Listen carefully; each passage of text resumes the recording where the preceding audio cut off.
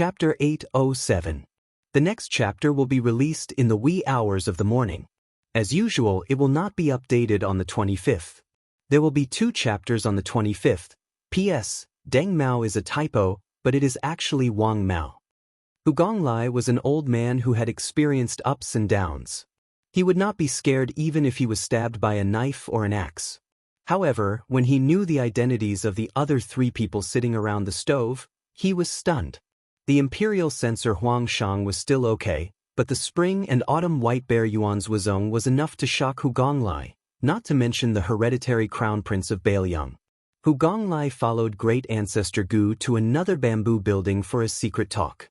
When he learned that great ancestor Gu was about to go to Bailiang, he did not hesitate to say that his family would migrate. In his words, even if they lived in Quarry Mountain, they would still struggle at death's door. Who knew when they would be beheaded by the Liang imperial court? It was better to go to Bailiang to earn a chance for the Hu family's descendants to fight for military merits. Great ancestor Gu neither objected nor made a promise. He just patted Hu Gonglia's shoulder before leaving. Su Fengnian did not know the content of the conversation between the 2 southern Tang elders. After he sent Huang Shang back to the bamboo building, he received a secret letter from a military falcon. It was a spiritual creature trained by Chu Lushan, the #1 spy of Bailiang.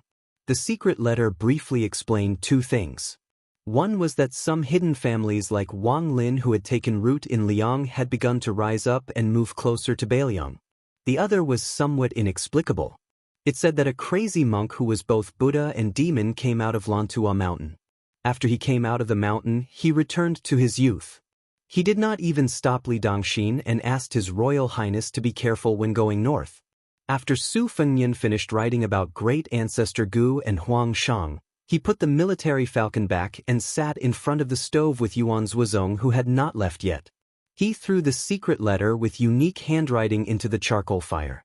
A wisp of smoke curled up. Su Fengnian bent down to pick up the fire tongs and sprinkle some light ash on the charcoal. He said softly, "Jianghu is not peaceful.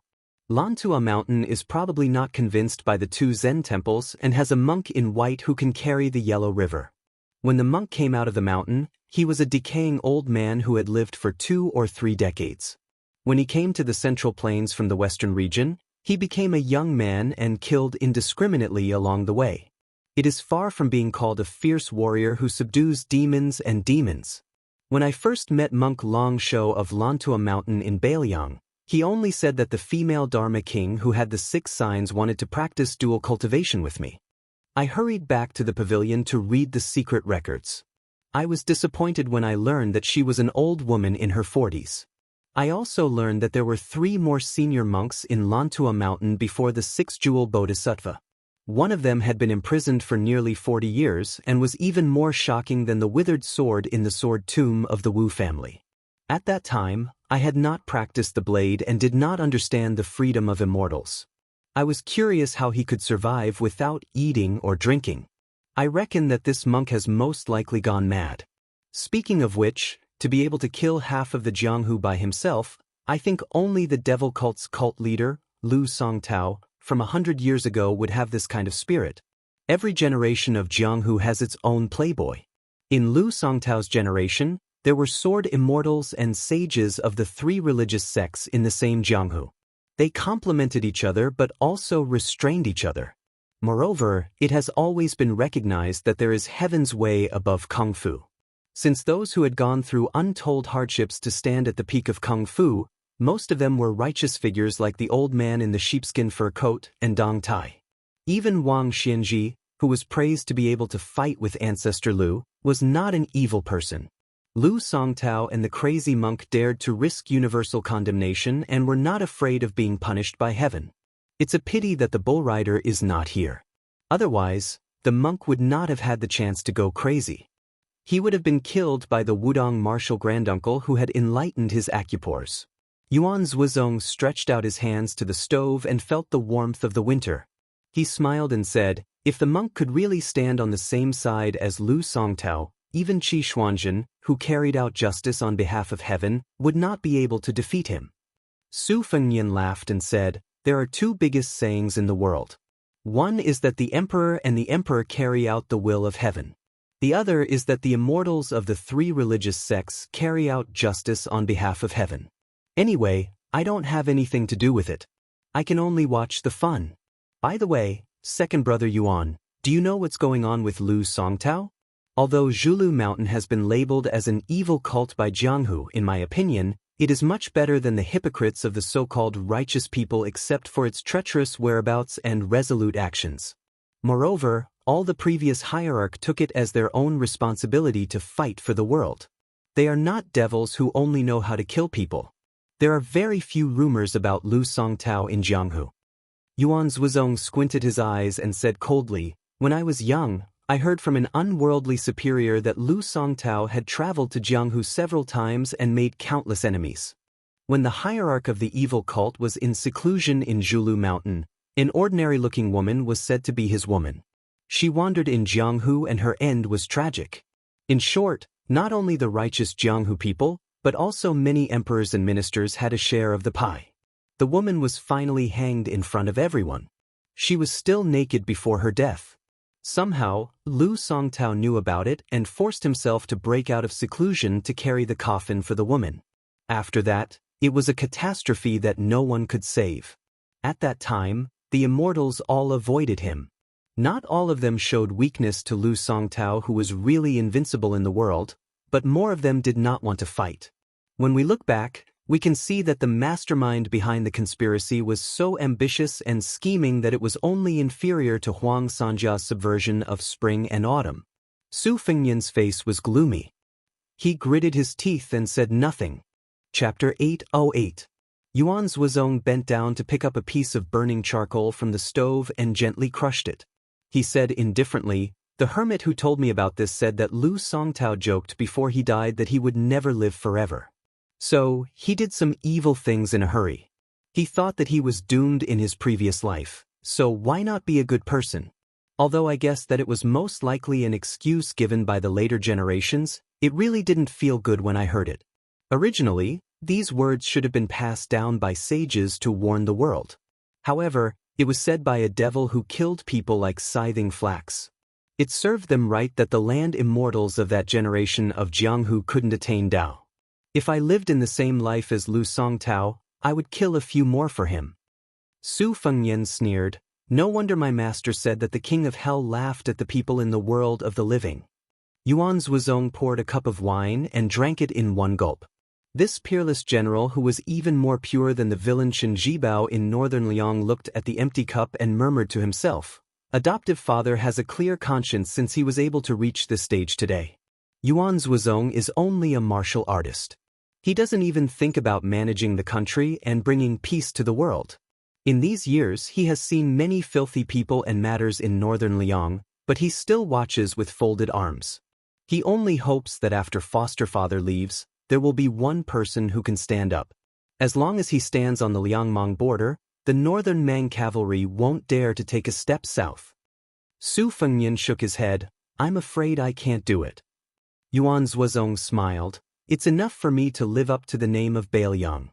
Su Fengnian suddenly said, "I don't know why. After I came back from Beimang, I often had the same dream. Standing on a high place, I saw millions of dead people in armor rushing towards me. Behind them were millions of underworld warriors.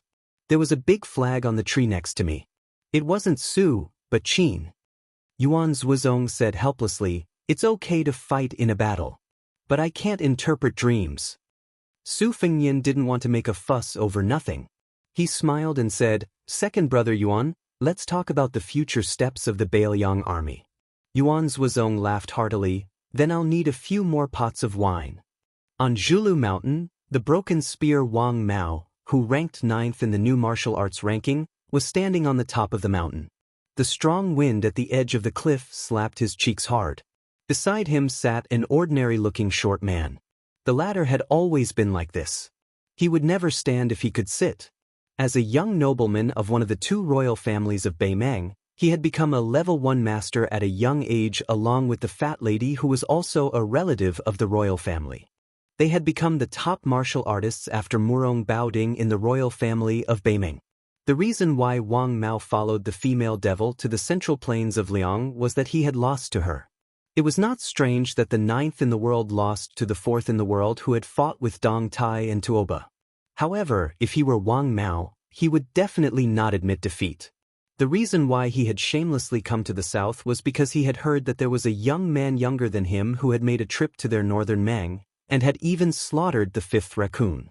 He felt that no matter what, he should kill a finger-profound realm expert in Liang to vent his anger. That bloated woman who was fatter than him, and even more damnable, who was 2 heads taller than him, always mocked him for only having the ability to be a tyrant at home.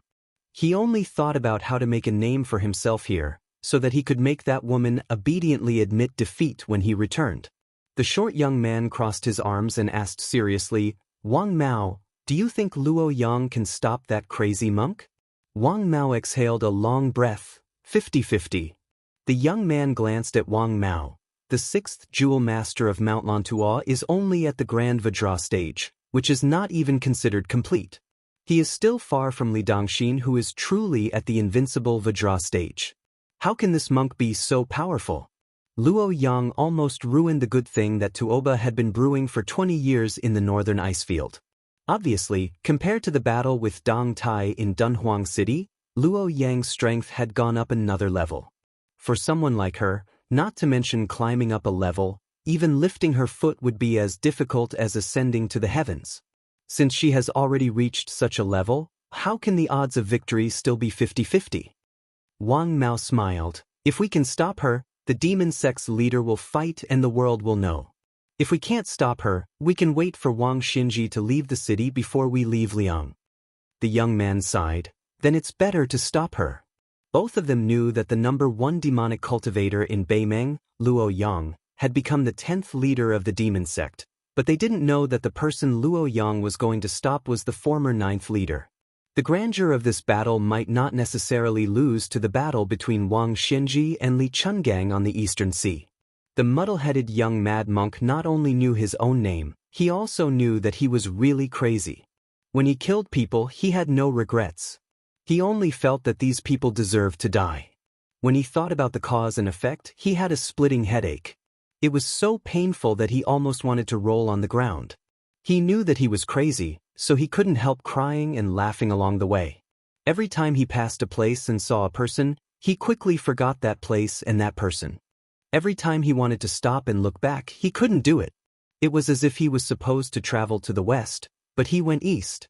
The Buddhist country was in the west, but he went in the opposite direction.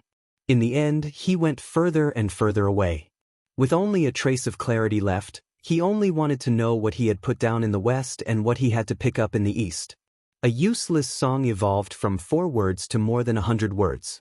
He didn't memorize it, but he could always blurt it out.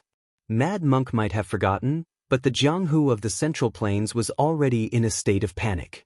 Other than the world-famous white-robed monk who tried to stop the young monk, Wu Luding, the current sword crown of the sword tomb of the Wu family, tried to stop the young monk with a sword. Mad Monk crashed into him and scattered his sword momentum. Then he ran faster than the Wu family sword.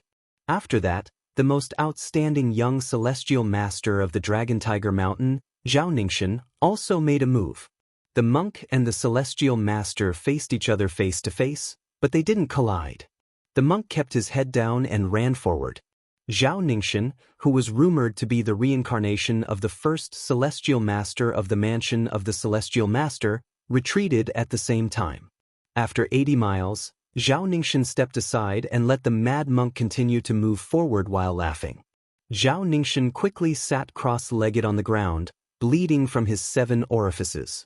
The whole Jianghu was afraid of the monk's imposing manner. At the bank of a big river, the mad monk stopped. Just like when he sensed the white-robed monk Li Dongxin, he grinned and then squatted down. He scooped up a handful of water and lowered his head to stare at the muddy water in his palm. He was like an ordinary person who held boiling water and hurriedly sprinkled it on the ground. He stood up and looked around blankly. At that moment, the young monk's face was full of tears. He asked himself, "I'm here. Where are you?"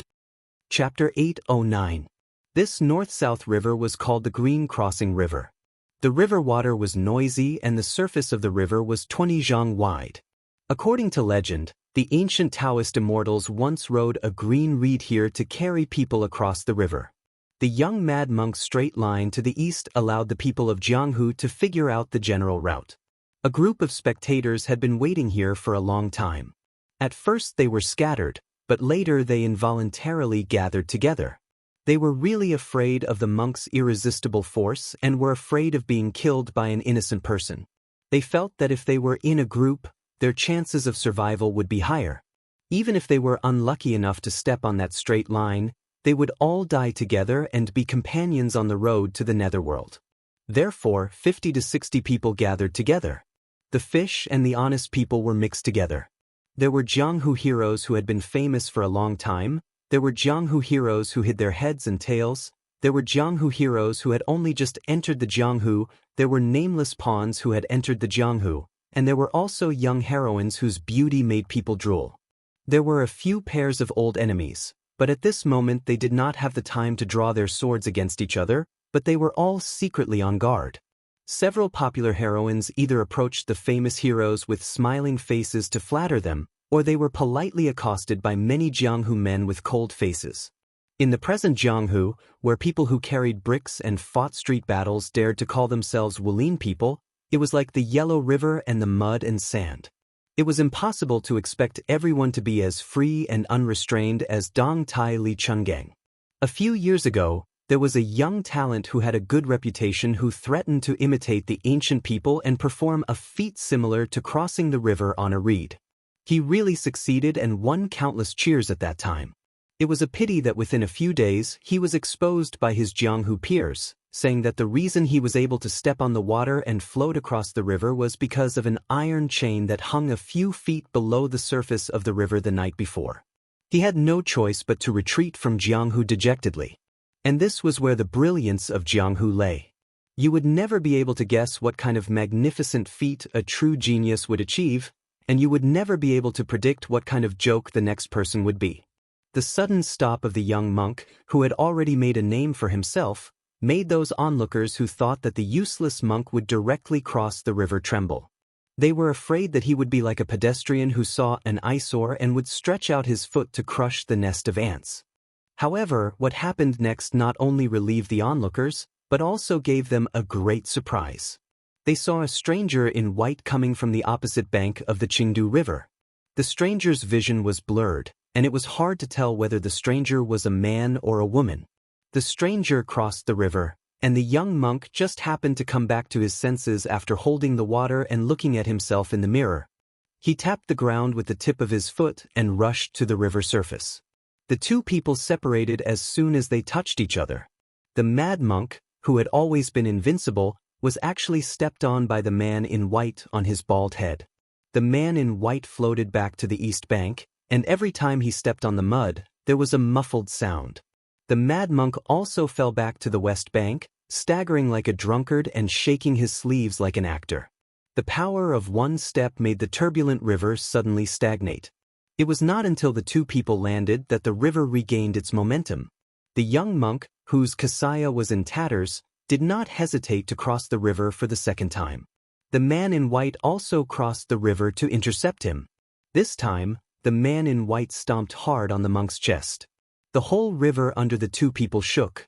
In the eyes of everyone, the man in white, whose face they finally recognized, was handsome and valiant. Of course, he was the immortal who had not appeared in the world. Although he looked young, he must have lived for hundreds of years. The useless monk, who was worthy of being called a devil in a kasaya, was destined to be stronger than the immortal today. This time, the two sides, who were at the apex of the righteous and the evil, retreated to almost the same place as before. Looking from afar, it was impossible for the onlookers to notice the difference. The man in white was expressionless and did not care about the admonition of not doing things more than 3 times. The monk, who had once been Mahavarakana on Mount Lantua, also waved his sleeves and swept across the river. This time, the young monk, who was wearing a pair of tattered straw sandals, pushed out his palm and pressed it against the sole of the man in white's shoes. This time, they were in a confrontation. Visible ripples of chi clouds appeared behind the two people. The monk's figure fell, and his straw sandals slid 100 feet on the river's surface and floated straight back to the shore. The man in white's speed of retreating was slightly slower. However, the monk stood on the shore near the water, while the man in white's landing point was more than the previous 2 times. This situation made the onlookers feel anxious. The monk lowered his head and looked at the straw sandals that he had casually woven. The onlookers were in a daze. A battle of life and death between masters was often decided by a hair's breadth. Was this crazy guy who sang the useless song all day in a hurry to be reincarnated? Or did he not regard the man in white as a mortal enemy at all? Was it really as he sang, heaven and earth were not worthy of his attention? Fortunately, the man in white did not disappoint the onlookers. After retreating 3 times, he did not show any signs of fatigue. This time, he did not cross the river in 1 step, but jumped to the center of the river. With the tip of his foot, he picked up a water column as thick as a bucket. The water sword pierced forward fiercely, and the man in white followed behind it. The nameless monk with tattered straw sandals and a torn kasaya gently raised his head and raised an arm to cover his hand. He used the sleeve to cover his hand to form a secret mudra. The water sword fiercely hit the monk about 3 feet away. It was like an egg hitting a rock, shattering with a loud bang and blooming water splashes all over the sky. The man in white did not retreat, and even used the demon subduing mudra to break the monk's sleeve mudra. The 2 mudras were in a deadlock. The man in white raised his leg and kicked. The monk smiled and let the leg sweep across his neck. His body flipped in the air, and when he landed, he was already in a sitting position with his fingers bent like a firefly. It was too wonderful for words. The man in white seemed to be really angry. For the first time, he spoke coldly and slapped the monk's bald head with his palm. 5 characters absorbing track. The monk took the palm head on again, still in a sitting position. His body spun and he sat on the surface of the river. The river water rolled down south, but he floated on the water without moving. The man in white retreated to the place where the young monk was sitting. He raised his right hand and a water sword was pulled out from the river water. She, who had once fought with Dong Tai in Dunhuang, slashed down on the head of the Akalanatha Wisdom King. The water sword broke. It was unknown whether it was the holy monk of Mount Lantual or the crazy monk of Lu Songtao from the devil cult who sank half of his body into the water. He lay facing the south with his right hand supporting his chin. He became more peaceful and carefree. However, thousands of water droplets were splashing on the surface of the Qingdu River. Perhaps because the spectators were too noisy, Luo Yang, who had killed her way to Beimeng Empress and to Oba in Beimeng, waved her hand and splashed the water like arrows. 50 to 60 people would die on the spot without exception. A young Daoist wearing a Wudong Taoist robe ran for a long time and finally caught up with the murderous rain. He stood between the spectators and the splashing water. He drew a circle with his hands and gathered all the water droplets in the big circle between his hands. It turned into a water ball that was almost as tall as a person and then pushed it into the river water. Luo Yang frowned. The young Taoist did not speak to the man in white.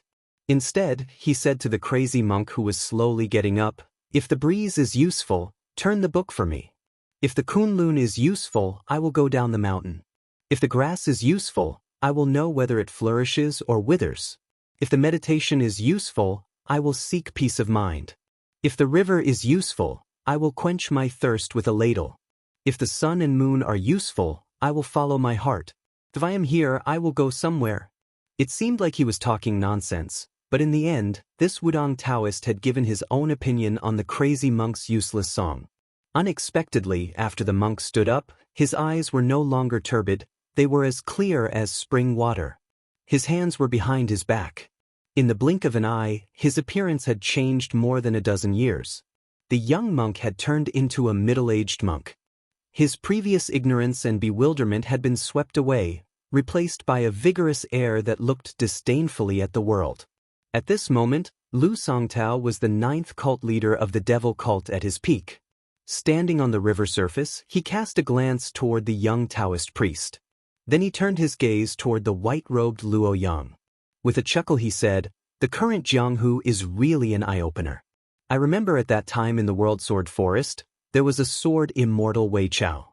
He recklessly rode his sword to pursue the deer mountain and stabbed my abdomen. I returned the favor by stabbing his sword into his mouth. His body was hung on the top of the mountain. The number of enemies I implicated was really too many. But when I roamed the Jianghu for the last time, I rarely met an opponent who could be considered as my equal. That kind of Jianghu was lifeless. But now it is different. Luo Yang only responded with a cold laugh. Lu Songtao lowered his head to look at the Kasaya and fell into deep thought. Shaking his head, Lu Songtao raised his head and said with a laugh, "It doesn't matter if you can't figure it out. Since I clearly remember who I am, I can't come here in vain. I don't care who you are. Since you want to stop me, I don't know when I will lose my consciousness. How about we make a bet?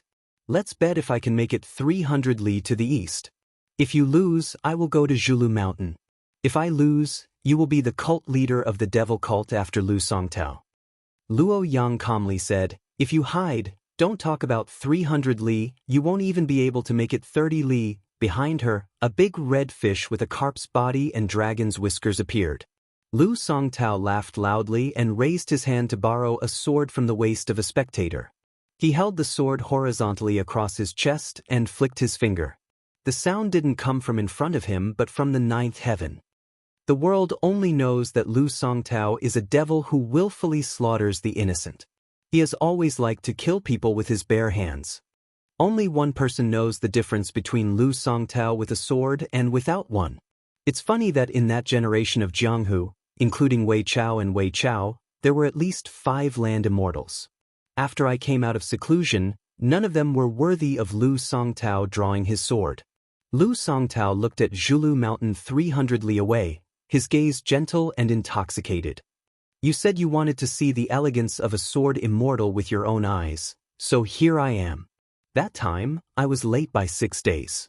This time, I might be late by a whole 100 years. Chapter 8:10. Occasionally, a huge koi fish would jump out of the water and fall back into the river.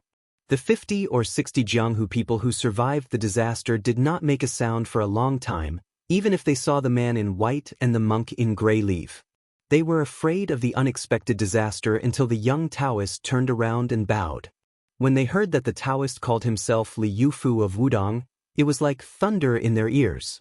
After Wang Zhongluo and Hong Shixiang, the new chief of Wudong, Wang Zhongluo was recognized as a late bloomer.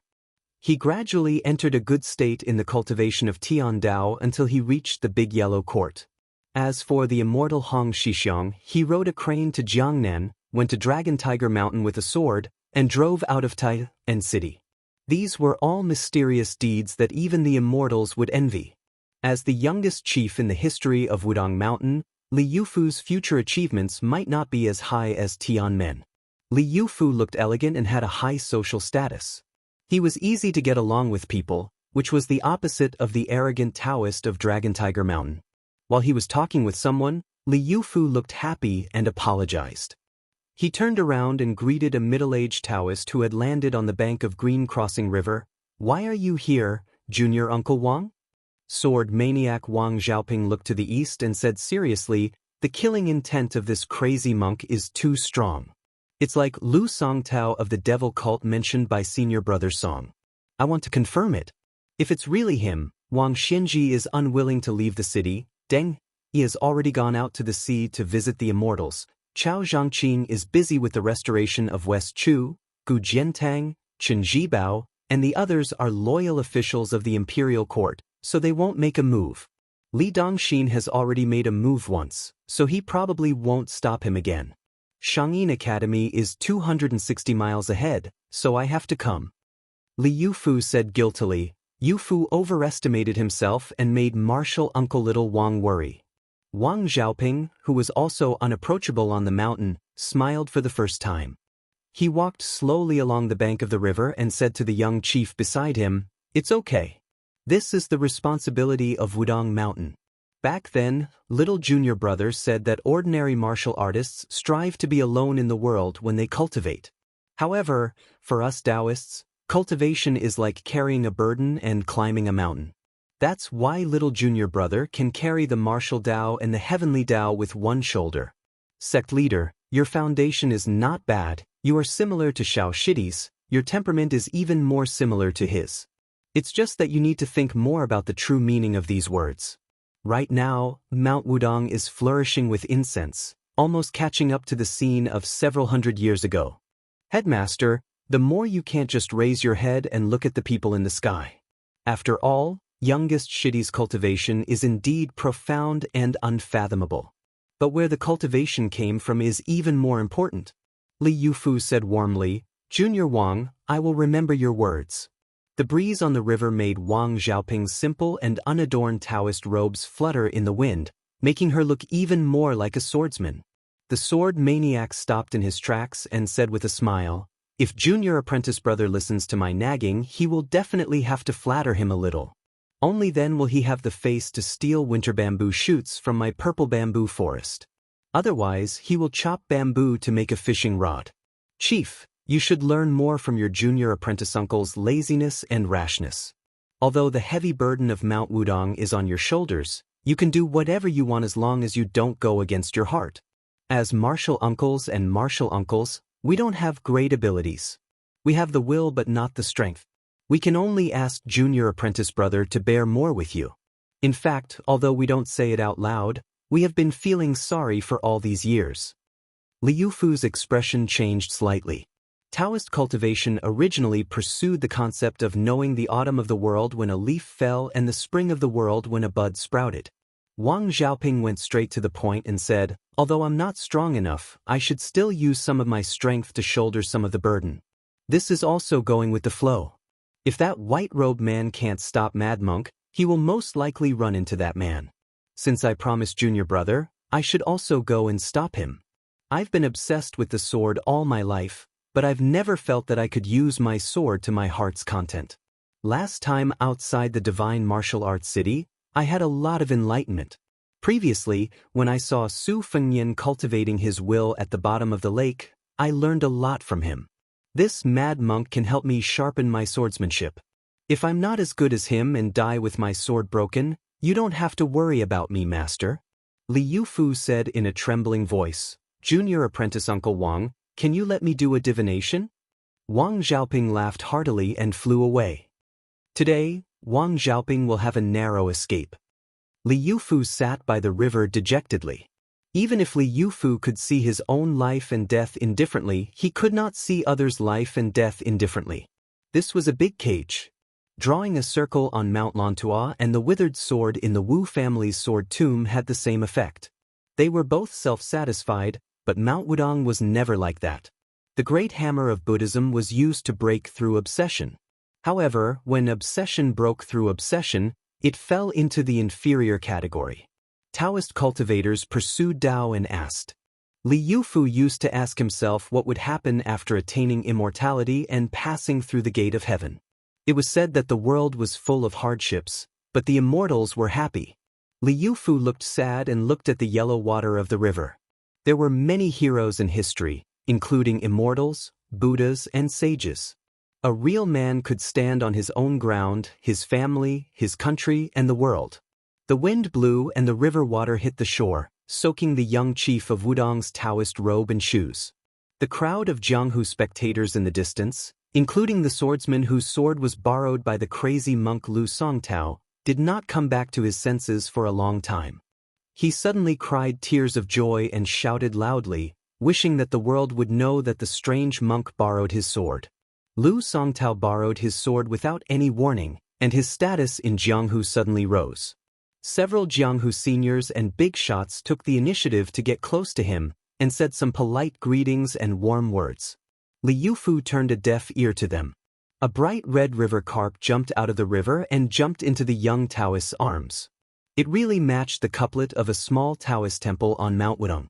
The heavenly design ginseng in the carp's arms was lively, and the man was free from worldly worries and comprehends coolness.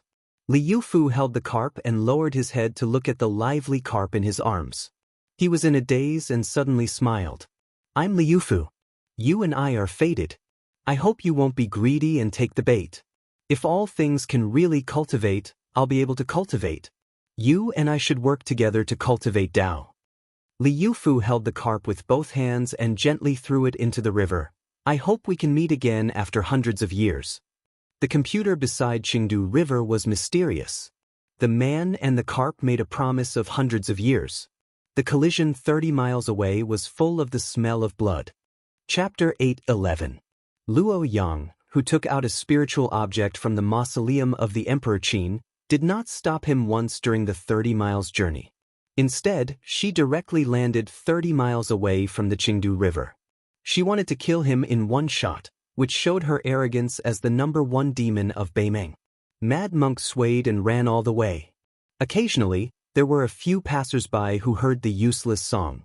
When they looked up, they were already a few miles away. Luo Yang stood proudly with the long-bearded ichthyosaur circling around her leisurely. When the dragon wall flipped, she was stabbed in the heart by the bastard who thought he had succeeded and fell into the river channel. Little did he know that Luo Yang returned to the mausoleum that had not seen the light of day for 800 years.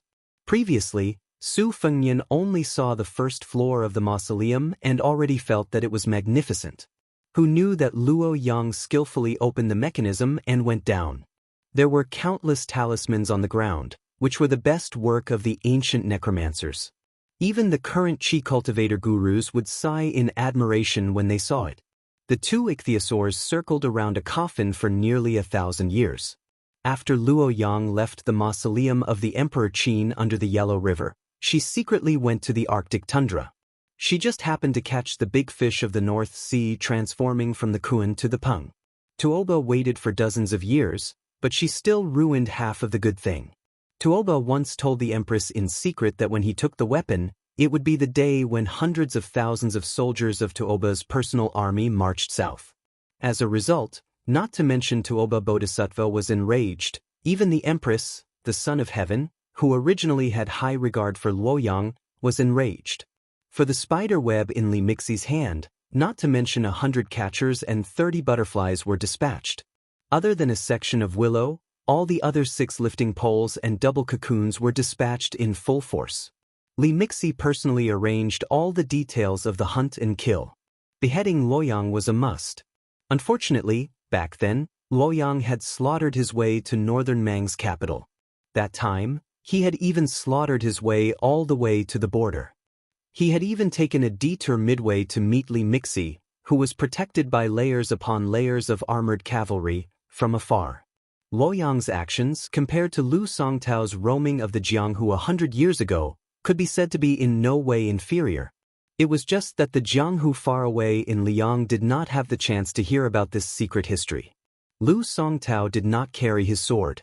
The long sword made of ordinary material floated in the air and walked side by side with him. One day, he would become an immortal swordsman of the land. It was said that there was nothing in the world that could not be used as a sword. However, when he really had a sword in his hand, regardless of whether it was a bamboo sword, a wooden sword, or an iron sword, they all had a completely different aura. Especially in a fight between people of the same realm, the difference between having a sword in hand and not having a sword in hand was even more incomparable. The sword was a spiritual object. Otherwise, the essence of the Wu family's sword would not be the Rui sword embryo.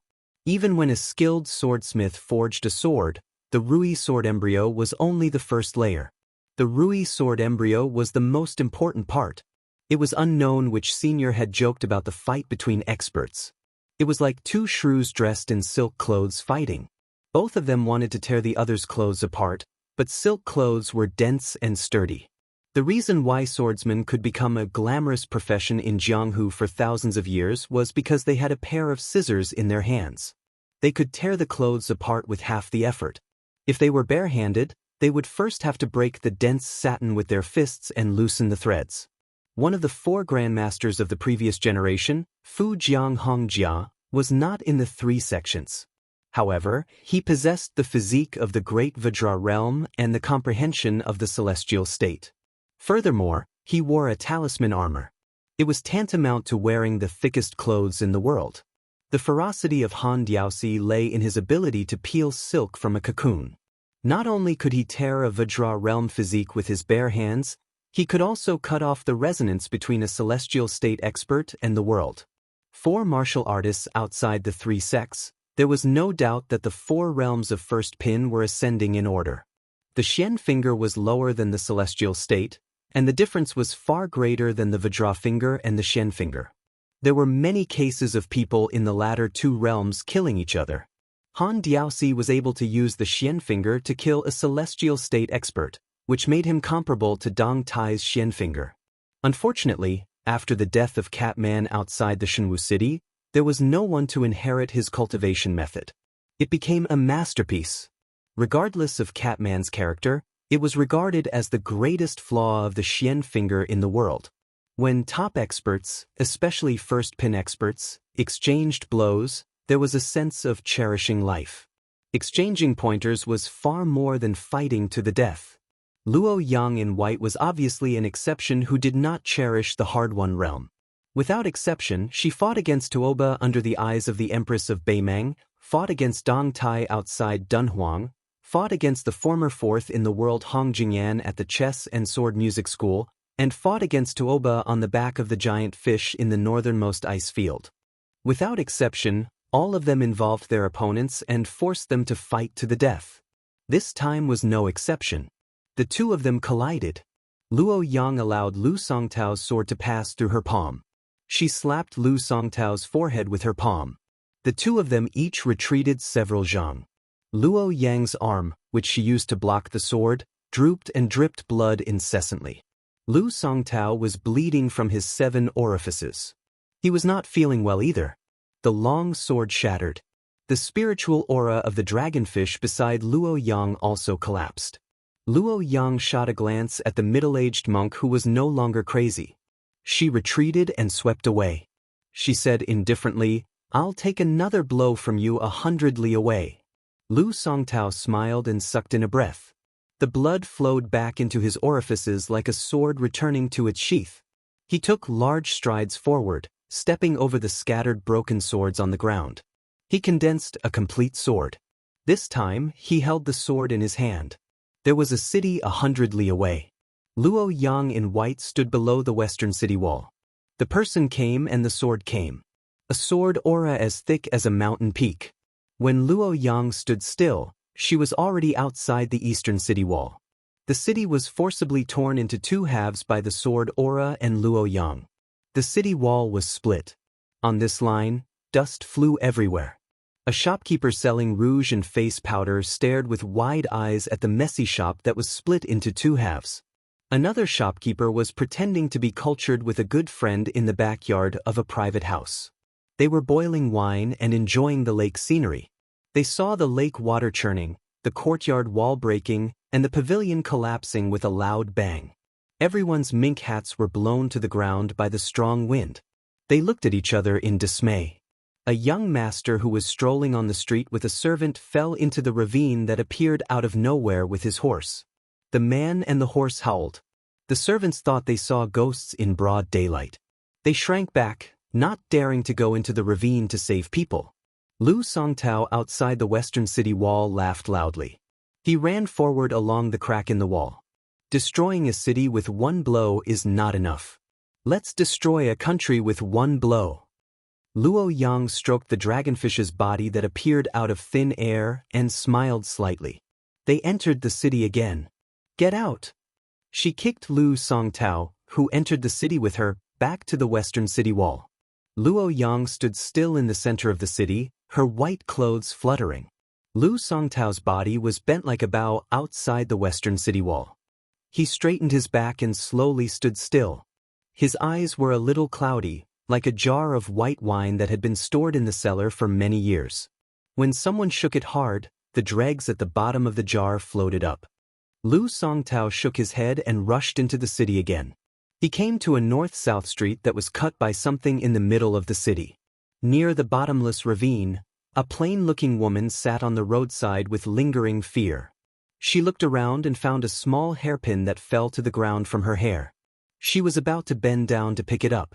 She came from a small family and the hairpin was her favorite item that she had saved up for several months to buy. If she lost it, she would be distressed for a long time. She suddenly saw a hand pick up the hairpin for her. She looked up and saw a man in a monk's robe. His cassock was tattered and he was so poor that he could not afford shoes. She was timid and shy. She blushed and did not know what to do. The monk smiled and handed the hairpin back to her. He whispered, "That year, she put her hairpin in my hair bun and made fun of me for having a small hairpin in my hair bun." The strange monk in the woman's eyes stood up and said blankly, "It's a pity that you are not her and I am not me." Lu Songtao, who was in a trance, exhaled a long breath and lowered his head. There was no sword in his hand. That year, he saw her too late and put her naked body in his arms. He took off his clothes and wrapped her up, then carried her back to Zhulu. Lu Songtao tore off one of his sleeves and shook his wrist. A sword appeared in his hand. He smiled at the woman and said, "Take a look at this sword for her." The woman, who had never experienced such a thrilling scene, was frightened. She nodded blankly and was about to cry. Lu Songtao's face was full of tears. He said with a hoarse voice, "That year, the three of us were free and unfettered in Jianghu. Zhao Huangqiao betrayed you but not the country. You betrayed Lu Songtao. Lu Songtao betrayed Zhulu Mountain but not you." Chapter 8:12. Lu Songtao raised his arm and lifted his sword. His 2 fingers on his other hand gently brushed the sword with a determined gaze. In the city, Luo Yang broke off a strand of dragon whisker from a dragonfish. She twirled her fingers and the dragon whisker wrapped around her arm. It was obvious that even she did not have much confidence in blocking the sword with her bare hands. At this moment, a person appeared at the end of the street where Lu Songtao was standing. He dashed into the city and slowed down when he saw the gray-robed monk. He walked forward slowly and stopped 10 feet away from him. He sneered, "Is it really the devil cult leader Lu Songtao? Why are you getting worse and worse? What kind of hero are you to compete with a woman?" Lu Songtao, who originally did not want to pay attention to the uninvited guest, turned his head. The young master had an indescribable charm.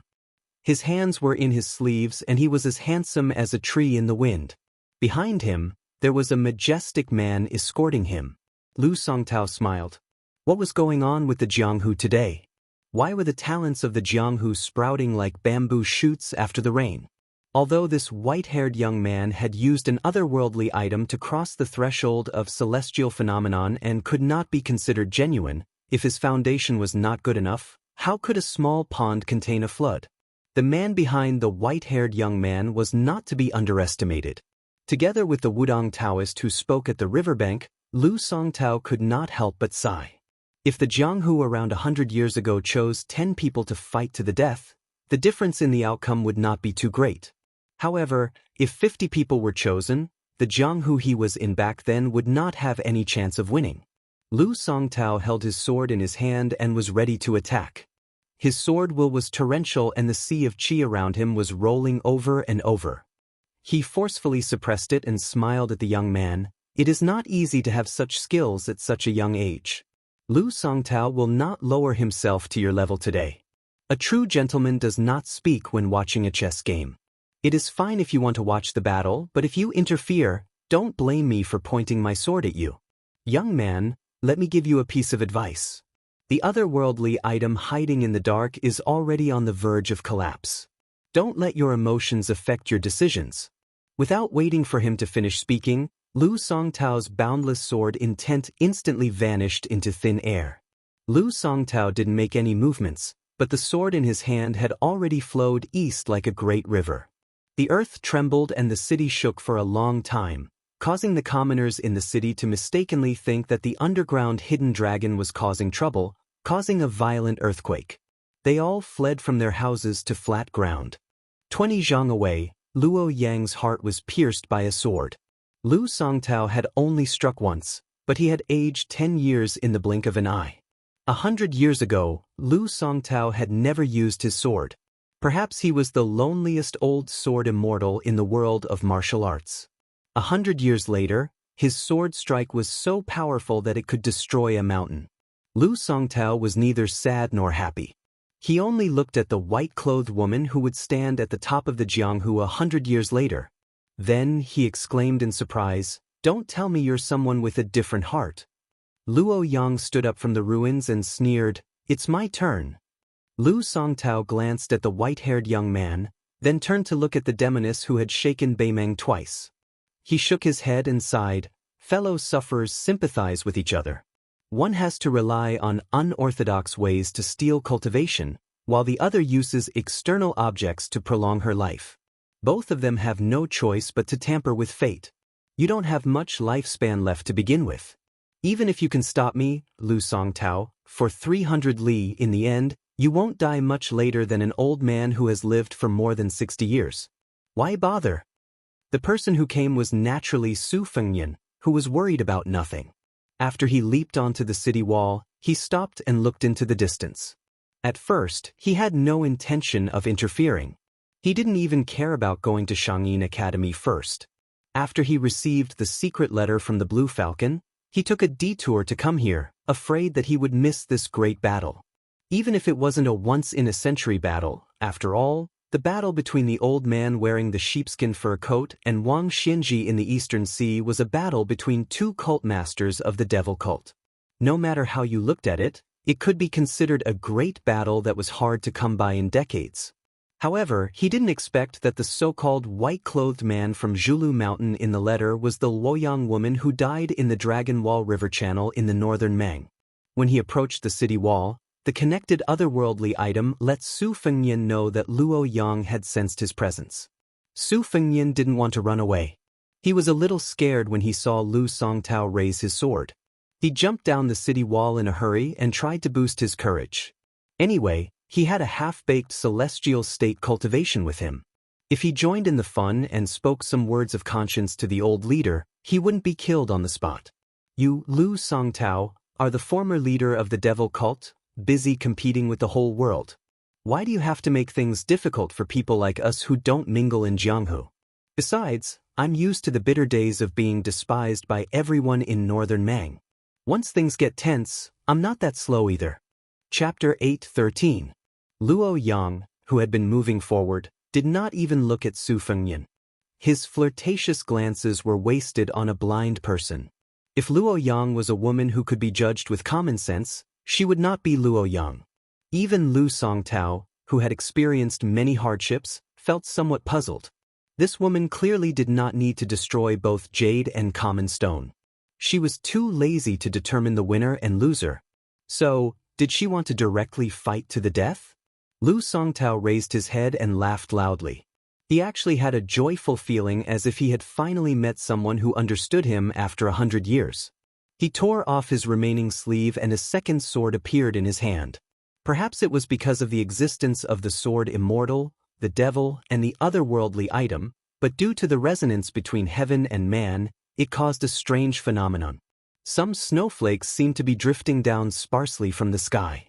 Su Fengyan raised his head and looked. It was a gloomy evening when the sky wished for snow. Could he drink a sword without a sword? Lu Songtao seemed to have exchanged 10 years of his life for a sword. However, compared to the first sword, this time even Su Fengyan suspected that the sword would weaken again. The next moment, Su Fengyan did not even have the time to curse. No wonder Lu Songtao's sword was slack. The tip of the sword pointed at Luo Yang at first, but when it was only a few feet away from her hand, it turned around and rushed towards him. Yuan Zhuozong moved even earlier than Su Fengyan. He grabbed a wooden stick from the street to make a spear and ran forward in big strides. However, the flying sword was faster than thunder. Several of Su Fengyan's 12 swords were destroyed by Han Diaosi, but it was not difficult to build a sword formation thunder pool. Before Yuan Zhuozong arrived, Lu Songtao's fast invisible sword had already broken the thunder pool that was said to be insurmountable. For a moment, the flying sword was flying randomly. Su Fengyan's state of mind was as calm as water. He raised his hand to shake the Kunlun Mountains. This mountain-destroying sword made Su Fengyan, who had almost perfect defense, slide back continuously. The chaotic sword chi was like countless ice alls, fiercely smashing his face. The flying sword kept hitting the sword that he could not see its real body. Su Fengyan was still retreating. The sword that the sword Immortal exchanged with 10 years of his life made Su Fengyan suffer a lot. Fortunately, Yuan Zhuozong held the stick with both hands and simply waved it down. A big pit appeared on the ground in front of Yuan Zhuozong. There were sawdust and scraps of clothes. His clothes and sword were destroyed. Su Fengnian stood still and stretched out his finger to wipe off the bloodstain caused by the ruthless sword qi. Lu Songtao, who had made up his mind at the last minute to switch people to kill, was not feeling good either. He exchanged a kick with Luo Yang, but Luo Yang's figure did not retreat at all. Lu Songtao had already fallen more than 10 zhang away, landing heavily on the ground. He rolled several times before slapping the ground with his palm.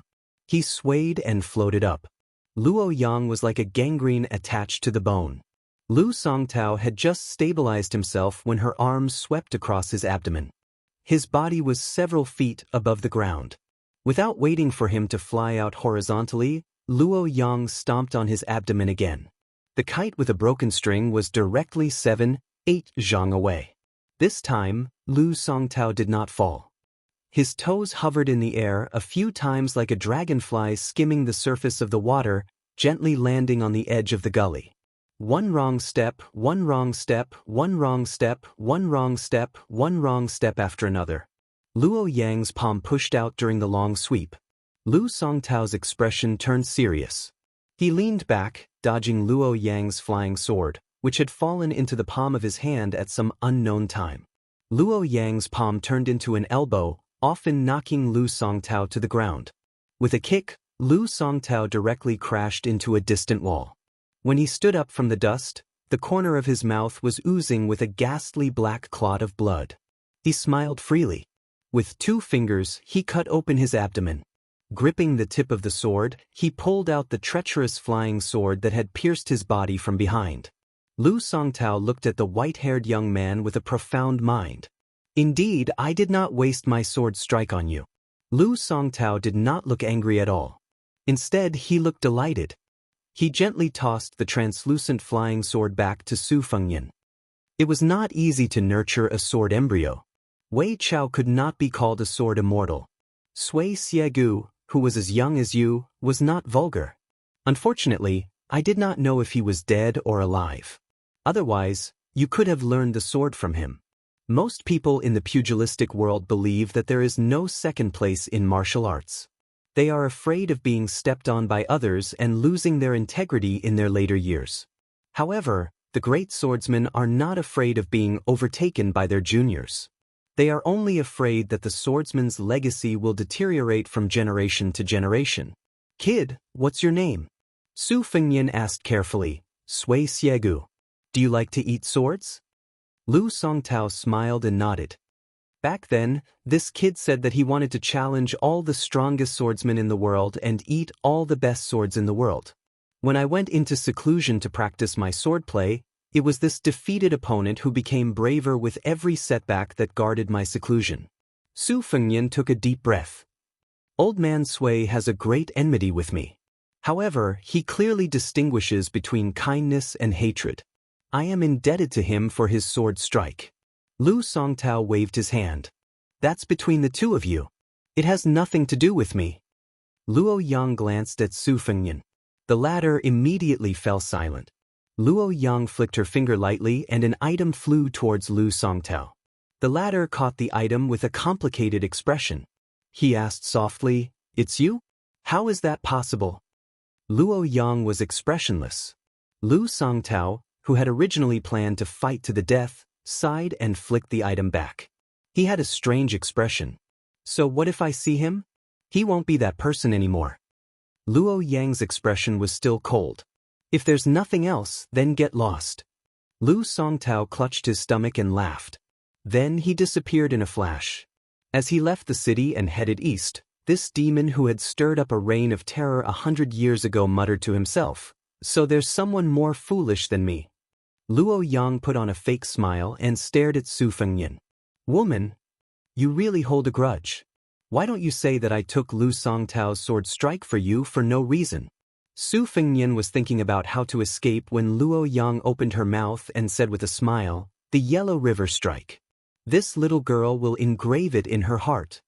Su Fengnian's hair stood on end when he heard the words "little girl." Unexpectedly, The demoness Beimeng lowered her head and covered her chest with her hand. She mocked herself. Where did the heart come from? Chapter 8:14. Perhaps because it was close to the Shangyin Academy, the tea houses and taverns in the city all had elegant names. It was said that on the walls of any old inn, there were fragments of poems written by Confucians of different dynasties. The Sharp Snow restaurant was located in a secluded area in the city. When it snowed, few people went out to suffer. Plus, there was an unknown natural disaster or man-made disaster in the city, so the business was naturally bleak. The shopkeeper was depressed, thinking about when he could save enough money to buy the small house he had chosen long ago. This era was peaceful, without the turmoil of the spring and autumn period, so it was not a bad idea to buy more houses. His wife always complained that the dowry he prepared for his daughter was too little and could not support their reputation. Compared with the neighboring Song family, the shopkeeper was too far behind. As the head of the family, although he worked hard all year round to make a living, he could not say much.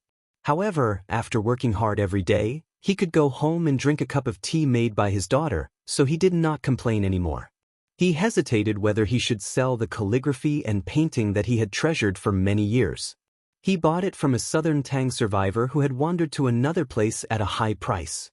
Now it could be sold at a high price, but he still liked it from the bottom of his heart. The shopkeeper sighed. Now that he was middle-aged, everything seemed to have come to an end. He looked up at the snowy street outside the building and pulled up his sleeves. When he saw the two of them enter the tea house, the shopkeeper hurriedly welcomed them, afraid that he would miss out on this deal that was made out of nothing. He didn't care about his reputation and smiled warmly.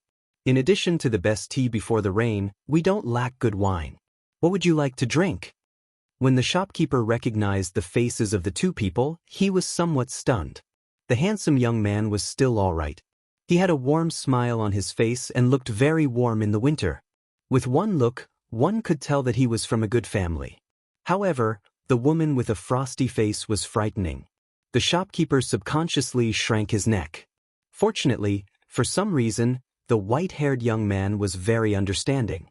After patting the snow off his shoulder, he said with a gentle smile, "Shopkeeper, I'll have to trouble you to warm up a jar of wine. Make it as strong as you can. If you have a stove, bring it over and put it under the table. We can add some money."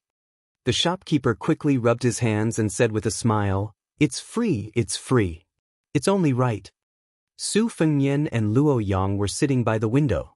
Lu Songtao had left the city inexplicably. It seemed that Luo Yang was about to deal with him. But when he and Yuan Zuozong were about to fight to the death, she said she was going to drink. Su Fengnian didn't let Yuan Zuozong follow them.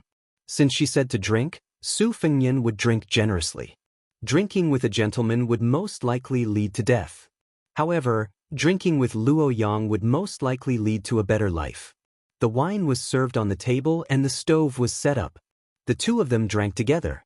Su Fengnian raised his cup and took a small sip.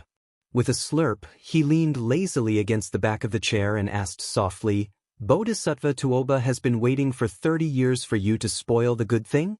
What's going on?" Luo Yang didn't raise her glass to drink. She remained silent. Su Fengnian asked again, "You went to Zhulu Mountain to become the hierarch? Did you send Lu Linggui and the others to let me become a marquis? Chao Changqing is willing to be a guest of your devil sect and Zhulu Mountain is willing to contribute to West Chu's revival?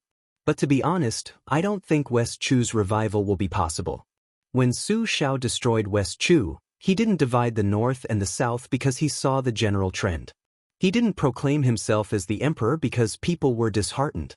But once he did, those experienced soldiers would die for the dragon throne under his butt. Su Shao had always been a calculator. He didn't do business at a loss. The current emperor of Liang dynasty's Zhao family is not an incapable ruler. He's diligent and self-disciplined to the point that it makes people's hair stand on end. Even if Chao Changqing becomes a saint, it won't affect the general situation. Perhaps Li Yang wanted West Chu to revive their country with great fanfare. Burning down an entire granary, compared to burning down a bunch of scattered weeds, it was much easier to do. If my guess is not wrong, West Chu's revival will be successful in the beginning, but in the end it will be difficult for them to escape the imperial court's net. This kind of wicked thing, Yuan Benshi was able to come up with it. The emperor of Zhao family was also able to nod his head. Zhang Julu, who is already unrivaled in the struggle between factions, can devise a perfect strategy. Luo Yang was still resting with her eyes closed. She reached out a finger and lightly tapped the table. There was no rhythm to the tapping. A moment later, Su Fengnian suddenly felt suffocated. Blood gushed out of his throat. He quickly broke the connection with the spirit of the red robe and gradually regained his clarity. Su Fengnian smiled bitterly. It's very similar to the finger xian of Catman Han Shengxian. You're really good at everything. Luo Yang dipped her finger into the teacup filled with wine. Using Xiaozhuan, she wrote the name Luo Yang on the table. Su Fengnian smiled. I know. After the Qin dynasty unified the world, the capital was changed to Luo Yang. Luo Yang raised the corner of her mouth. Her face was full of undisguised sarcasm. She asked, "You really know?" Su Fengnian was rendered speechless by this idiotic question. However, this demoness in front of him had fought with the new number 2 ranked Bodhisattva Tuoba and the number 3 ranked new sword god Deng Tea. She had even dragged down the number 4 ranked Hong Jingyan. Today, she had even fought with Lu Songtao head-on. In the future, she would most likely have to fight with that old bastard in Martial Emperor City. Could it be that she would only stop after she had beaten up all the top 10 martial artists? How domineering of a madwoman was she? Su Fengnian lamented in his heart. Why did he have to meet her in Beimeng? Where did the pure and innocent Huang Baozhuang from the city wall go? Su Fengnian voiced the question that had been puzzling him the most recently. Zhulu Mountain appeared at the end of the Qin dynasty. As the old saying goes, when Qin lost its deer, the world chased after it. Could it be that this Zhulu Mountain, which evolved into a demonic sect in later years, is a remnant of the Qin dynasty, just like the Beimeng princess tomb? Luo Yang laughed wantonly. Remnant of the Qin dynasty, this comment really hits the nail on the head. Su Fengnian laughed with no sincerity. Luo Yang was too lazy to pay attention to him. She said, Lu Songtao was not nailed to the Dragon Lake by the Dragon Tiger Mountain using the heavenly power of several generations of ancestors. Instead, he went to Lantua Mountain to shave his hair and become a monk. He hid there for nearly 100 years. He should have let go of the tragedy of the past. Logically speaking, he should have put down the butcher's knife and become a Buddha, occupying a place in the Buddhist kingdom of the West. However, for some reason, he was possessed by the devil. Lantua Mountain, which is known for its strict discipline, let him go. Even Li Xiaoxin, the Buddha of the Central Plains, did not try to stop him. This is even more against common sense. Lu Songtao, who is not a monk or Lantua Mountain scheme, may achieve the same goal through different means. Su Fengnian asked tentatively, "You are telling me this because you still want to drag me to Zhulu Mountain?" Luo Yang did not admit or deny it. She was speaking in riddles. Su Fengnian was honest with her. "As long as you are not in a hurry to kill me." Luo Yang took a sip of wine. Her eyes were playful. "You can even kill Han Diaosi, one of the 3 great devils of the spring and autumn period. Do you think you can't kill me? If there is a first time, there will be a second time. With your cold temperament, if you don't kill me on the Yellow River, you will not be able to sleep well." Su Fengnian laughed as he poured the wine. "I was lucky that the killer cat did not eat the sword of the great ancestor of the sword sect, Sui Siegu. I was the one who was killed by Han Diaosi. Killing a celestial being like you? I have nothing better to do. As long as you don't settle old scores with me, to be honest, I don't mind going to Zhulu Mountain to be a nominal marquis. But let me say this first. I will not meddle in the restoration of West Chu. I admire Chao Changqing from the bottom of my heart. But one thing is another. I don't even have a good grasp of the land in Baoyang. I don't have the ambition and ability to fight for the world." Luo Yang showed an impatient expression. She spun the porcelain cup with 2 fingers and sneered. Lu Songtao was right about one thing. The wine was still warm, but the atmosphere could not be any colder. Su Fengnian saw that she did not want to say more. He quietly drank a few cups of wine, paid the waiter and left the tea house of sharp snow. Luo Yang did not stop him. She dipped her hand in the wine and wrote 2 words on the table. Xing. Luo Yang said calmly, so it's all three of them. He doesn't know anything, and she knows everything. It was not like this originally. This devil did something that no one would have guessed. She put her chin on the table and closed her eyes. She looked like a tired, ordinary woman who could not wait for the person she liked for a long time. Chapter 8:15. There is one more chapter. P.S. A new WeChat public platform has been opened. Go to Sina Weibo and scan the QR code or search Fenghua 1985. There are several book giveaways. It was a windy and snowy night. Su Fengnian stood at the door. There were no pedestrians on the street paved with blue stones.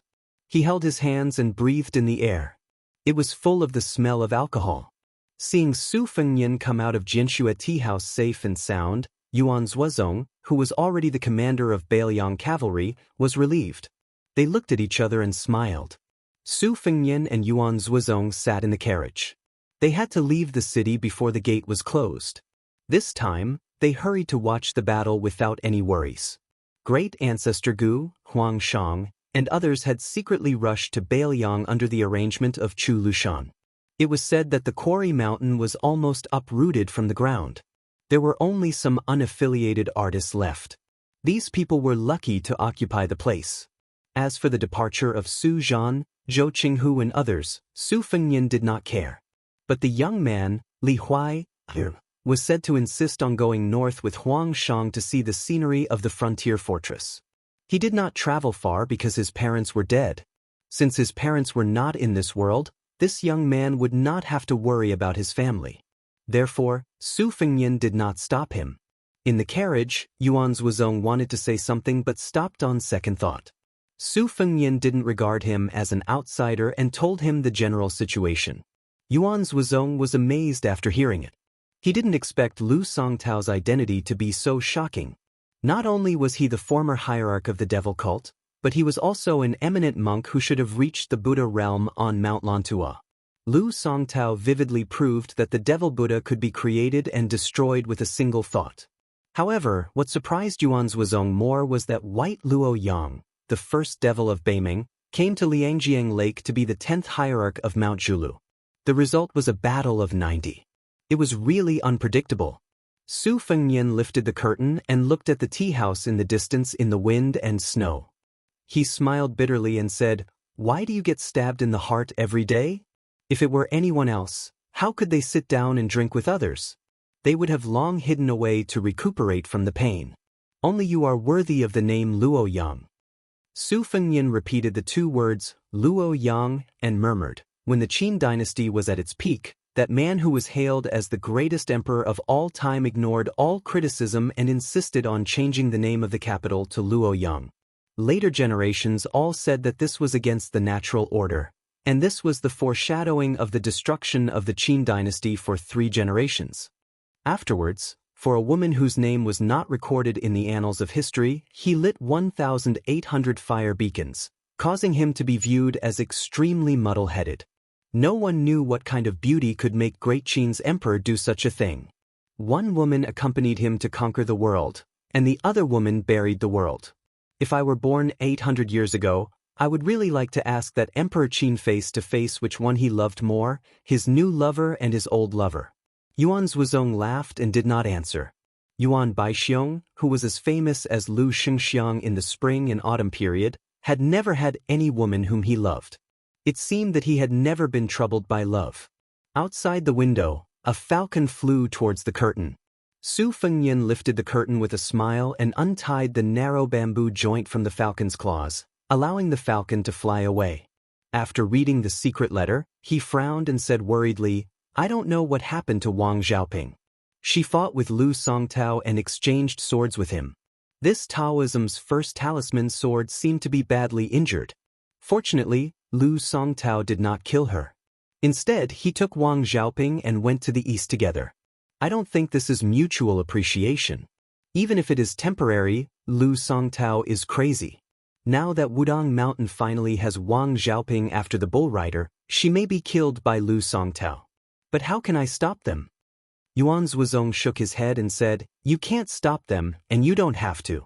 Whether Wang Xiaoping lives or dies, it is up to fate. One is crazy, and the other is a fool. Maybe this is a fated encounter. Senior Li Chungang had Dong Tai to take over his sword. Lu Songtao, who has quietly become a swordsman on land 100 years ago, may also want a newcomer in Jianghu to take over his sword. To be honest, I used to use a saber instead of a sword in military battles. Otherwise, I may be a swordsman now. The reason why the way of the sword can stand tall in Jianghu for thousands of years and stand alone to compete with the sages of the three sects does have its own unique charm. Your Highness, it is a pity that you don't practice swordsmanship. Su Fengnian said with self-mockery, you can't be distracted when practicing swordsmanship. I don't dare to practice it at all. If I give up halfway, I will be scolded and laughed to death. Yuan Zhuozong didn't speak anymore. He didn't want to get involved in such personal affairs. There were so many outstanding generals in Beiliang. He was afraid that he was the one who didn't know how to form cliques and pursue personal interests. Even Xia of Beiliang didn't dare to compete with Yuan Zhuozong on this point, let alone Zhong Hongwu and Yan Wenwan, who had made great contributions for many years. But the more so, when Yuan Zhuozong took over Zhong Hongwu's cavalry alone, no one dared to make trouble. The trap set by Su Beiji and Chen Shiliang for Zhong Hongwu fell through. Zhong Hongwu, who had taken off his armor and returned to his farm, was unusually well behaved. Su Fengnian didn't know whether to laugh or cry. He could only sigh that Yuan Zhuozong was too domineering. Chu Lushan was the governor-general of Beiliang, who was only under the governor and administrator of Beiliang. It was said that many people were ready to make trouble in private. This was probably an unintentional willow growing in shade. Chen Shiliang, who was vaguely the chief aide after Li Yishan in Mount Qingliang, had several social engagements with Chu Lushan recently. However, Su Beiji, who was born in a rich family, was the opposite and had a good relationship with many poor people. A domestic carp and a wild carp. Were they secretly competing to see who could jump the dragon gate first? Su Fengnian touched his forehead.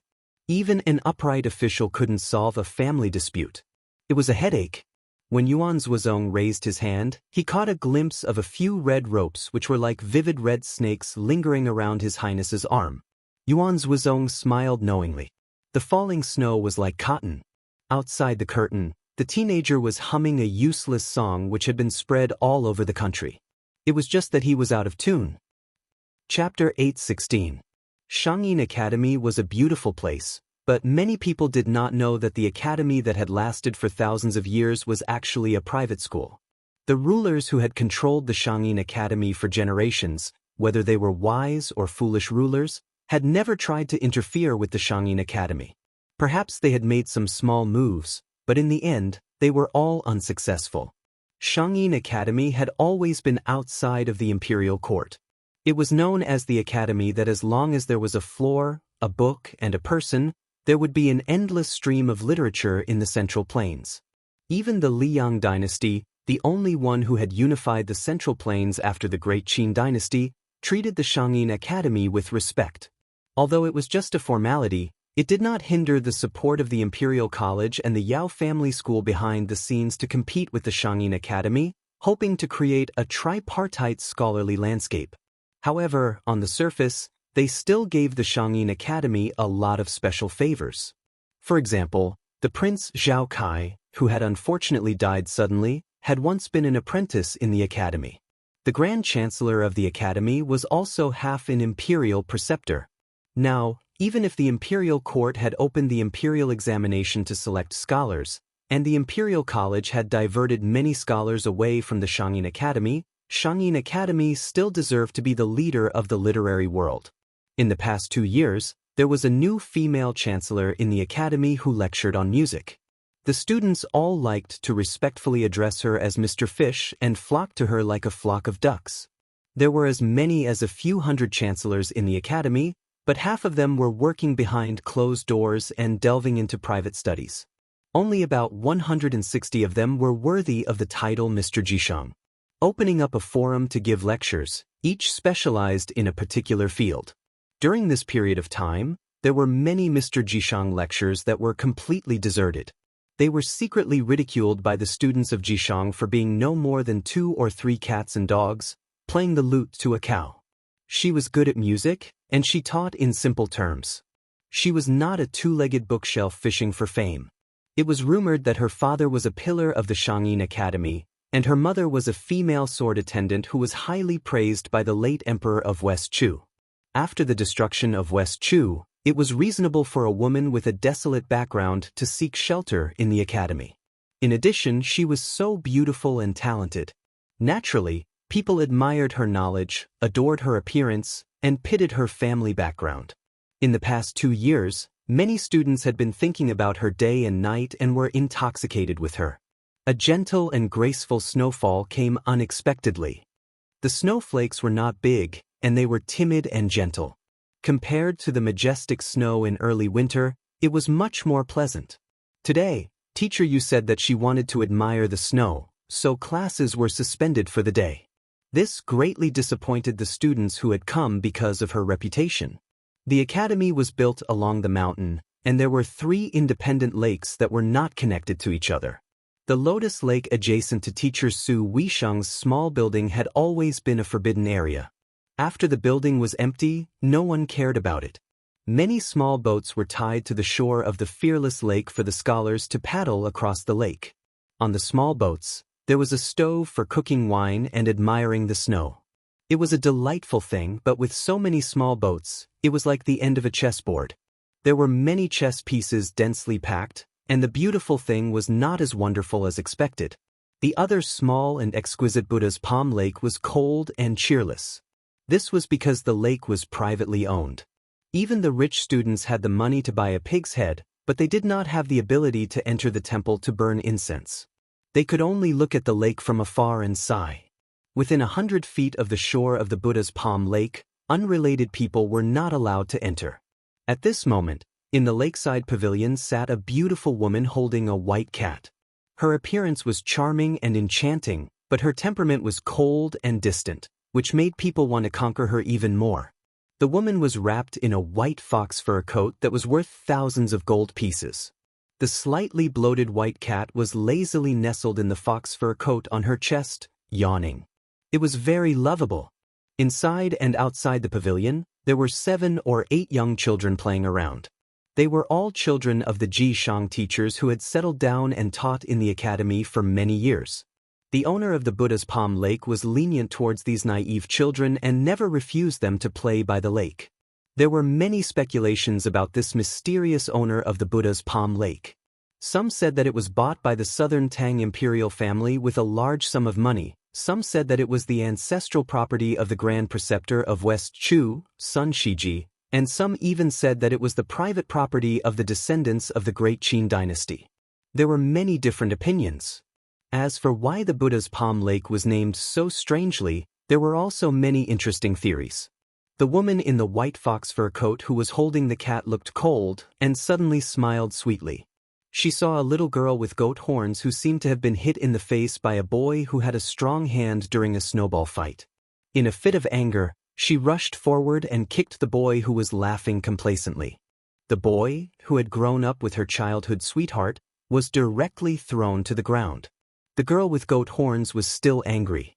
Seeing him struggling to get up, she slapped him to the ground again. The boy was stunned for a moment, then sat on the ground and cried loudly. The girl stood with her hands on her hips and looked around aggressively. She had the aura of a heroine who was invincible and lonely. The woman in the pavilion looked blurred and smiled softly. So lonely. Outside the pavilion, there was a comfortable voice that could naturally make women feel warm and comfortable. Mr. Fish can also feel lonely? The woman rubbed the white cat's head and frowned. When she turned her head, her smile had already disappeared. She saw a handsome face that was not unfamiliar to her. Qi Shens was a young man whose name was given by his father. He was from the old West Chu. His grandfather, Qi Duhai, was the favorite student of the national preceptor of West Chu, Sun Shiji. Qi Shens's father almost wiped out Yuan Zuozong's entire army in the Battle of the Princess Tomb. Unfortunately, that battle was suspected to be an unfair victory. In the whole chess game, he still dragged down the general trend of West Chu. Later, in the Battle of the West Wall, this general died in battle. When his horse died, he dismounted from his horse and fought with it. He was stabbed dozens of times by Bailiang. In the Shangyin Academy, the orphans of West Chu were always superior. Qi Shentz had such a prominent and tragic family background, and he lived up to his family's teachings. When he was young, he was praised by Sun Shiji as a child prodigy. Everyone in the Shangyin Academy knew that he was determined to win Mr. Fish, who was also from West Chu. Most people were happy to see it happen. The woman in the fox fur coat smiled politely and did not say anything.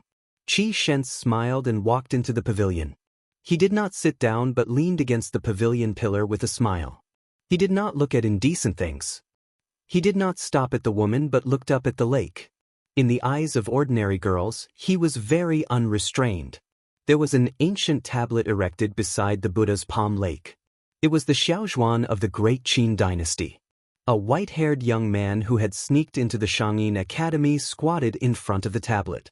He reached out to wipe away the snow, revealing 10 mottled words. Buddha's palm, the 5 fingers are the 5 sacred mountains. Most of the children were lively. They could not stay still and immediately noticed the stranger. The heroine with the goat horn who had kicked and punched the boy ran over, followed by a few playmates who were waving flags and cheering for her. The white-haired young man in white just happened to stand up and stretch. They looked at each other and stared at each other.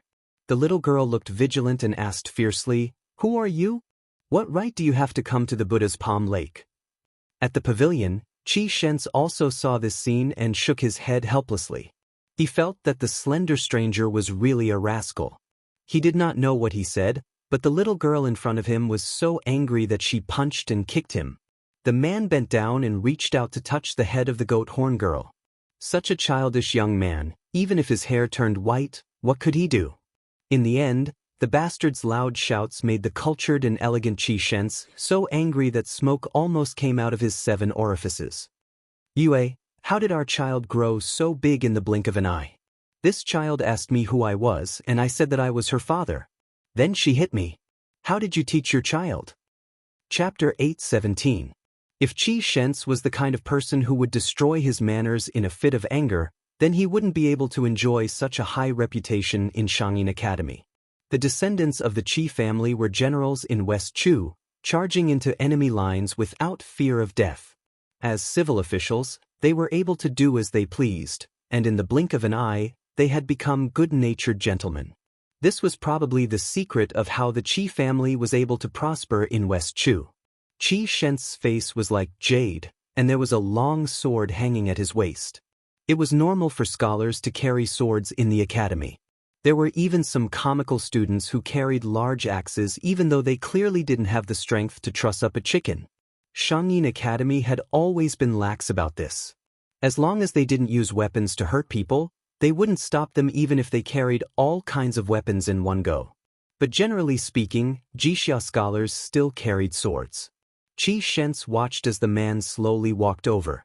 Along the way, the goat-horned girl held a grudge and kept throwing snowballs at him. This guy wasn't angry at all, and allowed the snowballs to shatter on his body. As he approached the pavilion, he reached out his hand to pat the snow off his body, shook his head, and scraped his boots against the edge of the steps, as if he was afraid that people wouldn't know that he was an ignorant and incompetent scoundrel. The goat-horned girl was still nagging. The snow outside the pavilion was getting thicker, and she used all her strength to roll out a large snowball that she could hold with both hands. She wanted to give this detestable scoundrel a fatal blow, but because she ran too fast, the snowball was too heavy, and the steps were slippery. She staggered and was about to fall on the steps.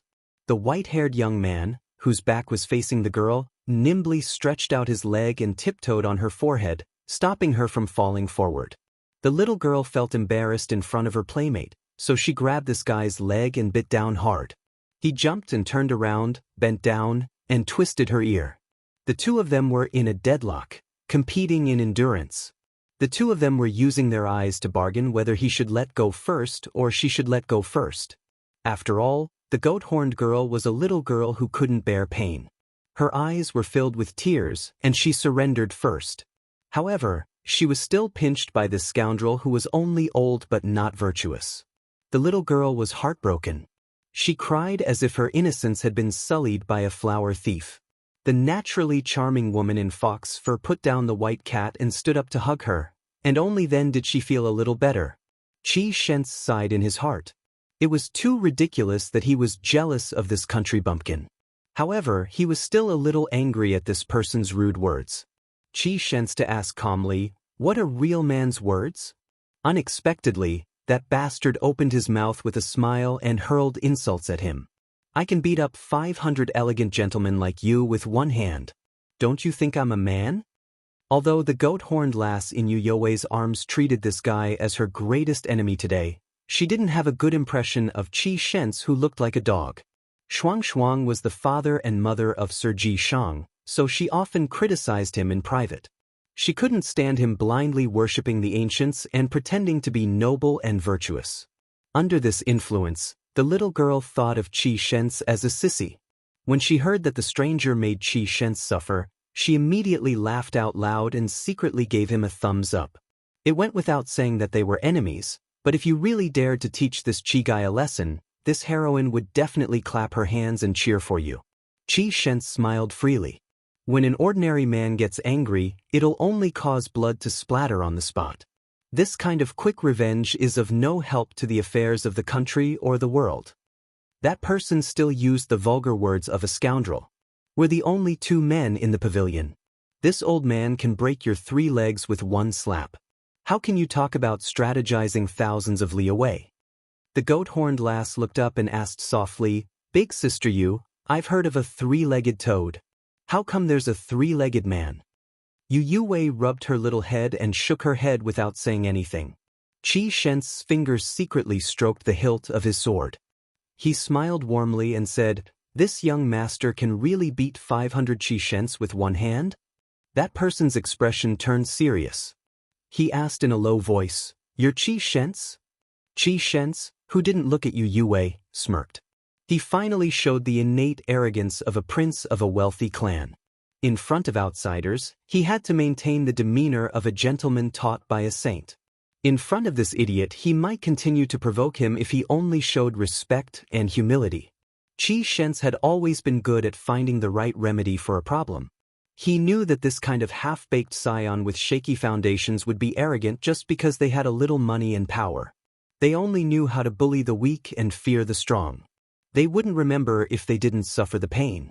Qi Shens was able to be like a fish in water in Shangyin Academy and become friends with many Ji Shang teachers despite the difference in age. Other than his own talent and knowledge, the Qi family was still thriving even after the collapse of West Chu. The foundation of aristocratic clans was that they wouldn't fall in the face of the wind. Regardless of the rise and fall of the dynasty, they would still do their own research. The emperors and kings would still have to treat the wise with respect.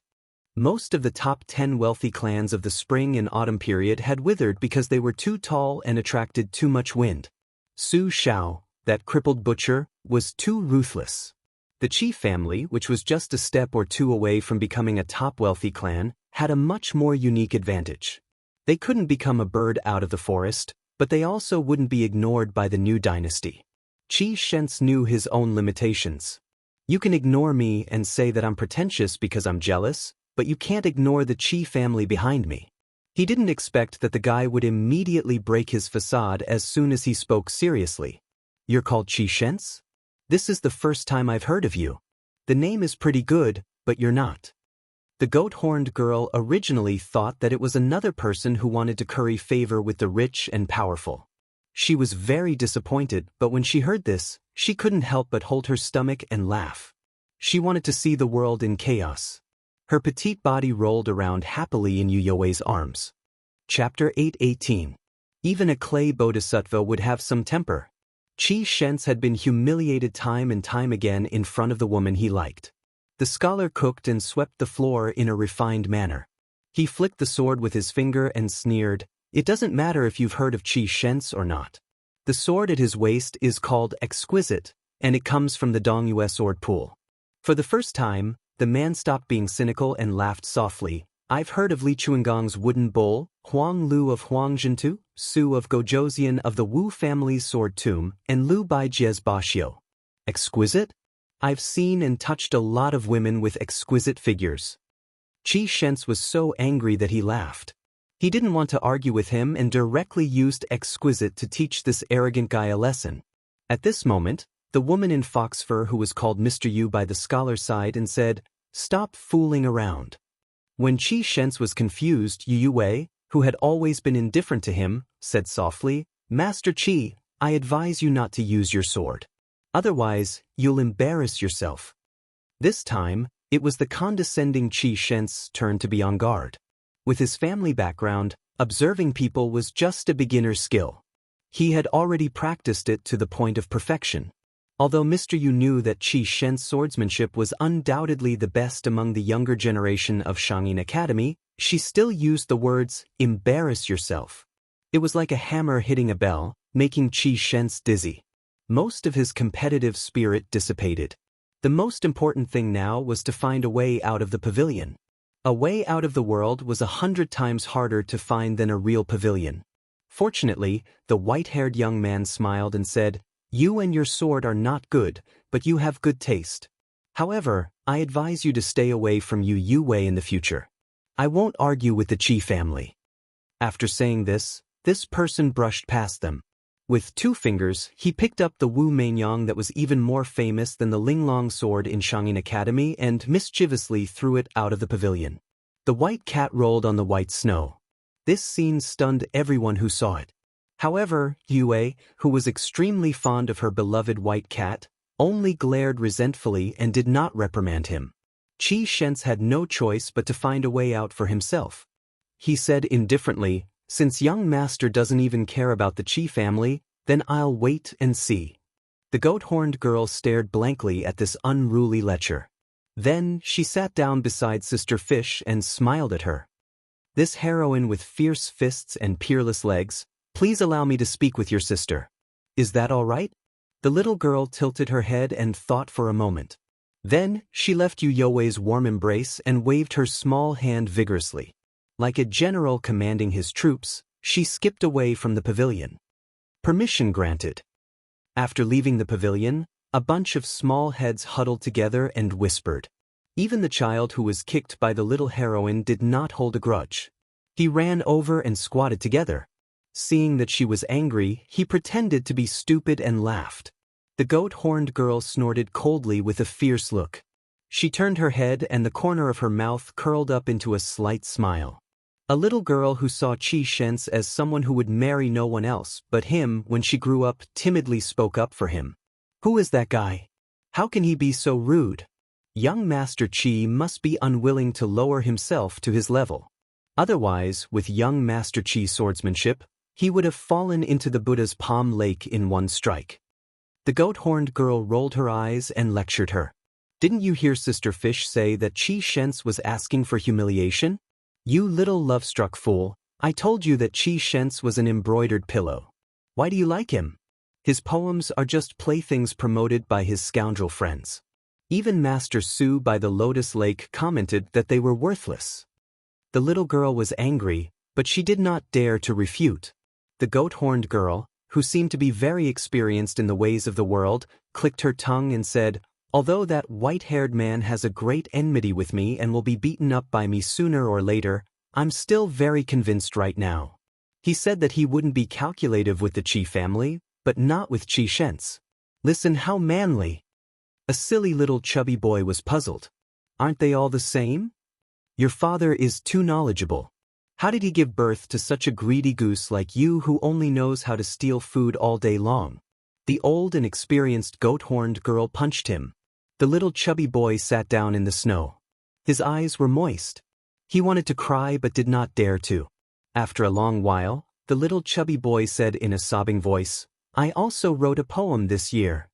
In the ancient Xianxia Academy, if these children of great scholars and writers could not write a few poems before the age of 10, they would be laughed at. The goat-horned girl curled her lips and said, "You don't know shit. How can that be called a poem?" The little chubby boy wiped his tears and ran home to complain to his parents. The goat-horned girl sneered. Look, he's the same as that Xianxia. He can't win in a quarrel or a fight, so he likes to ask his elders for help." The other children looked at each other, speechless. In the pavilion, Yu Yuwei looked at him and did not say anything. They met again after parting at the Spring God Lake. Su Fengnian took out a piece of paper from his sleeve. His first sentence was extremely unpleasant. He handed it to Master Yu, who was a teacher at the Shangyin Academy. There's an old scholar called Lu Wenbao in the Shangyin Academy. He gave me some names. See if there are any familiar names. I don't really trust Lu Wenbao's comments. If there are any, tell me. If they are close to the truth, then I'll use peaceful means before resorting to force. Regardless of whether they are a 1,000-mile horse or a 100-mile donkey, I'll send them to Bailiang first. However, since Lu Wenbao has appointed them as generals, I reckon that they are all people with some knowledge. They would be happy to go to Bailiang and get an official position. As for the Grand Chancellor, go and tell him. If he can't bring himself to do it, it's okay. I'll go look for him myself later.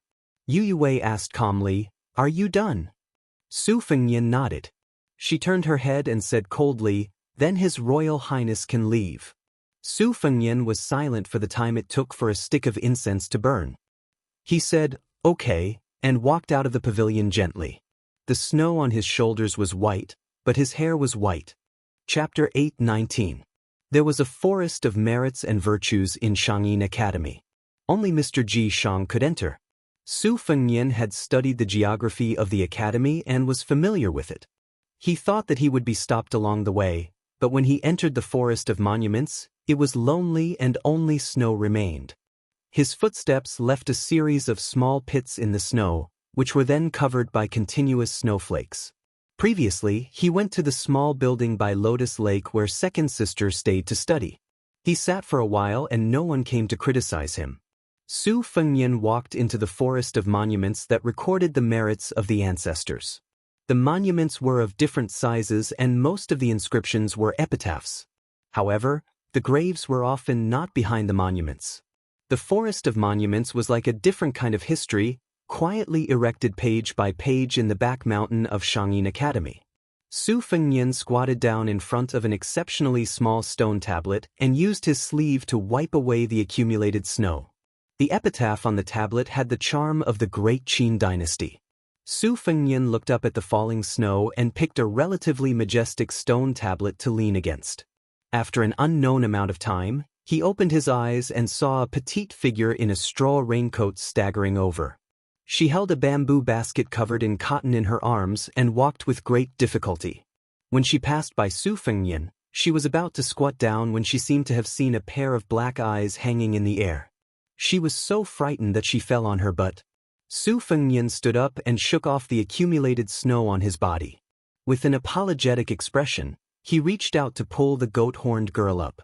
He thought that the girl would walk straight over her, but he didn't expect her to stop in front of the stone tablet, causing her to suffer a false alarm.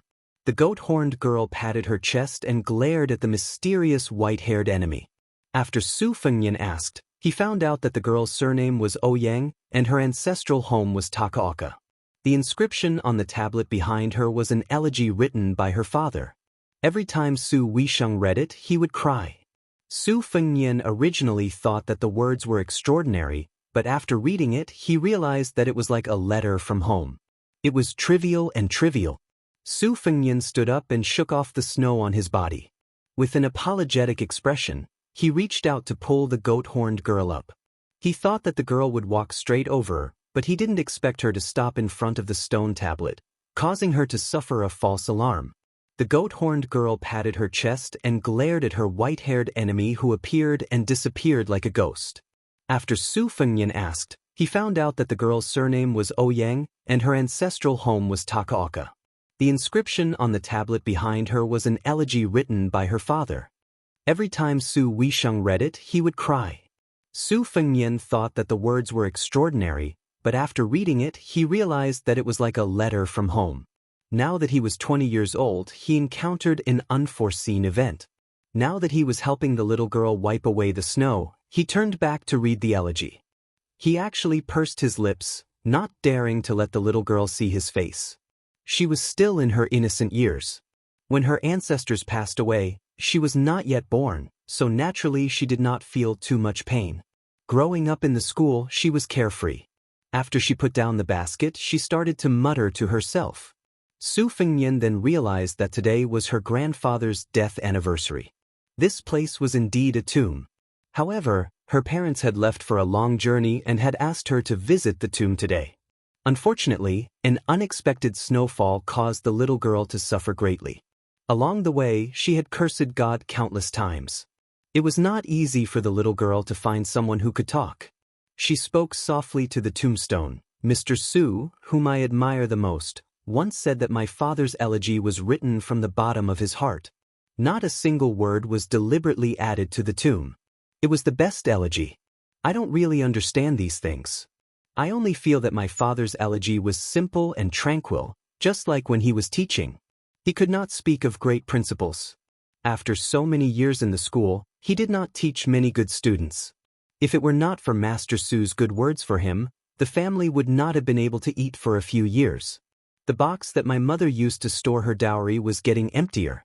When I was young, I could still secretly wear a lot of jade hairpins in my hair when my parents were not around. Now I can't.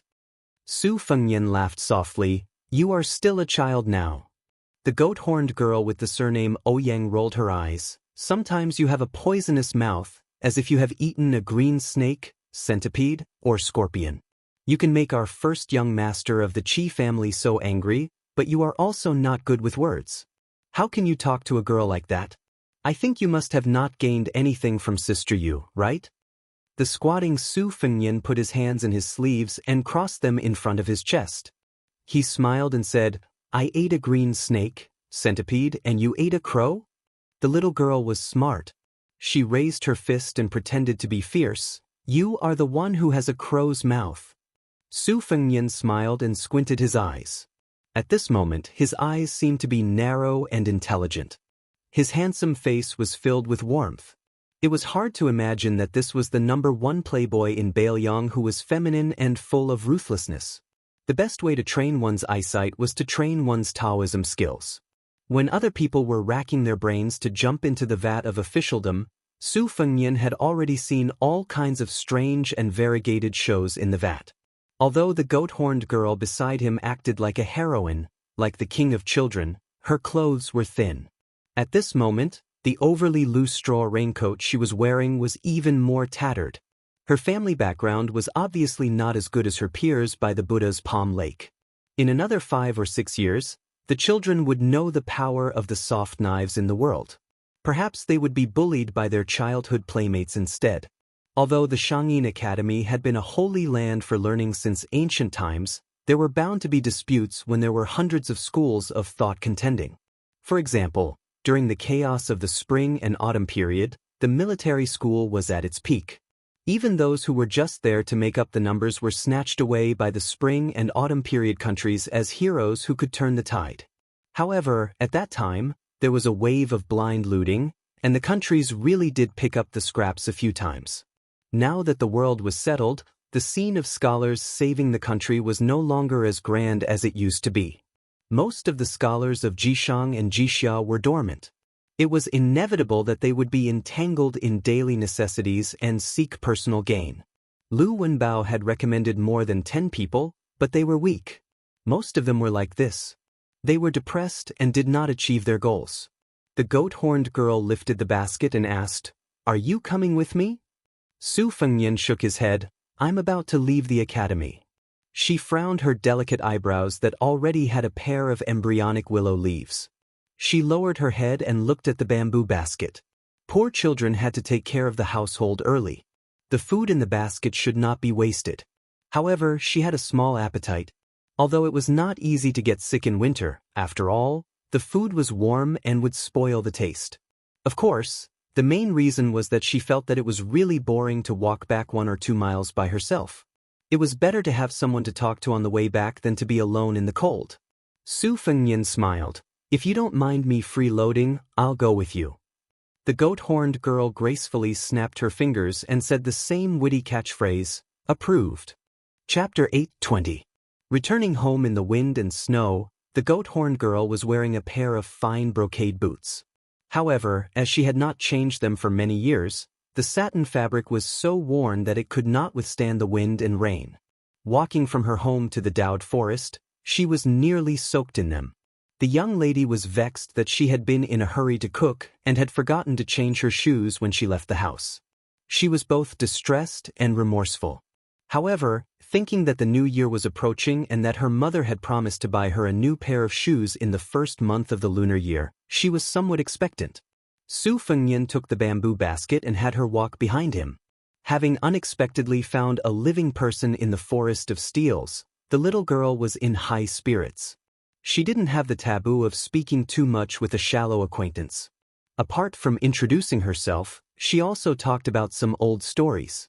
She said that her grandfather was a great literary hero of the old northern Han who was untainted by the wind and had written splendid essays.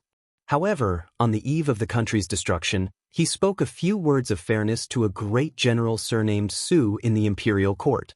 As a result, he was removed from his position and almost had his head chopped off. When he arrived at the education palace, he lectured on the righteousness and benefit of the state and was also ostracized.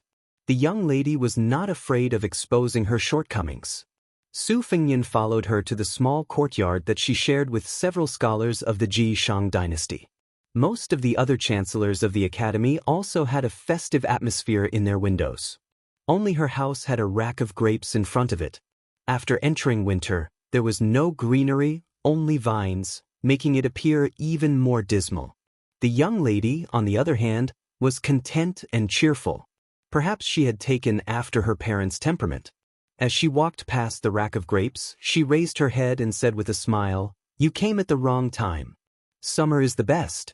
Pick 2 or 3 bunches and place them in the Buddha's palm lake for 2 hours.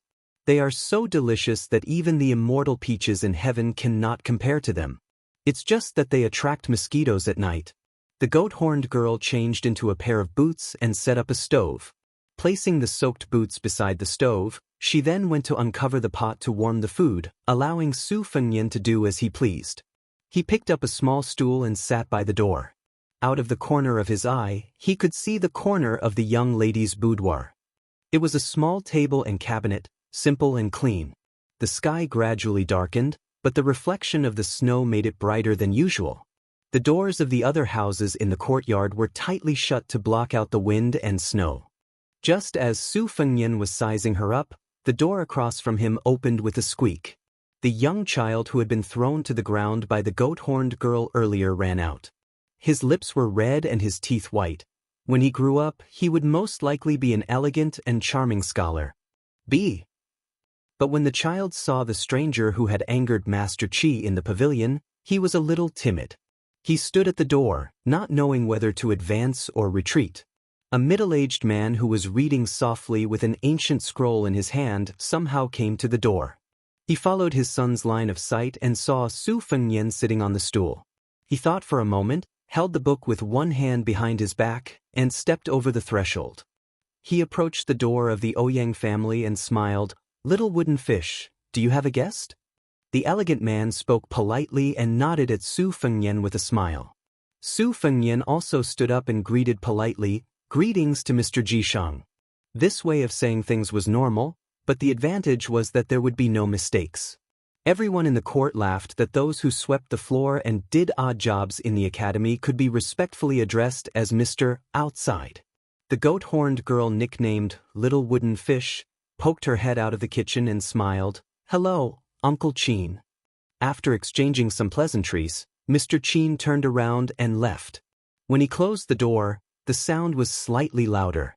Only then did the goat-horned girl snort. This fellow can be considered as Qi Shen's personal helper. Every now and then he would exchange poems. He has some knowledge, but he doesn't have any strength of character. These years he has earned quite a bit of money.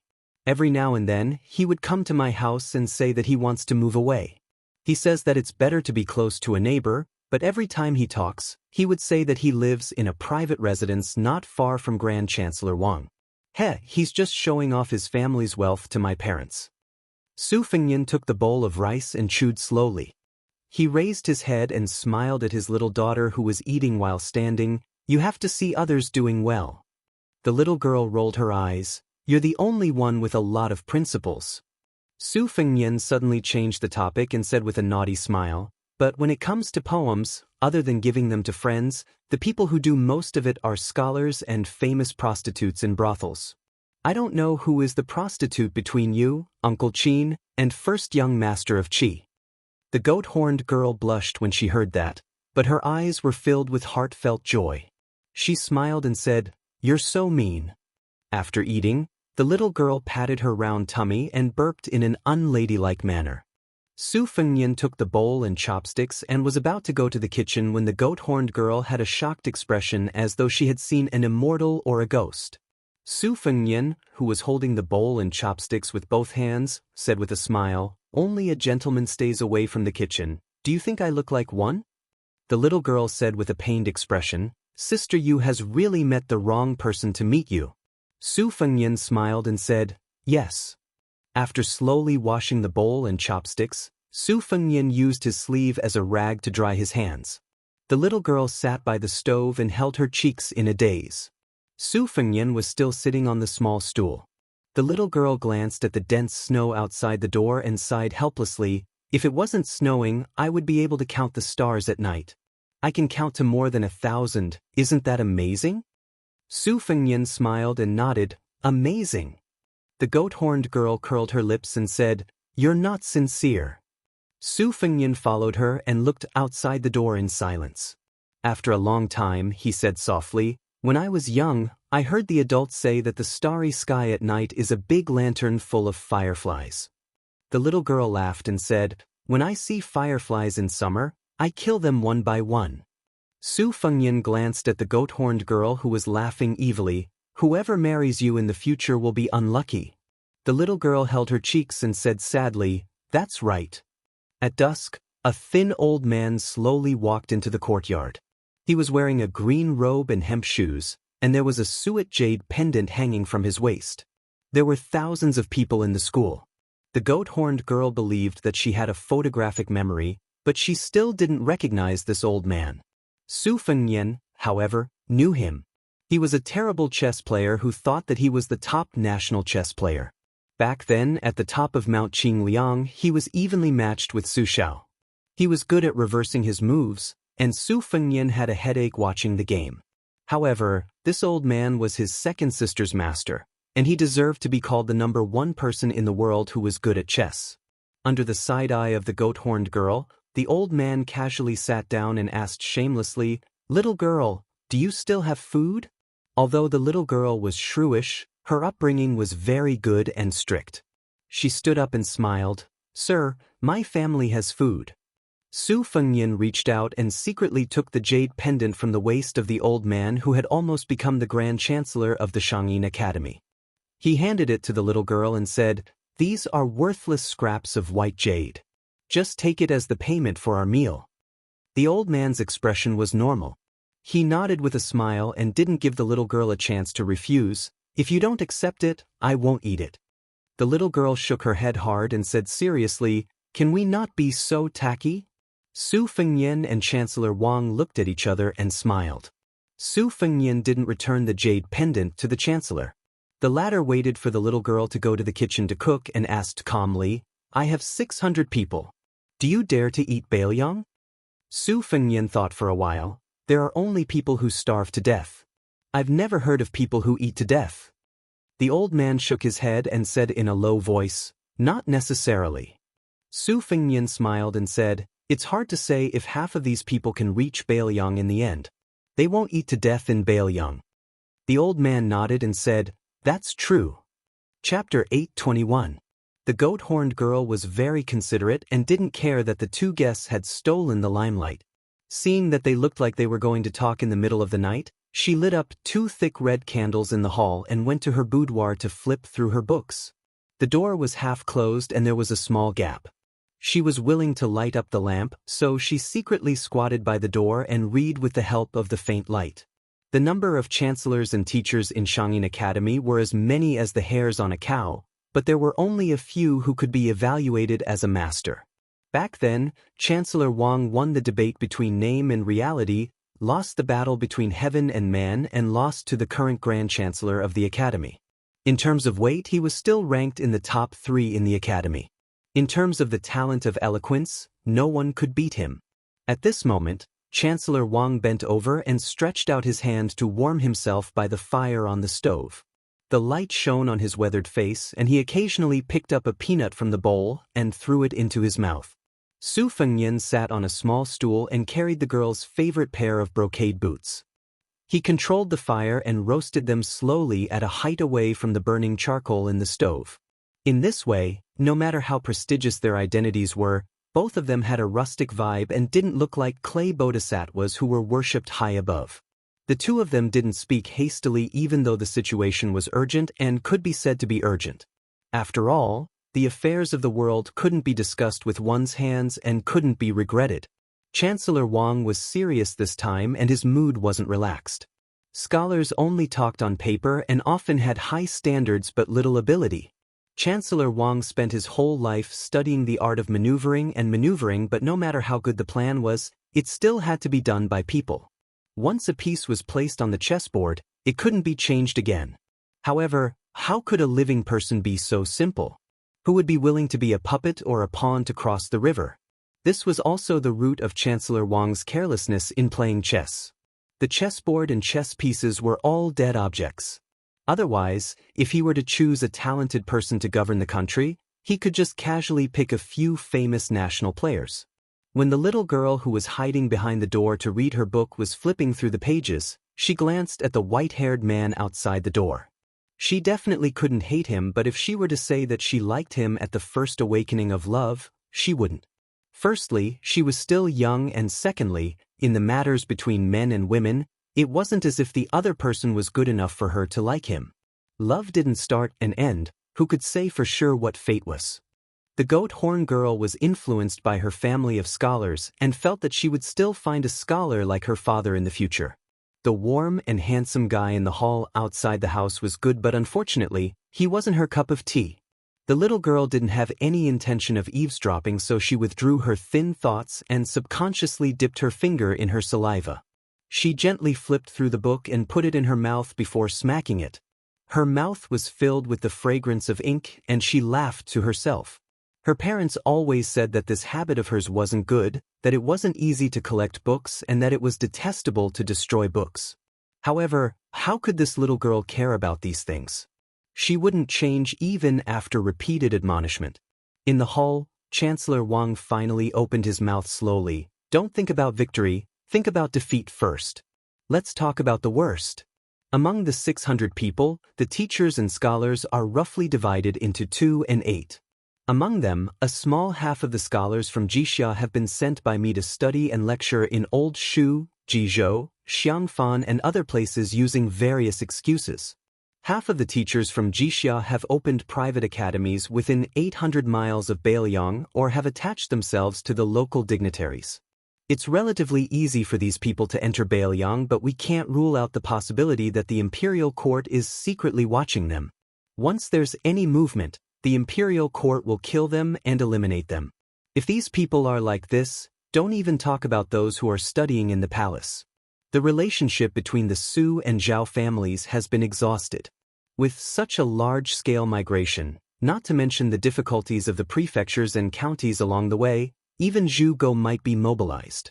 This bunch of teachers and scholars who are not much better than delicate girls can't withstand a few trampling of iron hooves. To put it bluntly, a slightly elite Liang soldier can pick out a stick of candied haw with a thrust of his spear. Your Highness said that less than half of them have arrived in Beiliang. It's not an exaggeration to scare people. Su Fengnian smiled and said, "We'll deal with whatever comes our way." The Liang cavalry and Zhugo, who are experts in assassination, are used to eating meat, but are our Beiliang's secret agents vegetarians? When we were eating meat with big bowls back then, weren't they still eagerly waiting to drink soup on the side? My Sherfu once specifically left a brocade pouch for us to deal with this matter, and now we've already begun to launch countermeasures. The geographical advantage is in Liang, but the weather, people, and peace are two different things. Although we can't say that it's all in Beiliang, it's still a bit better than the difficult situation of the past few years. First of all, when Beiliang dispatched troops to raid several towns on the border of Beimang, Second Sister even led troops to kill all the way to the capital of the southern dynasties, making Beimang exhausted from dealing with them. Then there was the devil Luo Yang, who spent a year brazenly going south last year, luring and killing countless iron cavalry and elite troops. Bai Liang raised a large number of Jianghu dogs. In the past, they were used to guard against the infiltration of Bai Mang's Jianghu forces to the south, for fear that this group of desperados would not kill the heavily guarded powerful officials and meritorious deeds. They specifically selected the soft persimmons who were only at the threshold of the ranked class to assassinate them. Now, they could be transferred to Liang's borders.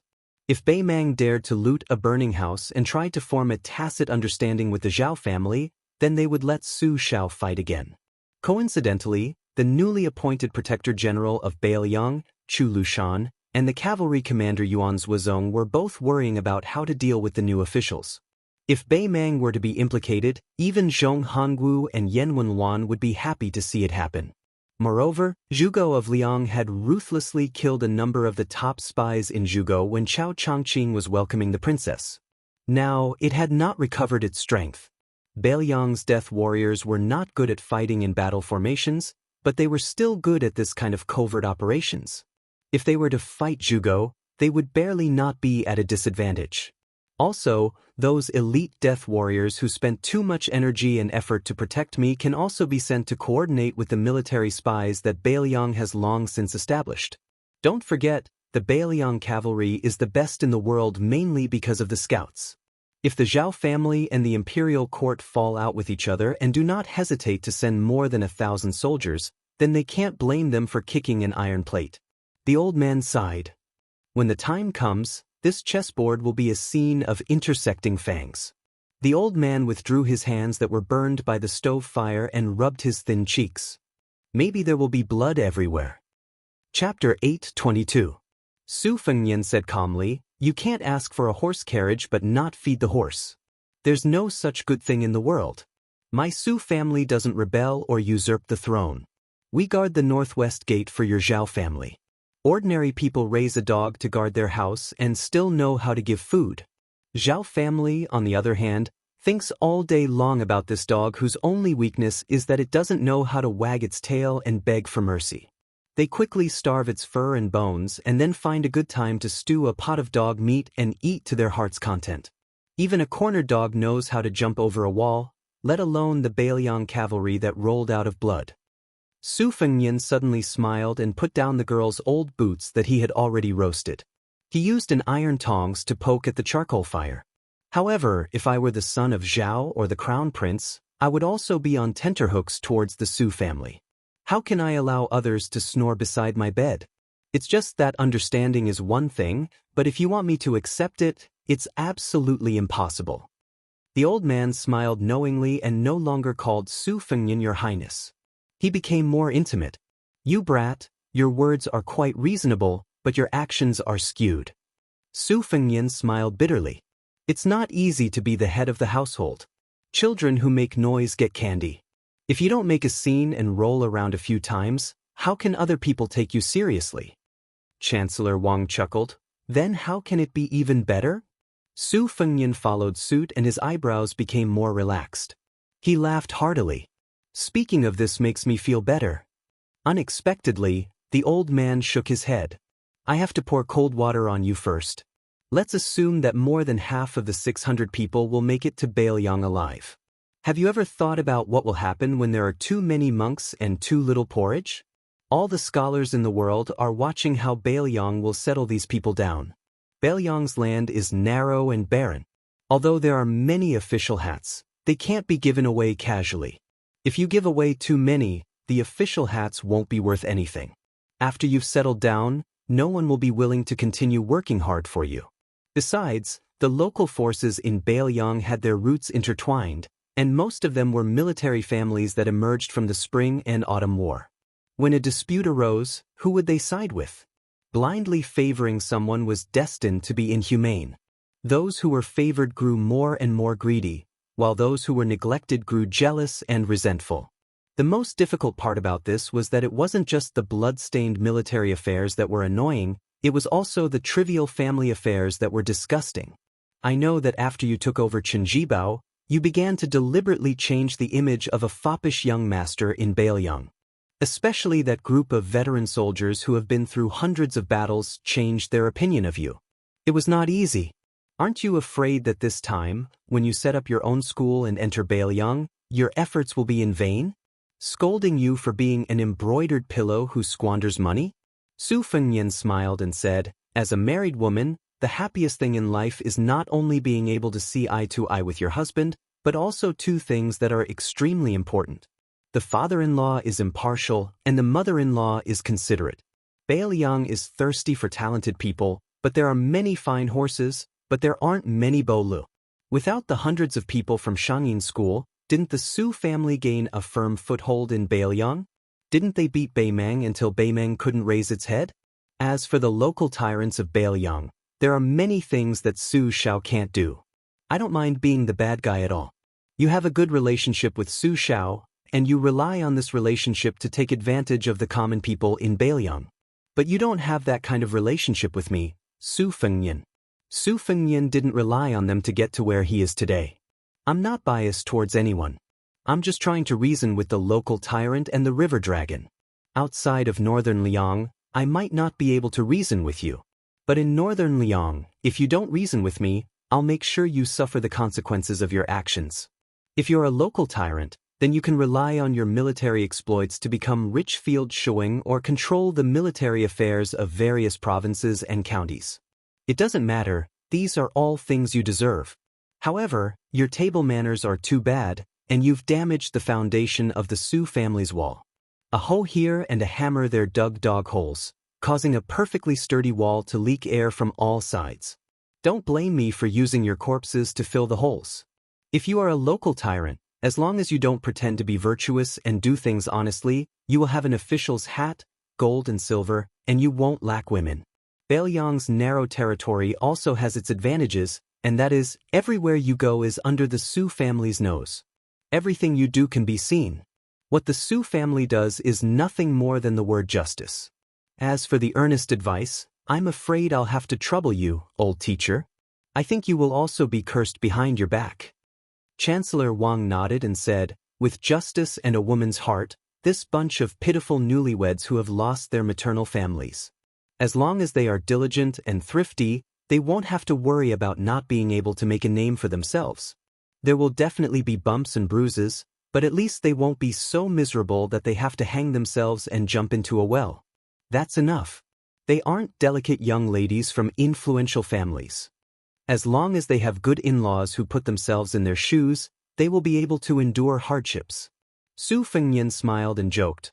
The first time I saw old teacher playing against Su Shao at the top of Mount Qingliang, your words were refined. It's probably because you are interacting with a vulgar person like me that your words are also vulgar. Old teacher shook his head and said self-deprecatingly, this is called choosing the right medicine for the illness depending on the person.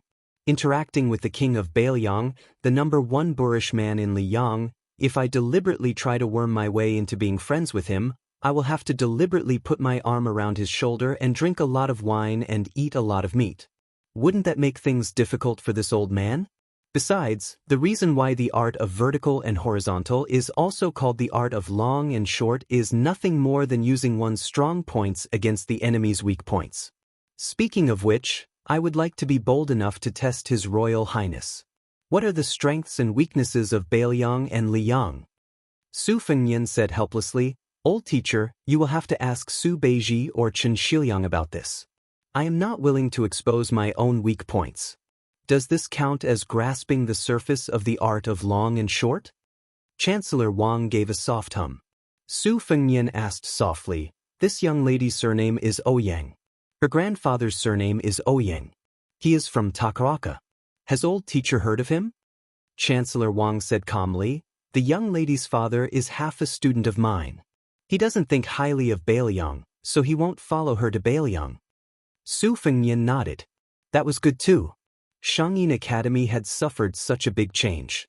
In order to calm the people down, the academy and the imperial court would definitely have a better life in the future with the knowledge of the goat-horned girl's father. Su Fengnian stood up. Then let's go. Chancellor Wang stood up and smiled. Aren't you going to say goodbye? Su Fengnian smiled. That girl hates tacky people. The two of them walked out of the house quietly. After Su Fengnian closed the door, he hung the jade pendant that he had stolen on the way on the grape rack. On the second day, the wind and snow stopped. A huge snowman that was as tall as a few people stood beside the Buddha's Palm Lake in Shangyin Academy. The goat-horned girl ran all the way to Yu Youwei's courtyard and screamed excitedly, "Sister Yu, there is a huge snowman beside the lake. It looks like you." Chapter 8:23. A group of strange travelers appeared on the road. 8 of them were carrying a palanquin that was neither a bed nor a couch. It was similar to the palanquin used by the royal family of the old southern Tang Empire. A wide gauze canopy was added to the top of the palanquin. Vaguely, one could see the graceful figure of a woman behind the palanquin. She was an extremely seductive beauty. In front of the palanquin was a beautiful ceremonial official dressed in green. She was holding an ivory palanquin. Tied around her waist was a bag of golden silk fish made in the old southern Tang Empire. She seemed to be walking slowly, but in fact, she was gliding rather quickly. The 8 servants were unusually burly and walked as if they were flying. Even in the winter, they were bare-chested. Compared with the young and delicate ceremonial official, they were even more eye-catching. Beside the palanquin was a middle-aged machete man with a black veil on his head. His beard was so long that it was almost impossible for him to be so arrogant. On the official road, most of the people who dared to be so ostentatious were high-ranking officials and dignitaries. If they were Wulin people, then they would be extraordinary. Today's Jianghu was divided by the so-called heroes. Compared to the martial artists of the spring and autumn period, they could not be mentioned in the same breath. Even the top sect of Jianghu, Dragon Tiger Mountain, which had the same surname as the emperor, was in the wilderness and Prime Minister Qingxi was in the court. The north and south were in harmony with each other, but they did not dare to be arrogant. This group of people was so maverick that they attracted a lot of attention on the road. Among them was a pair of young palanquins who had just met each other. They rode their horses separately. The older palanquin was riding an inferior horse. He reined in the horse to make way for them. With an envious face, he whispered to his companion, "Look, they must be like us. They are going to participate in the martial arts assembly at the Quick Snow Mountain Villa. If I'm not wrong, they should be the second to Nun Dragon Palace in the old southern Tang Empire. Only they dare to show such an overstepping and violating etiquette. They have no choice.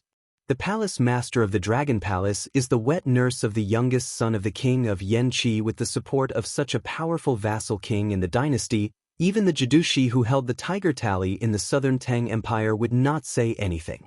I heard that this generation of the Dragon Palace has a talented woman. Hey, if she takes a fancy to me, my life will be worth it. Not to mention her, any of the fairies in the Dragon Palace would do." Huang Liang's companion was a young, white-haired nobody. Huang Liang was poor, and he was not a generous man. He did not manage to earn any money this year, so he was living a poor life. Earlier, he met this young man drinking alone in a small town. He shamelessly asked Huang Liang to bring him along, and when he heard that a martial arts assembly was going to be held at Snowfast Mountain Villa, he asked Huang Liang to bring him along. Huang Liang did not have to worry about food and drink along the way, and was lucky enough to stay in a first-class room in a few luxurious inns. Therefore, he began to see Su Qi in a new light. To be precise, he was impressed by Su Qi's wealth, and in his heart he still regarded this generous man as a fool. Huang Liang was happy to consider himself an experienced Jianghu veteran, and showed him some of the Jianghu stories he had heard. At this time, when he saw Su Qi's confused face after hearing about the Dragon Palace and the King of Yen, it confirmed his view of this kid as a newborn calf. He took off the wine bag that Su Qi bought with money from his waist, raised his head and took a big gulp. Then he wiped it with his sleeve and said with a smile, "If you haven't heard about the Dragon Palace, then I'll have to explain it to you. In the Jianghu world of Liang, not to mention the Dragon Tiger Mountain, the Wu family, the Sword Tomb, and the 2 Zen temples, which came out of the secular world at will, are too far away from Jianghu. The real first-class schools that can be called the peak of Jianghu are the Sword Pool of Dongyue, the Bull Gang of the Xinyuan family, the Wild Goose Castle on the border of Jizhou, the Spring Invitation Cottage in western Shu, and then the Dragon Palace and the Quick Snow Mountain Villa. As for the third-class schools and gangs, most of them are influential figures in a province. It's not very nice to say that they are third-class, but they can't be underestimated. Generally, they have 1 or 2 grandmasters as their stabilizing force. There's no need to talk about the fourth-class and the bottom-class sections. I was once valued by a big shot in the Pure Heart Pavilion, which was one of the best in the county. He saw that I had a good foundation and was expected to be a direct disciple. Unfortunately, I was snatched away by a government official who wanted to practice martial arts. That bastard is not serious about practicing martial arts. He's just a dog in the latrine pit. Apart from hurting a few senior and junior sisters, he doesn't show up in the sect more than a few times a year. Chapter 8:24. As expected, the young chick beside him, who had just entered Jianghu and did not know the dangers of Jianghu, looked indignant, as if he wanted to fight for justice for Huang Liang. This made Huang Liang, who was wearing a heavy expression, laugh inwardly. It was true, and Pure Heart Pavilion was a famous sect in Jianghu, but that person was not Huang Liang. He had heard from the gossip of the people in the city that the young man who was swapped had a miserable end. He had only said a few angry words, but his hands and feet were broken by a group of retainers on the same day. It was also in this harsh winter that he was thrown to the roadside like a dead dog. Su Qi, or Su Fengyan, looked up and saw the 8-barreled palanquin flying away like a swan treading on the snow. After leaving Shangyin Academy, Su Fengyan did not go with Chancellor Wang. However, with Yuan Zhuozong in the light and Chu Lushan in the dark, there should not be any mistakes. If there was no accident, this was probably the last time he had the mood to wander around Jianghu. Su Fengyan wanted to return to Bailiang alone, so he did not even bring Wu, the man of sacrifice, with him, which made him very sad when he parted. According to Huang Liang, Jianghu was finally annoyed and no longer lifeless. The reason was that the Dongyue sword pool, which had a high status among the first-class sects, took the lead, and the Spring Invitation Cottage of Western Shu agreed. They asked the Quick Snow Mountain Villa to be the host, intending to choose a person who could convince the masses to sit on the throne of the Wulin alliance that had been vacant for decades. The reappearance of the devil cult, the emergence of their disciples and grand-disciples, and Mad Monk's journey to the east, had gradually caused the entire Jianghu to show signs of magnificence. Su Fengyan did not look at the ripples on the water, wondering if the Dongyue sword pool and the Spring Invitation Cottage had been instructed by the imperial court to imitate Bailiang and start to reorganize the forces in Jianghu. Dongyue sword pool had been the imperial court's dog-beating stick for years, beating anyone who was not convinced. After Chen Zhibao entered Shu, the Spring Invitation Cottage had been flirting with each other openly. Now that Chen Zhibao was the Minister of War and would be crowned king in 2 years, it was reasonable for them to be restless. While Su Fengyan was lost in thought, the ceremonial officer of Dragon Palace who was holding the tablet turned around and walked toward him. Her footsteps were light and agile, leaving no trace on the ground. In the eyes of ordinary Jianghu people, it would be feared. In Jianghu, old monks, old Daoists, and old nuns would not provoke them if they could. Moreover, the beautiful woman in green in front of him was outstanding. Since she dared to enter Jianghu, especially those heroines who fought alone, she must have some strange martial art skills. The graceful and moving woman held a plain white elephant tablet with both hands and bowed to Su Fengyan. She did not look like a woman from a poor family from an aristocratic family who curtsied. Indeed, it was in line with her ceremonial official attire, as if she was a courtier greeting each other. When she raised her head, the corners of her mouth lifted slightly. She looked at Su Fengyan, who was riding on the horse, and said in a pleasant voice, "My family's miss invites you to the imperial carriage for a chat." Huang Liang opened his mouth in surprise. His heart was filled with jealousy, and his mood immediately became gloomy. When a Jianghu man with no family background married into a prestigious sect and brought home a beautiful woman and countless secret manuals, most of them would not find it shameful. Instead, they would regard it as a wonderful thing. For example, drunken sword Zhao Hongden married into a rich family and brought home a beautiful woman, like a rootless duckweed planted in a fertile garden. His sword cultivation had improved by leaps and bounds. Without hesitation, Su Fengnian dismounted from the horse and led it away. Huang Liang wanted to rise to the top like he always did when the beautiful ceremonial officer took a step forward and shook her head.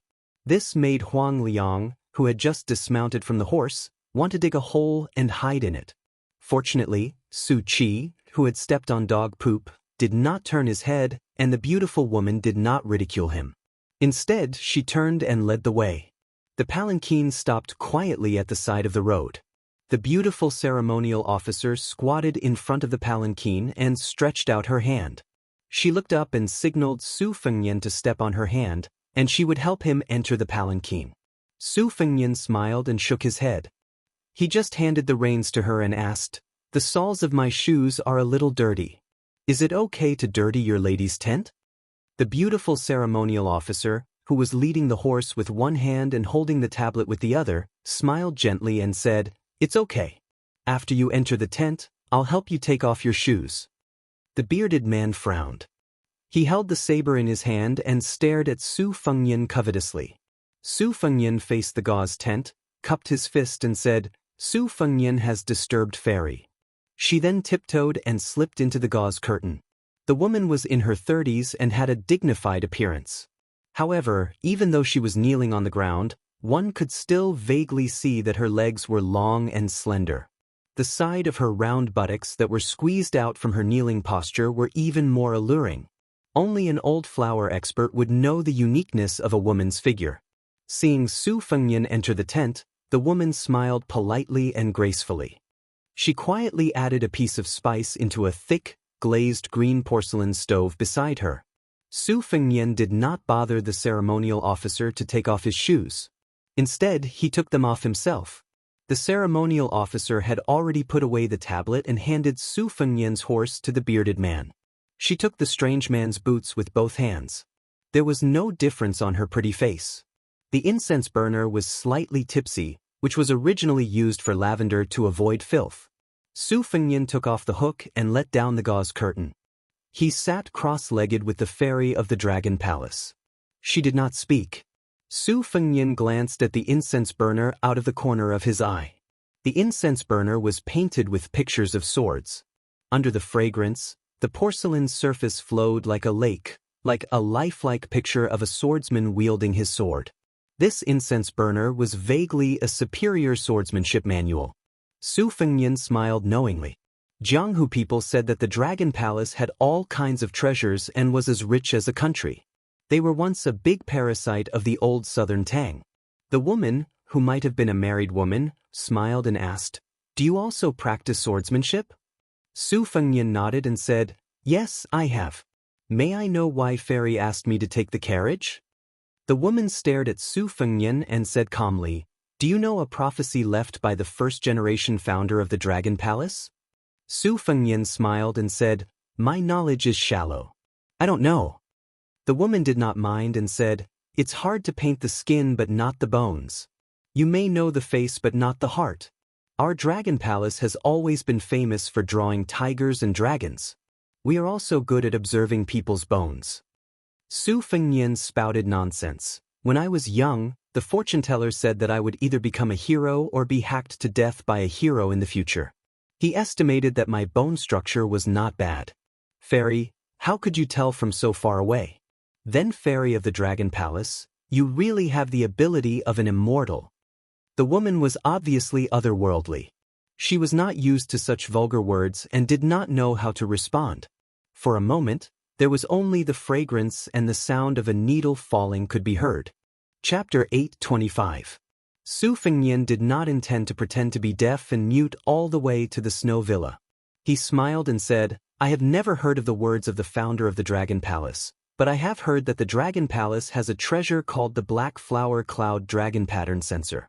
It symbolizes the eternal stability of the Southern Tang dynasty. Its outer wall is covered with black and purple spots. Once it is put into the sensor and it burns, the mist will rise and the image of 9 dragons coming out of the sea will appear." Upon hearing this, the woman smiled. Her appearance was not eye-catching, but it set off her classical temperament and made her even more outstanding.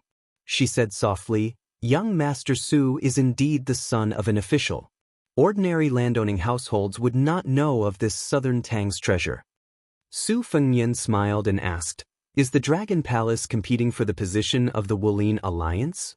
The woman asked, "Young master, do you think the Dragon Palace is qualified to compete for the Jianghu?" Su Fengnian waved his hand and said self-deprecatingly, "I don't dare to criticize." The woman was bending down to pick up the censer with copper chopsticks. She paused and glanced at Su Fengnian. After putting it into the censer, she seemed to have nothing to say. When Su Fengnian staggered and fell to the ground, she, who had been quietly holding her breath, waved her hand slightly to disperse some of the fragrance. She changed from kneeling to squatting. Her 2 fingers stopped at the tip of Su Fengnian's nose.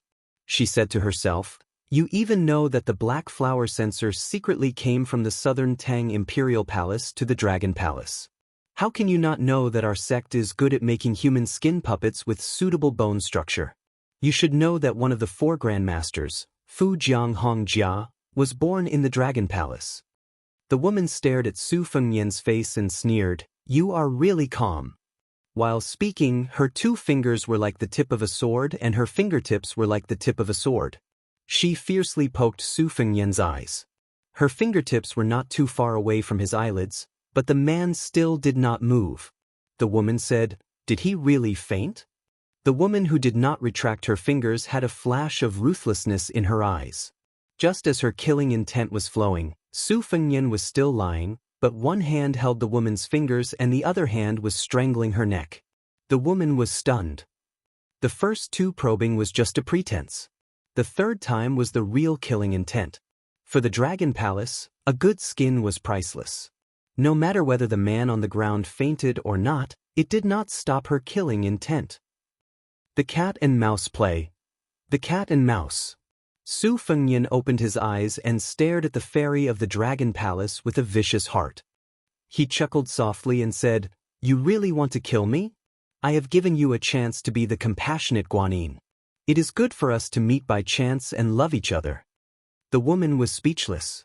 Her eyes were full of horror.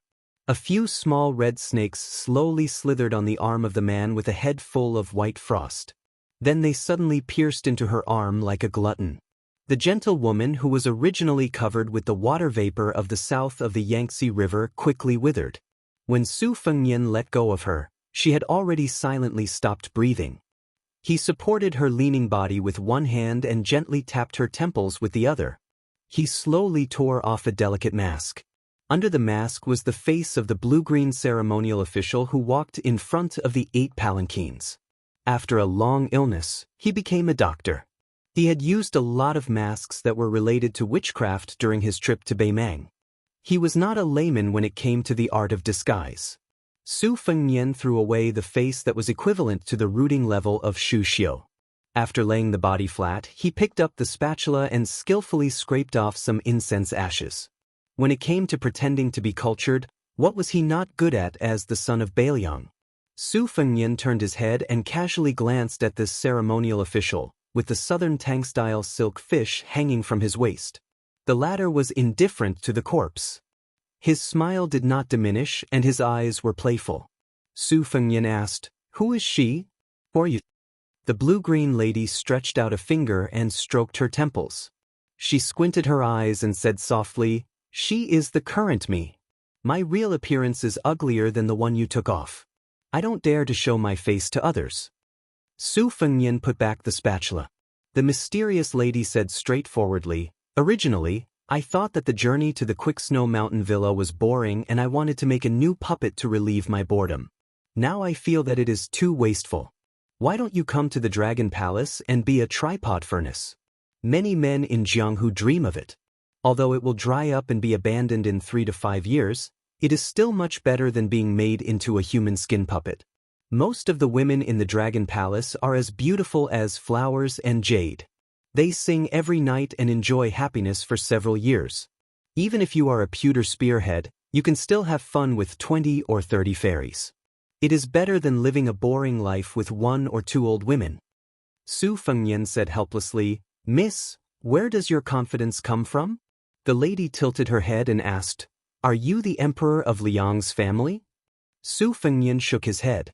The lady asked again, Have you reached the first grade of Vajra realm, or have you comprehended the mystery of finger mystery?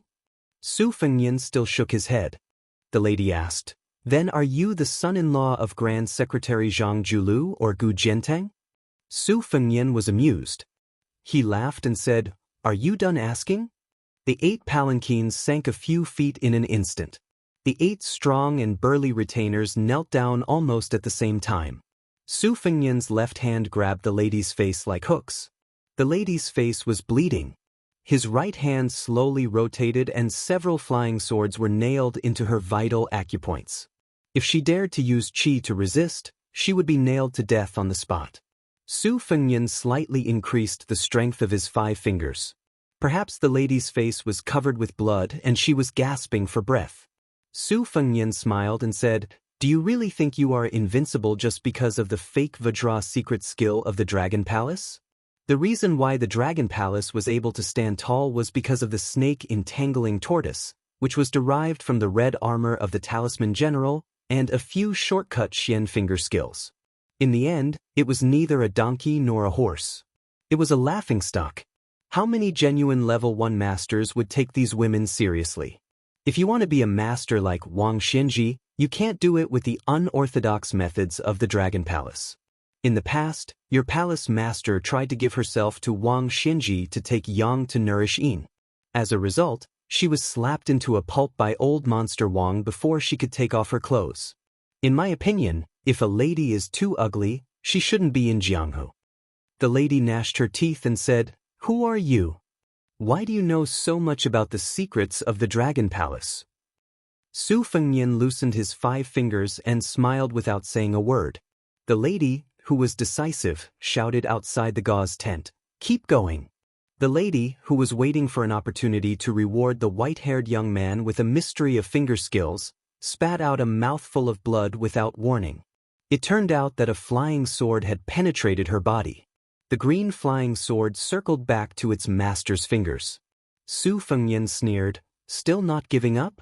The lady stuck out her tongue to lick away the blood and swallowed it along with her saliva. Her eyes were cold and she said in a charming tone, What a good sword manipulation art of the Wu family's sword tomb. Su Fengnian pointed at his white hair and said with a smile, Based on this and the turmoil in Great Peace City, you actually guessed my identity but didn't dare to say it? Afraid that I would kill you? The lady was silent. Su Fengnian asked directly. This time, the Dragon Palace went to the Quick Snow Mountain Villa to join in the fun. Did the king of Yanqi, Zhao Bing, and Nalin Yusi ask you to do anything? The lady was expressionless. She seemed to have accepted her fate and was waiting for death. The two of them were only a few feet apart. Su Fengnian changed his attitude faster than flipping the pages of a book. He slapped his palm on her forehead. The woman's body was strangely still. Only her head shook for a long time. Blood flowed out of her 7 orifices. The concealed qi that she had gathered with great difficulty suddenly burst out. She covered her mouth. Scarlet blood seeped out from between her fingers and dripped onto the carpet. Su Fengnian slapped the lady's face with his right hand. Her head swayed to the left. She tried to move to the right because she could clearly feel a flying sword with undisguised cold sword energy hovering near her right ear. She did not want to have her head pierced by a sword for no reason. But Su Fengnian hit her when she was down. After the slap, he pressed his hand against her swollen cheek and pushed it towards the tip of the flying sword. This caused the resilient lady's heart to die in that instant. Her life was hanging by a thread. It was not a good feeling to be so close. The lady closed her eyes. The man's palm was warm, but the flying sword near her ear was cold and piercing. The tip of the sword happened to touch her temple. A drop of blood slowly flowed down her pretty cheek. After opening her eyes, she sneered, Why? Are you worried that the secret skill of the Dragon Palace will die with me once I crush the pearl? Su Fengnian flicked his finger on her cheek. The flying sword returned to his sleeve. He said casually, The ladies of the Dragon Palace are like clams. Their cultivation varies. The pearls they cultivate are also different in size. The small pearls are as small as a grain of rice. They follow the flow of qi. The big pearls are as big as the Lingnan dragon eye. They turn into Daoist gang qi and occupy the dantian. The lady spat out a mouthful of blood. Su Fengnian stretched out his palm and easily blocked it. He glanced at the black-purple blood in his palm. It seeped into his skin and disappeared in a flash. He frowned. The lady laughed crazily. Chapter 8:26. Su Fengnian laughed. It's not good for some skills to be too famous. Just like the go set by a top national player, its first appearance is usually earth-shattering. Over time, there will be a way to break it. South of the southern Tang, the weather is gloomy, the sun is abundant, and the plants and springs all contain evil qi. The human qi is connected to the heaven and earth, so it naturally produces miasma. The Dragon Palace has been rooted in southern Xinjiang for a long time, so they fight poison with poison. They collect grass miasma in March, yellow plum miasma in May, and sweet osmanthus miasma in September. They are neither smoke nor fog, but they are mixed into the bloodline. When you spit it out, it is called dragon saliva, especially the blood essence. Even if you are a top expert, as long as you don't have the physique of a Vajra realm, your body will rot after a drop of it. The woman stopped smiling, raised her sleeve to cover her face, and wiped the blood from the corner of her mouth. She even looked shy and coquettish. She stared at the nobleman who was familiar with many secrets of the Dragon Palace. If you insist on killing me, I'll destroy both jade and common stone. If we talk nicely, maybe we can both be happy. Su Fengnian raised his palm, and the dragon saliva was forced out of his palm. The woman didn't panic and fell into deep thought. Su Fengnian sat near the incense burner and sighed, "You really have an exquisite mind. If I were an ordinary person, even if I could suppress the dragon saliva, which is ranked in the top 5 of the southern border's gu arts, with the incense biscuits in the incense burner that require a guiding medicine, I'm afraid that when I bargain with you, I'll be dead." Also, the bearded man outside the palanquin was just a camouflage. He hasn't reached the first stage, and is at most a second stage master. Previously, when the 8 servants were forced to kneel, one of them didn't have to kneel, but he still hesitated and covered it up. "It's really tiring to deal with you." Traps were set everywhere, and she was suppressed everywhere. No matter how determined the woman was, she finally showed signs of collapsing. She only heard the unfathomable young devil say something, which made her scratch her head in confusion. "Do you want to have a taste of being skinned by a cat back in the days when the talisman General Red Armor was still alive? My technique is still immature, and I'm still trying to figure it out. Why don't you put up with it?" Su Fengnian reached out and brushed the gauze curtain, pulling out a few white threads that were floating between his fingers. Her voice trembled as she said, "I admit defeat." Su Fengnian smiled. His eyes were so sinister that she felt like she was the merciful goddess of mercy. The skin on her face was torn off by Beth. She lowered her head and held her bloody face. She said hoarsely, "Yang Maoyang, Zhao Weiping, step back." In the Jianghu, if there was good fortune, there would also be bad fortune. He might obtain a secret manual for no reason, or he might be taken in as a disciple by an otherworldly expert. It was also possible that he would be half-crippled by an eccentric hermit expert without doing any evil deeds, or he would fail miserably in an easy task and his reputation would be destroyed overnight. This was the allure of Jianghu. You would never know what kind of changes and opportunities you would encounter tomorrow. Generally speaking, the higher one's cultivation level, the smaller the variables. However, as long as one encountered one, it would be more difficult to resolve. Not to mention finding a needle in a haystack, there were only a handful of level 2 Master Realm Masters in each province. They rarely met each other and minded their own business. However, once a death grudge was formed, one side would usually end up in a miserable state. Su Fengnian stretched out a white thread and looked down. He didn't look at the woman who didn't have any arrogance at all. He said calmly, "I hope you can tell me everything you know."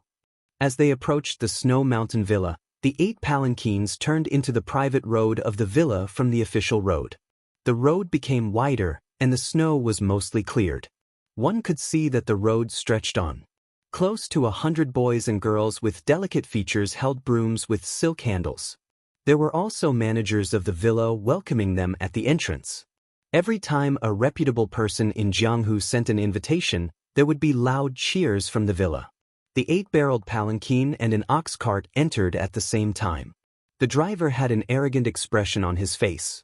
He was obviously a child who had just entered the school to learn how to read and write, but he carried a long sword with a dense sword aura on his back.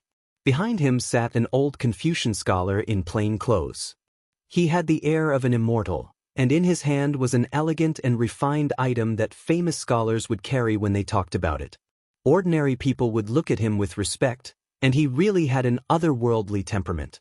Along the way, many Jianghu people who entered the private path of the villa hurriedly made way for him. As for some famous heroes who had the courage to approach and greet him, the old Confucian scholar sitting in the ox cart kept his eyes closed and did not pay any attention to them. The Jianghu heroes who had hot faces but cold butts did not have the slightest dissatisfaction with this, and only felt that it was natural. The Snow Mountain Villa took the initiative to take on a heavy responsibility this time and spent money to organize this Jianghu event. In the end, they still had to look at the faces of the other two families.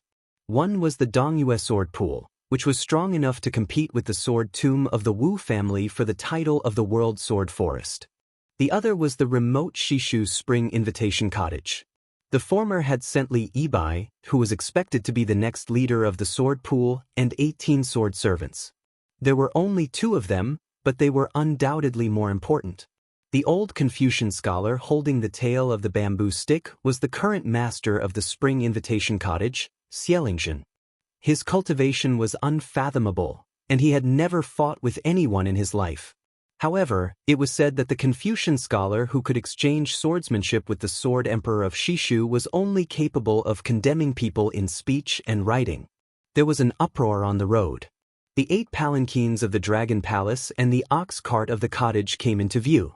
Then, another group of eye-catching people came into view. 18 female swordsmen in the same style of fox fur rode on white horses. Their sleeves were as white as snow, and they looked like fairies. Even their scabbards were as white as snow. It was an eye-opener. For generations, the Dongyue sword pool would choose young girls with spiritual qi sword embryos and carefully nurture them into sword servants. These girls had to remain virgins for life. They were swords and also chastity for the sword pool. However, the Snow Mountain Villa didn't see the Dongyue sword pool's self-proclaimed genius of swordsmanship, Li Bai. There were 3 riders riding side by side. In the middle of them was a young man who looked spirited and bright, full of vitality. The rider on the left was dressed in black and had a horizontal blade at his waist. He had a cold expression and was tall and strong. His hair was slightly curled, and he looked heroic. The rider on the right was much inferior to his 2 companions. He had a short sword at his waist. He looked ordinary, had dark skin, and was short. When the man in the middle appeared on the private road of the Snow Mountain Villa, a large group of girls who had been waiting for a long time suddenly screamed. They shouted the words, "Qingbai," with infatuation in their eyes. The young rider in black laughed softly and said, "Brother Qian, you're still in such high demand. Let me see. Oh, there really are a few beauties. Why don't you give some of them to me?" The handsome young man blushed. The black-clothed swordsman laughed and reached out to rub his face. "Brother Qian, oh Brother Qian, your skin is even thinner than a girl's." When the girls saw this scene, they were even more obsessed. The young man with the surname Qian, who was called Qingbai, braced himself and purposely turned a blind eye. He brushed past the girls who adored him. His surname was Qian and his given name was Laifu. The surname Qian was a common surname, and the 2 words, Laifu, were far from Yang Chun by Shui. It was really interesting that such an elegant young man was given such a tacky name by his parents. In fact, Qian Laifu was born in the Lianghuai aristocratic family. 200 years ago, it was a big family that even the emperor's daughter hated to marry. Now, it could be considered a prosperous family, especially Qian Laifu. He was good at making Qingbai scholars' paper, imitating the Langxia Hall in Shu. It was far better than the craftsmen of the Rui Pavilion in the capital. Even the Suzhou Wu Weaving Bureau could not compare. At first, he wrote poems for the Ichuan invitations in the inner hall of the palace to fill in the blanks on the walls and pillars. He was known as the flower of the palace. Later, it evolved to the point that all the ministers of the imperial court used this paper. He was also good at writing graceful poems, which were extremely sentimental and lingering. In the scholarly circles, he was known as the four little families of the literary world, along with the down-and-out young phoenix of the song family, Wang Chudong, who wrote The First Snow, On the Spring God Lake, and Su Weisheng of Bailiang. Each of them had their own strengths, and Su Weisheng won first place. Not to mention the many noble ladies in the Liang dynasty who admired Qian Laifu, who was known as Qingbai. There were also many heroines in the Jianghu who threatened to marry only him. On the 8th palanquin, Su Fengnian was sorting out his thoughts. The woman beside him, Lin Hongyuan, was actually the next palace master of the Dragon Palace. She admitted that this trip to the Quick Snow Mountain Villa was ordered by the King of Yen. Her main purpose was to help Li Yibai of the Dongyue Sword Pool to become the Wulin Alliance leader. For this, the Dongyue Sword Pool secretly gave the Dragon Palace 6 ancient treasured swords. Su Fengnian did not believe all of it. Lin Hongyuan's words were almost 90% true and 10% false, which was enough. This time, in the fight for the position of Wulin Alliance leader, Xielingzhen of the Spring Invitation Cottage was the most popular. Among the first-class sects, the Quick Snow Mountain Villa leaned towards the West Shu Cottage, which had been on good terms with them for generations. The sects and gangs in the southwest of Liang were also willing to join forces. However, it seemed that the young fort master of the Wild Goose Castle in Jizhou was also involved. This young lieutenant had an official status that no one dared to underestimate. There were also rumors that the young fort master of the Wild Goose Castle was very popular in the capital. He was brothers with the two sons of the former minister of war, Gu Zhentit. He had even gone hunting with the first prince, Zhao Wu, many times. In addition, there were some stragglers, but compared to these three parties, they were not worth mentioning. However, the Wulin Alliance leader today was not like the past where they could not interact with the imperial court. As long as they became the alliance leader, it was almost equivalent to connecting with the imperial court and entering the emperor's sight. After being recruited, they could help the emperor govern the Jianghu. If this was not a great life-saving talisman, what was it? The cultural pulse of the Central Plains could still be connected, but unfortunately, the martial courage of the Jianghu had been broken. Su Fengnian said softly, the Spring Invitation Cottage, the Dongyue Sword Pool, and the Wild Goose Castle in Jizhou. They are all beautiful widows who can't keep their widowhood. There is someone secretly above. Chapter 827. The Suishue Mountain Villa was located on the shore of the God of Spring's South Lake, overlooking Hubei. The river was vast and majestic. After the heavy snow, the wonder of the sunset snow on the river was even more magnificent. The villa was built with ingenuity, and more than half of it was out of the lake. The Dragon Palace was as famous as the Suishue Mountain Villa in Jianghu. Living in the north, it was convenient to enjoy the lake's scenery.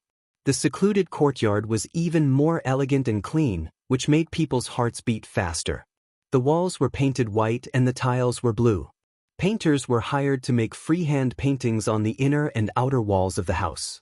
While walking through the corridors, Lin Hongyuan also saw a small and humorous butterfly in love with a flower at the top of the corridor, which made her a little surprised. The floor of the main building was covered with transparent glass. Fishes in the lake could be seen faintly, either alone or in groups. Even though Su Fengnian was experienced and knowledgeable, he still admired the Suishue Mountain Villa's value for money. Many noble families that rose and prospered after the spring and autumn period didn't lack money, but they didn't have such a foundation. Many of the buildings were pieced together, and experts could see the difference between noble families and aristocratic families at a glance. Lin Hongyuan, whose face was torn off, went to tidy herself up and put on a clean set of clothes. Su Fengnian, who was squatting on the glass floor and counting fishes, looked up and was stunned. It was a young woman with thick eyebrows and big eyes. She wasn't stunning, but because her eyebrows and eyes were rare, she was not easy to forget. Su Fengnian didn't have a good impression of the Dragon Palace. She was just a servant girl kept by the number one of the left of river, Nalin Yusi. This was also the reason why the two women dared to risk their lives on the 8-bar palanquin. After accidentally killing the heir of Bailiang, they had to act coquettishly to their master to take credit. Among the vassals of Liang, Zhaobing, the king of Yanqi, was the only one who caught Su Zhao's eye. Whether it was the cavalry or the infantry, their combat power was the closest to the northern Liang. Since ancient times, in Nanjiang, the land of barbarians, the number of academies was actually the first in the dynasty. Zhaobing's reputation was much better than that of Zhao Yi, the king of Guangling. Even if the sky was high and the emperor was far away, there was no news of any overstepping of authority. The imperial court adopted Sun Ping's last words and spared no effort to remove the vassals, but there were very few restrictions on the king of Yanqi in the imperial court. Several major parties, including Zhanggu, unanimously praised the government affairs of Nanjiang. This was probably all thanks to Nalin Yuxi's smoothness. Huang Sanjia once commented on all the strategists in the world, saying that Nalin Yuxi, a small country under the rule of Jiangzhou, was well versed in the imperial court. Lin Hongyuan looked at the white-haired man who glanced at her and then lowered his head to tap on the glass again. If she could, she would not hesitate at all. She would chop off his limbs, cut off his eyeballs, make him deaf, and then force him to be mute. She would turn him into a human puppet and put him in a big vat, making him live a life worse than death for decades. But the problem was that Lin Hongyuan had no chance of winning at all. She was taught by her mother and had been scheming and vicious since she was a child. But there was one thing she learned from her good-for-nothing father. Su Fengnian suddenly said, "When you return to the Dragon Palace, either Nalin Yuxi will beat around the bush or the Prince of Yen will ask you about the details of our daily life. If you want to live a better life in the future, you should be more careful now." Lin Hongyuan moved a chair to sit on the edge of the glass floor. She raised her arm, put two fingers together, and slowly wiped her eyebrows. She smiled and said, "Young Master Su is really a good person who repays evil with good." Su Fengnian said calmly, "I know a little about Xie Lingjin from the cottage, Li Yibai from the Dongyue sword pool, and Li Huoli from the Yanbao fort in Jizhou. I haven't heard much about these two young talents. Tell me more about them." Lin Hongyuan took off his boots and sat cross-legged on the chair. His hands massaged the soles of his feet casually. After thinking for a while, he said carefully, "I know Li Yibai better. When he traveled thousands of miles with his sword, he came to the Dragon Palace. I also accompanied him to the south border, almost to the South Sea. His swordsmanship is superb. Because he came from the sword forest sacred ground, he naturally has a good understanding of swordsmanship. Time after time, he sharpens his swordsmanship and points to the key points. Gradually, he has the aura of an ancient sword fairy. If it weren't for his plain appearance, I might have fallen in love with him. However, Li Yibai has a weakness. He cultivates the out-of-the-world swordsmanship, but he cultivates the out-of-the-world swordsmanship. Because the Dongyue sword pool and the Dongyue royal family are attached to the imperial court, they urgently need someone to stand out and stabilize the marriage between the sword pool and Liang. This is a knot in Li Yibai's heart. When he returned from the Lingnan Mountains, Li Yibai happened to get a sword manual of the Great Qin dynasty. I wonder how he has been practicing it these years. Young Master Su, you should know that the martial artists in Jianghu are not only afraid of the people of the three sects monopolizing the time, but also afraid of the new swordsmen stepping on the shoulders of the seniors in swordsmanship. Young Master Su, even if you have a great divine ability and even a few Lin Hong apes are no match for you, that's only because Lin Hong apes happen to be subdued by one thing. Li Yibai is different. Don't be careless and become his sword test stone. Chapter 828. At this point, Lin Hongyuan deliberately paused. She thought that this guy would be arrogant and neglectful. Unexpectedly, he nodded and pursed his lips, indicating that he understood. Lin Hongyuan suppressed the gloom in her heart and continued, "As for Li Huoli, Wild Goose Castle in Ji Province has never had any relationship with the Dragon Palace. I only know that the Han family in Ji Province was killed by the imperial court. Wild Goose Castle, as one of the important towns in Ji Province's border, was once a trusted subordinate of the Han family. Their owner, Li Jinjiang, was suspected of betrayal, so Wild Goose Castle's reputation has never been good in Jianghu. Li Huoli, who gained a lot of military exploits at the border, did not have any bad deeds in Jianghu.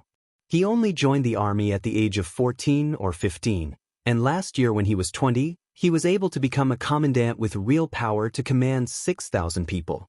Even 10 surplus generals can't compare with him. Presumably, Li Huoli has his own advantages.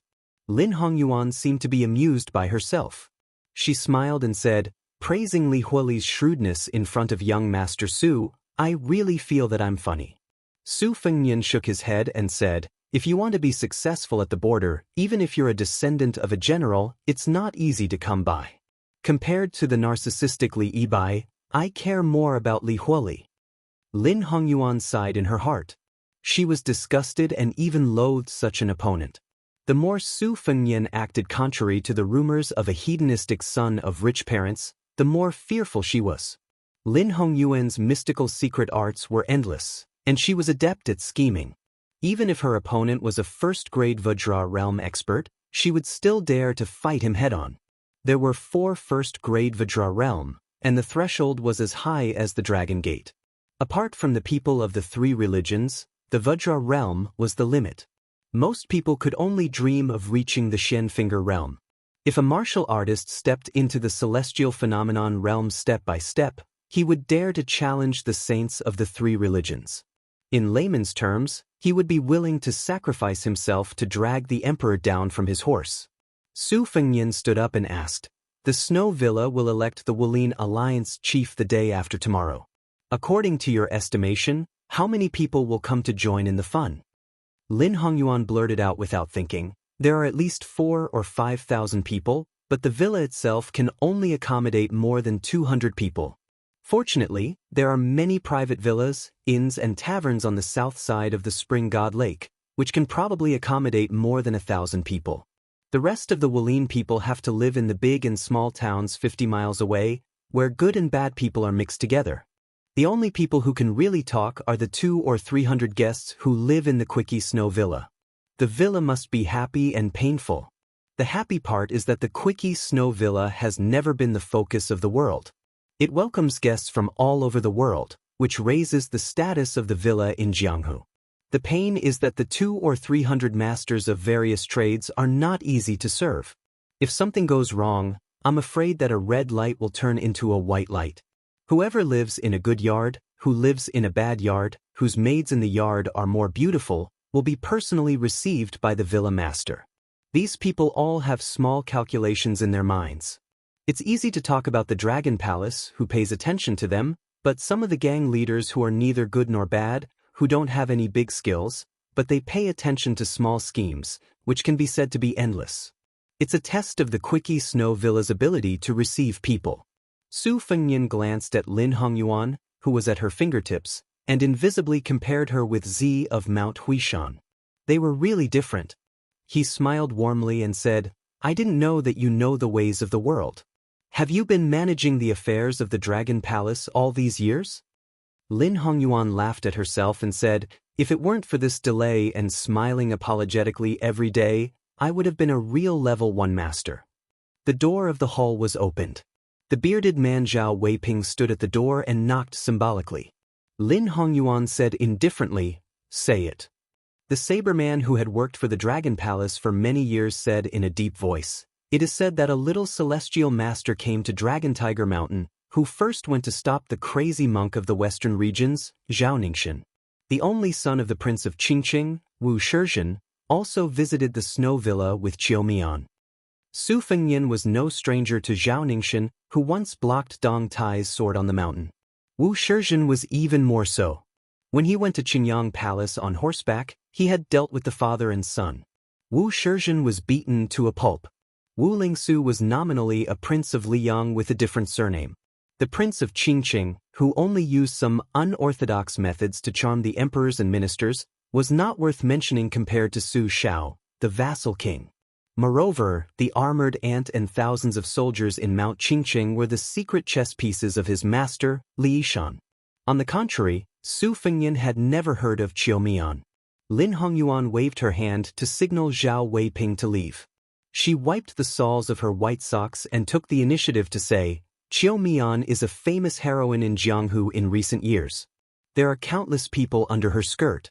She is beautiful. The clothes and jewelry she wears will quickly become popular in the north and south of the Yangtze River. Qiu Mian's reputation can be imagined. But this fairy swordsmanship attainment is not even worthy of carrying shoes for young Master Su. Su Fengnian laughed and said, "Whether or not her swordsmanship is worthy of carrying my shoes is another matter. Maybe I'm willing to bow down to her and line up with those Jianghu heroes to prostrate myself. Fairy Qiu wouldn't even be willing to look at me." Lin Hongyuan covered her mouth and smiled. Su Fengnian teased, "You just pinched the soles of your feet. Don't you think it is dirty?" After Lin Hongyuan smiled, her eyes curved into a pair of crescent moons. She stretched out her hand. "Smell it?" Seeing that Su Fengnian was not amused, she stuck her finger into her mouth and licked it. Her gaze was provocative. Su Fengnian, who was still indifferent, smiled and said, "You want to compare your disgust with someone who often talks to a head full of lime? You are asking to be humiliated." Lin Hongyuan's eyes suddenly lit up. She straightened her waist, which was so thin that it could be grasped with one hand.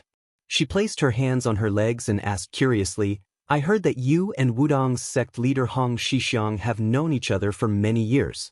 You even fought with Plum Wine, the invincible war saint? As long as you are willing, I will promise you anything. Even if I give my body to you, I will probably think that you are the one who lost out. In my life, I only admire these two strange men. If I were to live with one of them while the other forgot about Jianghu, TSK, even if I, Lin Hongyuan, became an immortal, I would not be willing." Su Fengnian dismissed it with a laugh and did not respond. But when they left the hall and arrived at the waterfront corridor, the fog on the lake became thicker and thicker. The world was a vast expanse of whiteness. Su Fengnian leaned on the railing. Lin Hongyuan hurriedly put on her shoes and followed behind him. She was still unwilling to give up. If outsiders saw this scene, they would most likely mistake them for a pair of Jianghu sons and daughters. Su Fengnian said softly, "Say, if we kill Xielingzhen, Li Yibai, and Li Huoli in one go, wouldn't it be very interesting?" Lin Hongyuan's expression was complicated. She asked in a low voice, "Can we kill them?" Su Fengnian laughed, "We will know after we try." Chapter 829. The mist on the surface of the lake was steaming, making it look like a fairyland. At this moment, a melodious and clear sound came from the mist. Lin Hongyuan pricked up his ears to listen to the sound of the flute, dissipating the bloody smell brought by Su Fengnian's shocking words. Lin Hongyuan was intoxicated by the sound and simply closed his eyes. He seemed to be a famous flute player. He murmured, "The Deer Waste Ridge under Mount Huey's Uniu Mound is surrounded by many purple bamboos. I don't know why there are green bamboos. There are moss clinging to the bamboo legs. The bamboo shoots are extremely bitter and can't be eaten. They are also called bitter bamboo, but they are most suitable to be used as flutes. I have never heard of this little song before. Listening to it, my ears are full of bitterness. I don't know how bitter the flute player's heart must be. Bitter green, bitter green, bitter green. It's talking about this person and this flute." Su Fengnian didn't have as many feelings as Lin Hongyuan. He spoiled the mood and said, "According to your flattery, if the flute player is handsome, just imagine him blowing across the river with a bitter face. Then he will be able to seduce a passing heroine. She will probably be unable to resist holding him in her arms and loving him tenderly." Sure enough, after Su Fengnian's remarks, Lin Hongyuan leaned back against the railing and stroked his forehead helplessly.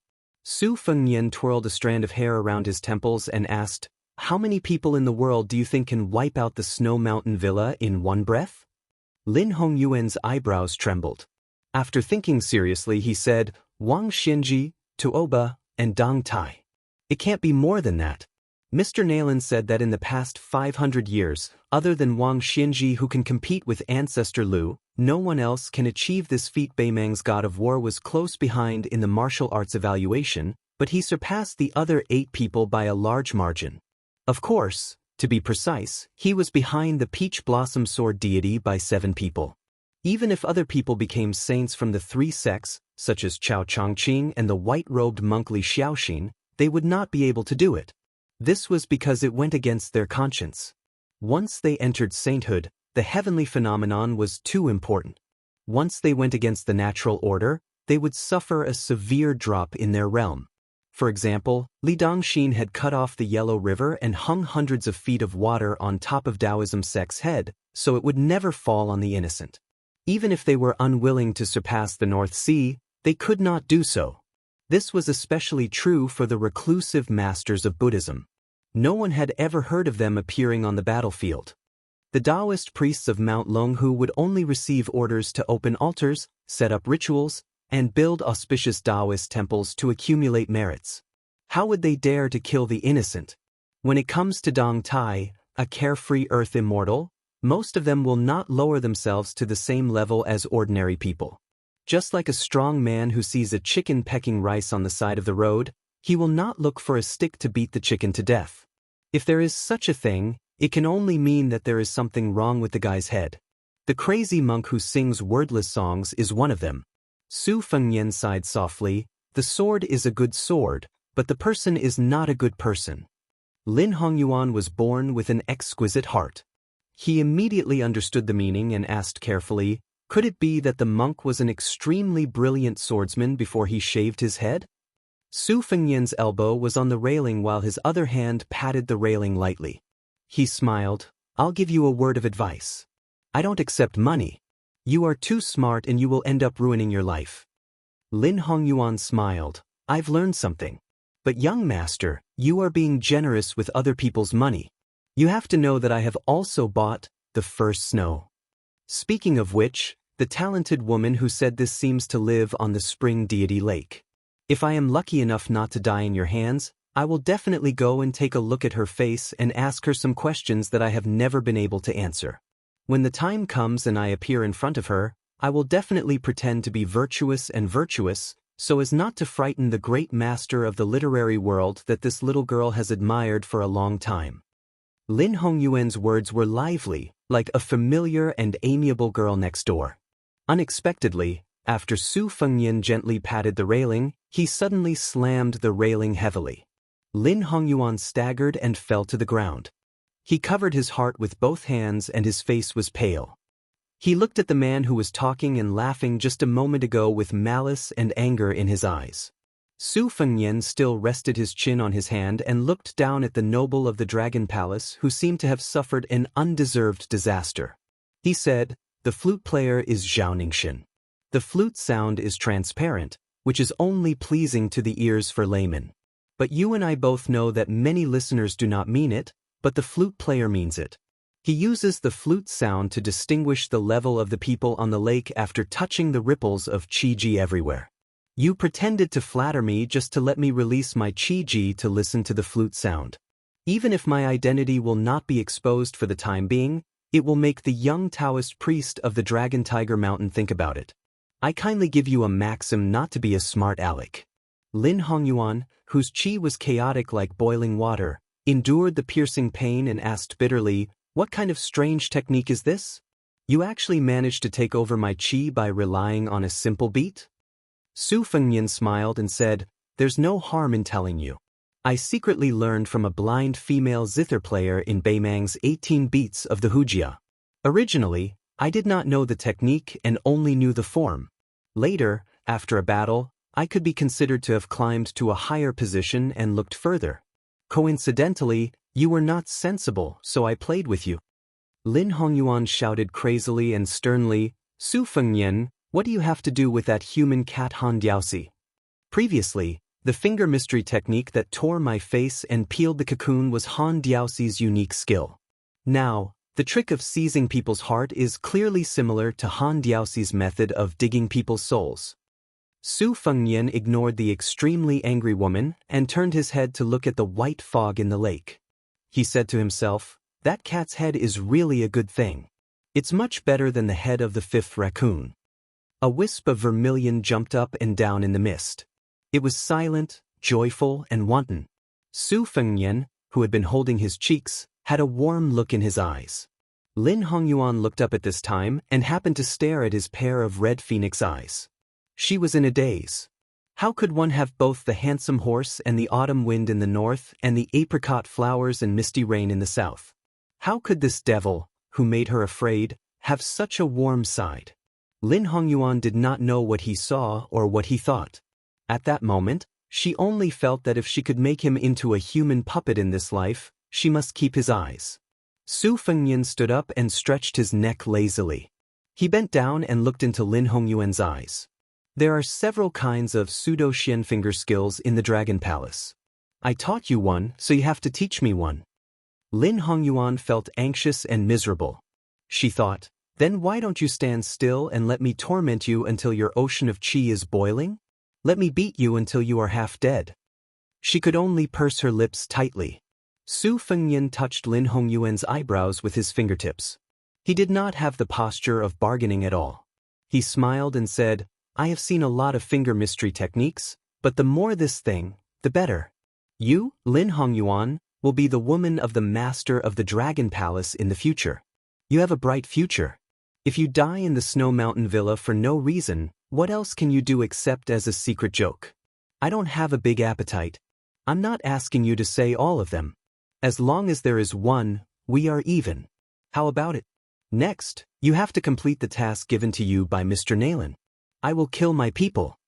Lin Hongyuan sneered and said, You can't kill me because you want this? Su Fengnian did not have the time to be gentle with her. With a light tap of his finger, Lin Hongyuan, who had been heavily hit between the eyebrows, crashed through the railing and fell into the lake. Then, she seemed to be kicked back to the outer corridor by a water ghost, becoming a drowned rat in the middle of winter. Su Fengnian squatted beside her and crossed his arms. Lin Hongyuan vomited a mouthful of blood. Apparently, she was not as energetic as before. She said dejectedly, If you go back on your words and know what you want to know, you will still kill me in the end. So what? Su Fengnian's eyes were clear. He shook his head and said, You can rest assured. I have a message for you to tell your benefactor, Mr. Nalen. Whether it's Zhao Weiping or that sneaky young Maoliang, none of them are qualified. Lin Hongyuan steadied her breath and sneered, To understand the mystery of finger mystery, is it as easy as reciting a few lines of poetry? Young Master Su, could it be that you're a rare genius like Wang Xianxia? Su Fengnian held his belly and laughed. Lin Hongyuan was confused. Su Fengnian pointed at Lin Hongyuan and said shamelessly, I thought I was already a jinx. I didn't expect you to be better than me. You are right. Lin Hongyuan lamented. He really wanted to break this bastard's 3 legs with one punch. Su Fengnian restrained his smile and said, Seriously, you should first talk about the meaning of the mysterious finger skill hidden in the Dragon Palace. If it's not useful to just talk about it, I don't mind being your practice body. You can wait for a chance to take revenge openly. Lin Hongyuan hesitated for a moment, and it was obvious that he was struggling with himself. Su Fengnian mocked, Lin Hongyuan, do you know that it's because you know too much about mechanism algebra that it's easy for you to be blinded by a single leaf? Women don't have courage and only know how to play petty tricks. They can't achieve great things. Extreme wisdom is bound to be hurt. This wisdom is small wisdom and not the wisdom of the root. Truly smart people will pretend to be stupid and be willing to suffer losses. If it was that woman from Mount Hui, she would have already done business with me based on her intuition. She is the one with the root of wisdom. You're too petty. I always think that a woman's intuition is very similar to the foresight of the root of finger mystery. Lin Hongyuan didn't disappoint Su Fengnian. She went straight to the point and asked indifferently, Have you ever personally copied the tablet? Su Fengnian shook his head. Lin Hongyuan frowned. After her eyebrows relaxed, she said, The Dragon Palace saved a Daoist great spiritual master 300 years ago and passed on a unique mystery finger mystery to that generation's patriarch. It was similar to a copy. Su Fengnian was originally concentrating. Suddenly, he smiled and said, Change your clothes first. Lin Hongyuan didn't refuse. She stood up and changed her clothes. A woman's love for beauty had nothing to do with martial strength. The Dragon Palace amassed countless wealth. If she wanted jewelry, Lin Hongyuan could wear it so that people would only see the jewelry and not her. The Dragon Palace also hid a few sets of the phoenix coronet and robe that the Empress of Southern Tang didn't have time to take from the weaving bureau. Lin Hongyuan had just changed into a relatively simple and elegant dress when the curly-bearded swordsman Zhao Weiping respectfully reported at the door, Master Yuqi is here. Chapter 830. Lin Hongyuan did not go out immediately. Instead, she went to inform Su Fengyan. He asked Lin Hongyuan to do her business first while he leaned on the railing of the corridor outside the inner hall. Yuqi Liangfu, the owner of the Quick Snow Mountain Villa, was as busy as a bamboo dragonfly. The sudden arrival of Zhao Ningxin from the Daoist master residence of Dragon Tiger Mountain brought light to the villa. Even Wu Shizhen from the Qingyang Palace and Qiu Mian from the Butterfly Sword sect became the icing on the cake.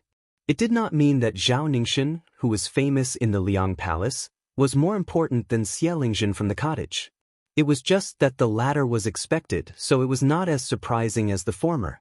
Yuqi Liangfu had personally met more than 30 martial arts giants in the past 2 days. Most of them were in their prime, and there were also many old people. Among the younger generation, Li Yibai from the Dongyue sword pool was like a blunt sword that had not been sharpened yet. He was very easy to get along with. Li Huoli from the Yanbao castle was so arrogant that he did not even take the owner of the villa seriously. Only the young Taoist master Zhao Ningxin, who was wearing a Taoist robe from Dragon Tiger Mountain, hemp shoes, and a bamboo flute around his waist, always stared at the eyes of others when he talked with them. He was so focused that others felt that he was chatting with them. It was not a boring greeting at all, but more like a reunion after a long separation. This young Taoist with warm and sincere eyes made people respect him. Yuqi Liangfu's self-esteem had been hurt a bit by that young man Li Huoli, and it happened to be compensated by Zhao Ningxin. Comparing the goods to the goods, the manor lord, who was in the prime of his life, had a better impression of Zhao Ningxin. After he personally brought Zhao Ningxin to his residence, they talked so happily that he almost did not want to leave the house. If it was not for the chief steward who kept winking and reminding him that the great bodhisattva from the Dragon Palace was still standing in the small courtyard by the lake, Yuqi Liangfu really wanted to have a long talk with Zhao Ningxin. When it came to cultivation, Zhao Ningxin's every word was like a gem. Yuqi Liangfu decided to take this opportunity to be on good terms with Dragon Tiger Mountain. There were a few precious Taoist scriptures in the library of the villa that were beneficial to him.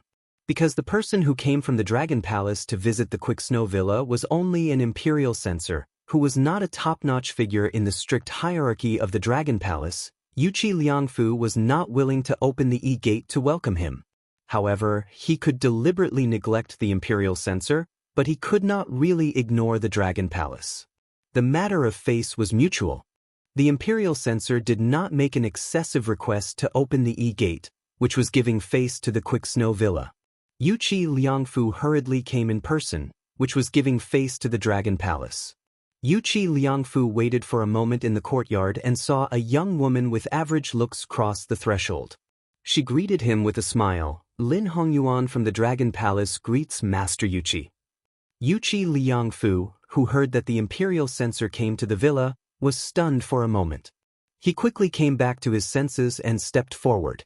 His smile was even wider. He cupped his fists and said, "I did not expect young Palace Mistress Lin to come in person. The Quick Snow Villa is guilty of not welcoming you." Lin Hongyuan walked down the steps and stepped on the steps with Yuqi Liangfu. She said softly, "Niece knows that Uncle Yuqi must be very busy today, so I acted on my own initiative and did not tell the truth, so as to avoid Uncle Yuqi making unnecessary moves for niece's sake." Yuqi Liangfu's heart was very warm when he heard his niece's words.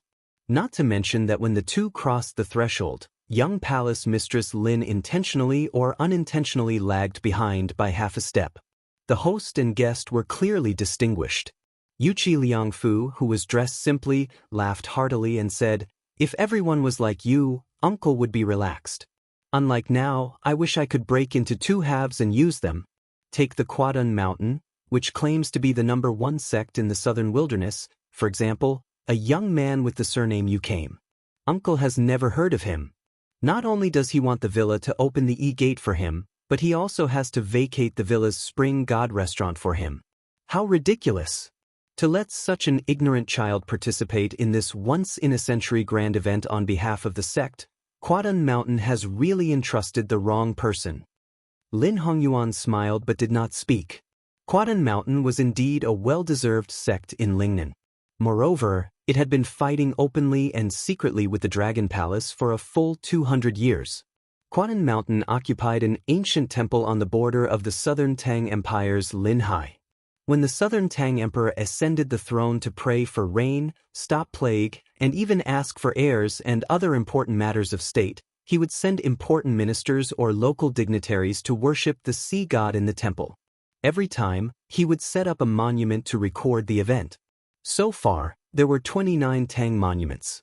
After Liang unified the spring and autumn period, because Bailiang dominated the northwest gateway, there were only two options for demoted officials. The officials were either sent to Liao and Lingnan, with the latter being the majority. The imperial court obviously trusted the Prince of Yan, Zhao Bing, more than the Prince of Jiaodong, Zhao Sui.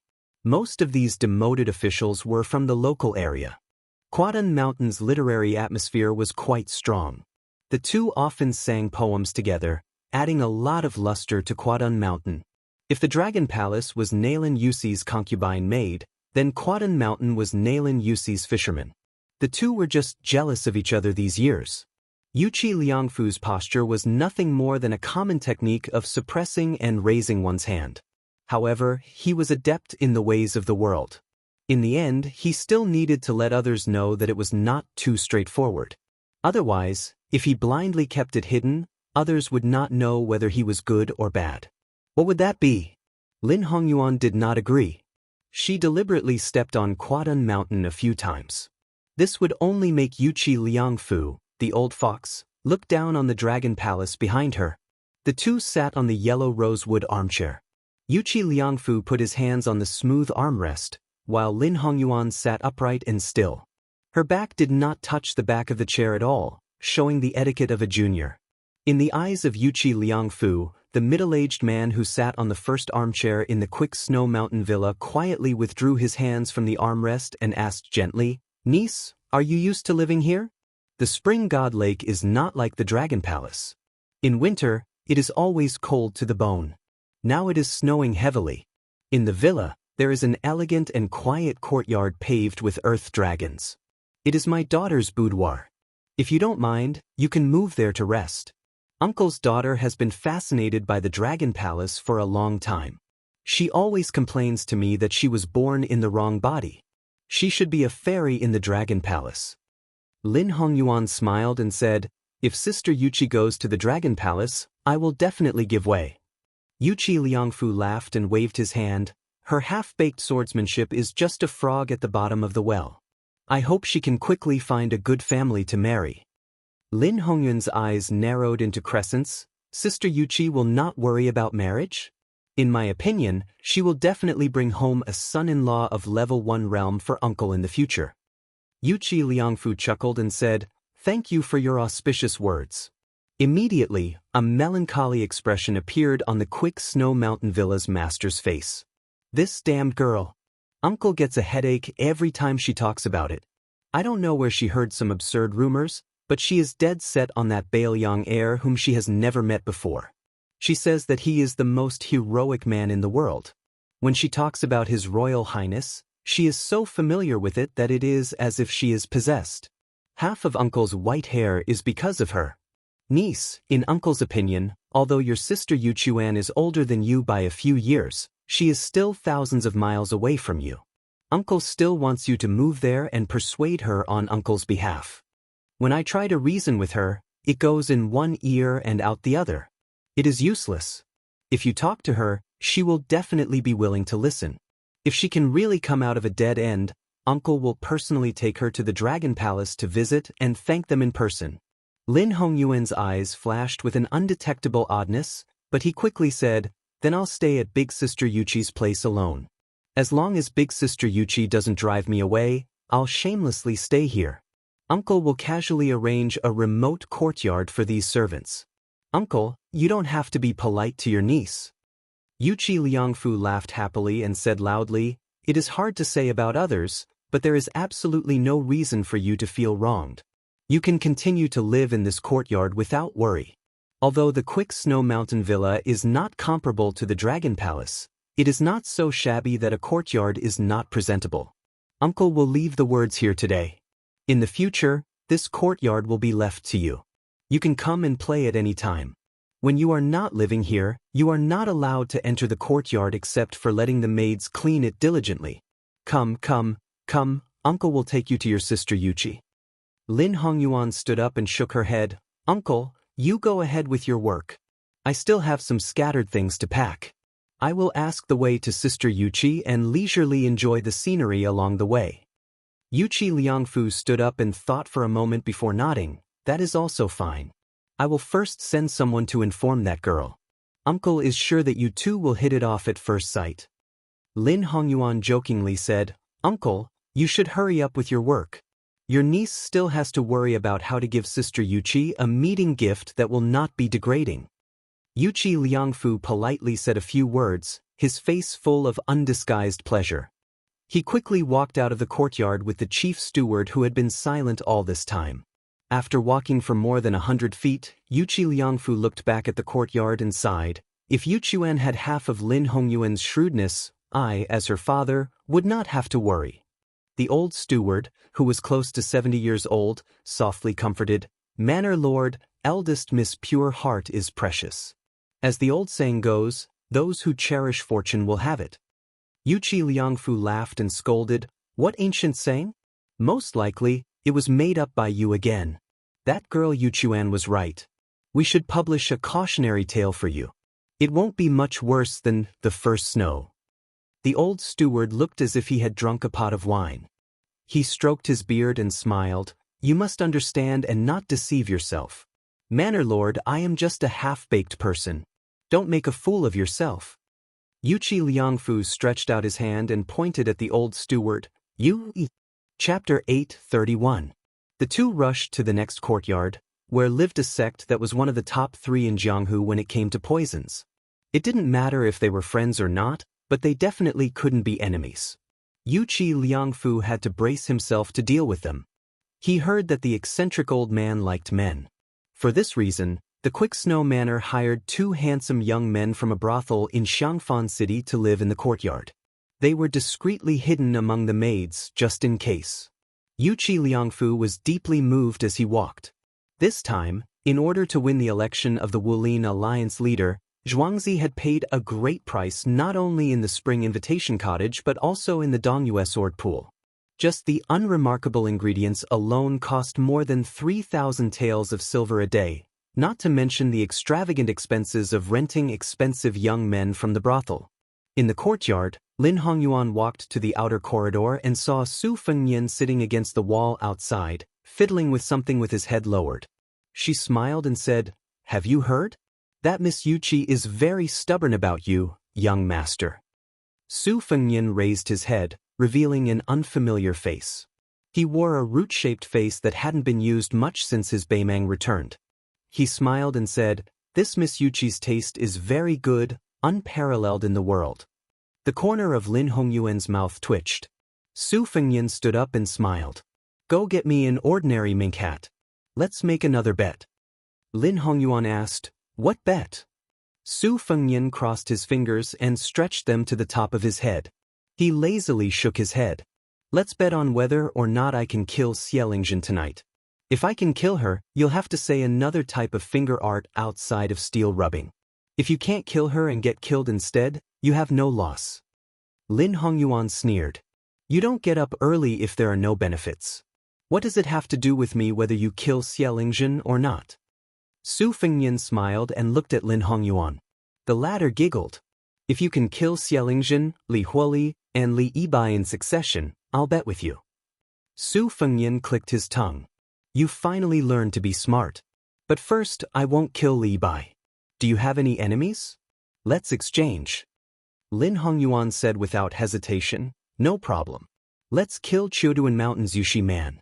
I can give you the mink hat and the courtyard where they live in the Quick Snow Mountain villa before nightfall. Su Fengnian glanced at Lin Hongyuan, who spoke in a straightforward manner, and clicked his tongue in wonder. You've hidden your strength well. You've been plotting against that Yu Shi for a long time. This time, not only did you, the young palace master, hide your head and show your tail, but you also brought along young Mao Yang, who did not hesitate to sneak into the team carrying the palanquin. Just to target Quadun Mountain? If you use me to kill someone, your hands won't be stained with blood. When the time comes, Yuchi Nyochuan will testify for you, and the Dragon Palace will be cleared of any wrongdoing. Lin Hongyuan smiled foolishly and didn't speak. Su Fengyan looked at the mist in the distance of the spring god lake. Lin Hongyuan's eyesight was good. He followed the line of sight and didn't see anything. A moment later, a woman's voice was heard. Is the southern border Dragon Palace living here? Answer me. If not, I won't go ashore. Lin Hongyuan came near the railing and saw a young woman with a pretty face and a particularly enchanting figure pulling a boat over alone. She was wearing a high-quality fox fur coat, but it was inevitably a little gray and old because of the years. Lin Hongyuan was surprised that such a woman appeared in such a new way. He asked calmly, "Are you Yu Quan?" The woman nodded. "Then you are?" Lin Hongyuan sensed that Su Fengyan had long disappeared, so he had a deeper understanding of him. Facing the eldest miss of Quick Snow Manor, Yuchi Nyochuan, he smiled and said, "I am Lin Hongyuan of Dragon Palace. Greetings to Sister Yuchi."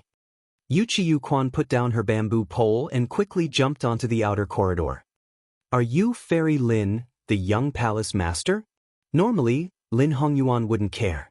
But after hearing about the young devil's harsh sarcasm towards the heroines of Jianghu, he felt slightly uncomfortable. Yuchi Yuquan didn't care about their first meeting. She warmly grabbed Lin Hongyuan's hands and asked with a face full of surprise, "Fairy Lin, is your dragon palace really built at the bottom of the sea like the rumors say?" Lin Hongyuan thought to himself, being admired by such a silly girl doesn't seem to be something to be proud of. Yuchi Yuquan's face suddenly turned cold. She said fiercely, "What are you hiding for? The big man come out." Hey, the one in the room, I'm talking about you. You were in the outer corridor just now, but now you're less than 30 feet away from me. Don't think that I don't know where you are just because you're behind a wall." Lin Hongyuan was shocked to the extreme. Could it be that this girl was the same kind of ruthless person as the one surnamed Su, and both liked to play the fool? Inside the room, Su Fengyan was also quite shocked. After hesitating for a moment, he calmly walked out of the room. Lin Hongyuan, who was standing side by side with Yuchi Yuquan, quietly raised his hand and made a swift and fierce gesture, silently asking Su Fengyan if he should kill this hidden danger. Su Fengyan turned a blind eye to it. He was in the middle of preparing his words. But he didn't expect that the girl would stare at Su Fengyan's white hair. Then, with a jump, she rushed in front of Su Fengyan. Almost nose to nose, she said in a shocking tone, "Ha, I knew it was you, Su Fengyan Bailiang." Su Fengyan didn't wait for her to say the words His Royal Highness. He directly knocked out this girl with a karate chop. He thought that there would be more twists and turns, but he didn't expect that this karate chop, which was more probing than murderous, would go so smoothly. She rolled her eyes without any resistance, and then her delicate body fell limply into his arms. That's it? Lin Hongyuan really couldn't stand this kind of boring turn of events. He originally thought that this Yuchi sister and the one surnamed Su would have a good show of a snipe and a clam fighting for several hundred rounds until the sky turned dark. It would be good if they fought from the outer corridor to the surface of the lake. Lin Hongyuan was glanced at by Su Fengyan and felt somewhat guilty. He asked in a small voice, "Then should I still go to Yuchi Yuquan's house? If I can't find her at the Snow Mountain Villa, it won't be easy to wrap things up." Su Fengyan said without hesitation, "Drink. Go find a jug. First, fill your mouth with the smell of alcohol, pretend to be drunk, and then pour a few mouthfuls into her mouth. If anyone asks on the way, just say that you regret not having met earlier, and help her back to the house. The 2 matters of the mink hat and the 3 people's residence, do as instructed. 1 night is enough." Lin Hongyuan was silent. Su Fengyan, who was still holding Yuchi Yuquan, frowned and said, "Are you deaf?" Lin Hongyuan sighed, "No wonder Mr. Nalin praised you so much in private." Su Fengyan carried Yuchi Yuquan on his shoulder, turned around and walked back into the house. He sneered, "Do you think that was a compliment? A truly intelligent person won't be valued by the opponent before they exchange blows." Lin Hongyuan followed behind him, laughing to himself. If there was still a chance to make him into a puppet, he wouldn't have given him a mute drug. After all, listening to him speak, whether it was reasonable or not, was quite interesting and could relieve boredom. Su Fengnian casually threw the fainted Yu Qiyu Quan on the armchair and began to close his eyes to concentrate. In less than an hour, dusk was approaching. Zhao Weiping walked into the house and handed Lin Hongyuan a mink hat and a handkerchief. Lin Hongyuan spread it out and carefully looked at it, then hid it in his sleeve. He walked to the corner of the hall and took out a winter sweet that needed to be changed every day from a vase. It was waxy yellow in color and had been broken off not long ago. It was still tender and beautiful with some moisture. Lin Hongyuan carried the wintersweet branch and squatted at Su Fengnian's feet. While describing the terrain of the Quick Snow Mountain Villa, he divided the ground vertically and horizontally. Spring Invitation Cottages Xielingzhen and Yanbao's Li Huoli's courtyard were not too far apart because of their status. The key point was that their backing was on the same level, so they were relatively close to each other. Only Yu Shiman's courtyard was separated by half a li in a straight line. Including the detours, it was estimated to be 1 li. Don't look at the difference of half a li, it might contain huge variables. While pointing the way, Lin Hongyuan did not speak much nonsense. He knew that this demon was not stupid enough to fly over the eaves of the Quick Snow Mountain Villa. Su Fengnian, who was spinning the mink hat with his fingers, closed his eyes and reviewed the plan. After opening his eyes, he nodded and said, "It's done." Lin Hongyuan nervously asked, "Can you tell me the general plan?" Su Fengnian calmly said, "Just do it as simple as you can." Even if he said it, it would be useless. Lin Hongyuan really did not have the courage to get to the bottom of it. Yu Qinyochuan let out a series of small and broken groans of pain. In the ears of an old hand in flowers, it might have a special charm. Su Fengnian originally wanted to knock her out with a finger and let her sleep until dawn. After thinking about it, he gave up and gently patted her face. Yu Qinyochuan seemed to have used up a lot of strength to open her eyes. Her face was blank and absent-minded. Su Fengnian and her sat in an armchair facing each other. He calmly said, "You will answer whatever I ask." She unconsciously nodded her head. Su Fengnian asked, "How did you know of my existence?" Yu Qinyochuan finally came back to her senses a little, but she still felt that her entire body lacked strength. She wanted to speak to him a little louder, but she did not have the strength. She wrinkled her nose and said with hidden bitterness in her eyes, "I smelled it. My nose has been very sensitive since I was young. When I was young, my mother often laughed at me for being like a puppy.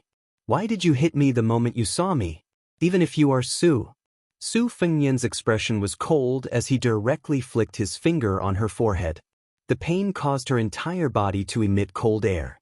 She did her best to wrap her arms around her shoulders, on the verge of tears. Su Fengnian stared at her limpid eyes and continued to ask, "Why are you so sure that I am Su Fengnian?" Chapter 8:32. She tried to squeeze out a smile. Seeing that he was about to raise his hand to teach her a lesson, she hurriedly said in a panic, "The first time I heard of you was when I went to burn incense at Mount Longhu 2 years ago.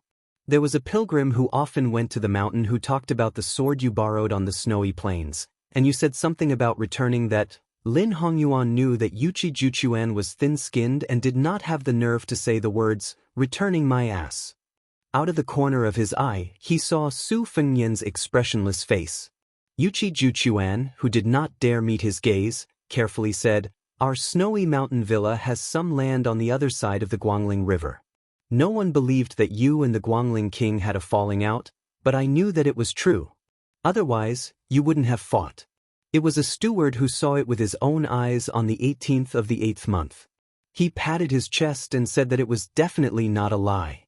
Later on, some storytellers who had stayed in Beiliang began to tell stories of you going to the white horse race in Beimeng. At the beginning of the year, I would go and listen to them every few days. They said that not only did you kill the great king of the northern courtyard, Su Huainan, you also killed the insufferably arrogant mountain master of Mount Tibing in one move. Only then did I know that there was someone with the surname Diwu in the world. There were also storytellers who said that you had unsheathed your sword and lent it to the peach blossom sword god, Dong Tai. Also, you saw that after sword god Deng fought Tuoba to a draw, he personally entered the fray and fought with the second in the world, Tuoba, for 3 days and 3 nights. He was beaten to the point that he had no choice but to promise that he would never dare to go south again. Lin Hongyuan suppressed his laughter. Su Fengnian listened to this extravagant nonsense. His skin was so thick that he did not retort. He only smiled with narrowed eyes and nodded. The more Yuchi Juchuan spoke, the more spirited he became. His eyes were shining, and his hands were clasped in front of his chest as he stared in a daze at the hero with the surname Heaven in his heart. Later on, I heard that the vassal king entered the capital. In Great Peace City, you overturned the entire Central Imperial Road and killed several hundred Imperial College students who blocked your path. Also, on the day of the ceremony, if you hadn't stopped Chao Changqing alone, he would have killed His Majesty the Emperor and all the civil and military officials. Great General Gu, Assistant Minister of the Ministry of War, Lu Shengxiang, they wouldn't have been of any use. Even Su Fengnian, whose face was as thick as a city wall, couldn't take it anymore. Lin Hongyuan had already turned his head away. He really couldn't bear to look, pretending to fiddle with the pitiful winter sweet. Su Fengnian had to interrupt the woman and asked curiously, "You believe it?" Yuchi Reader's eyes widened as he asked in return, "Could it not be?" Su Fengnian's face was heavy. He nodded slowly and reluctantly admitted, "It's true." Crouching to the side, Lin Hongyuan laughed out loud. As a result, Su Fengnian kicked him in the butt, causing him to fall flat on his face. Su Fengnian ignored Lin Hongyuan's angry glare. He smiled slightly at this girl who was most likely really stupid. "The matter of me being Su Fengnian, you can't even tell your father." Yuchi Reader nodded vigorously. "I know. You definitely have something important to do. Otherwise, you wouldn't wear this face." She suddenly fell silent. So this girl wasn't so stupid that she couldn't be saved. Su Fengnian explained with a smile, "I have no enmity with your quick snow manner. I won't do anything to your father." Yuchi Reader, who had finally had a flash of inspiration, reverted to her old ways and began to act stupid again. "Really?" Su Fengnian nodded. "Really?" This stupid girl had probably believed him again. There were only 3 people in the room. The 2 foreign men and women who had hooked up with each other were experienced in the ways of the world. Each one was more cunning than the other.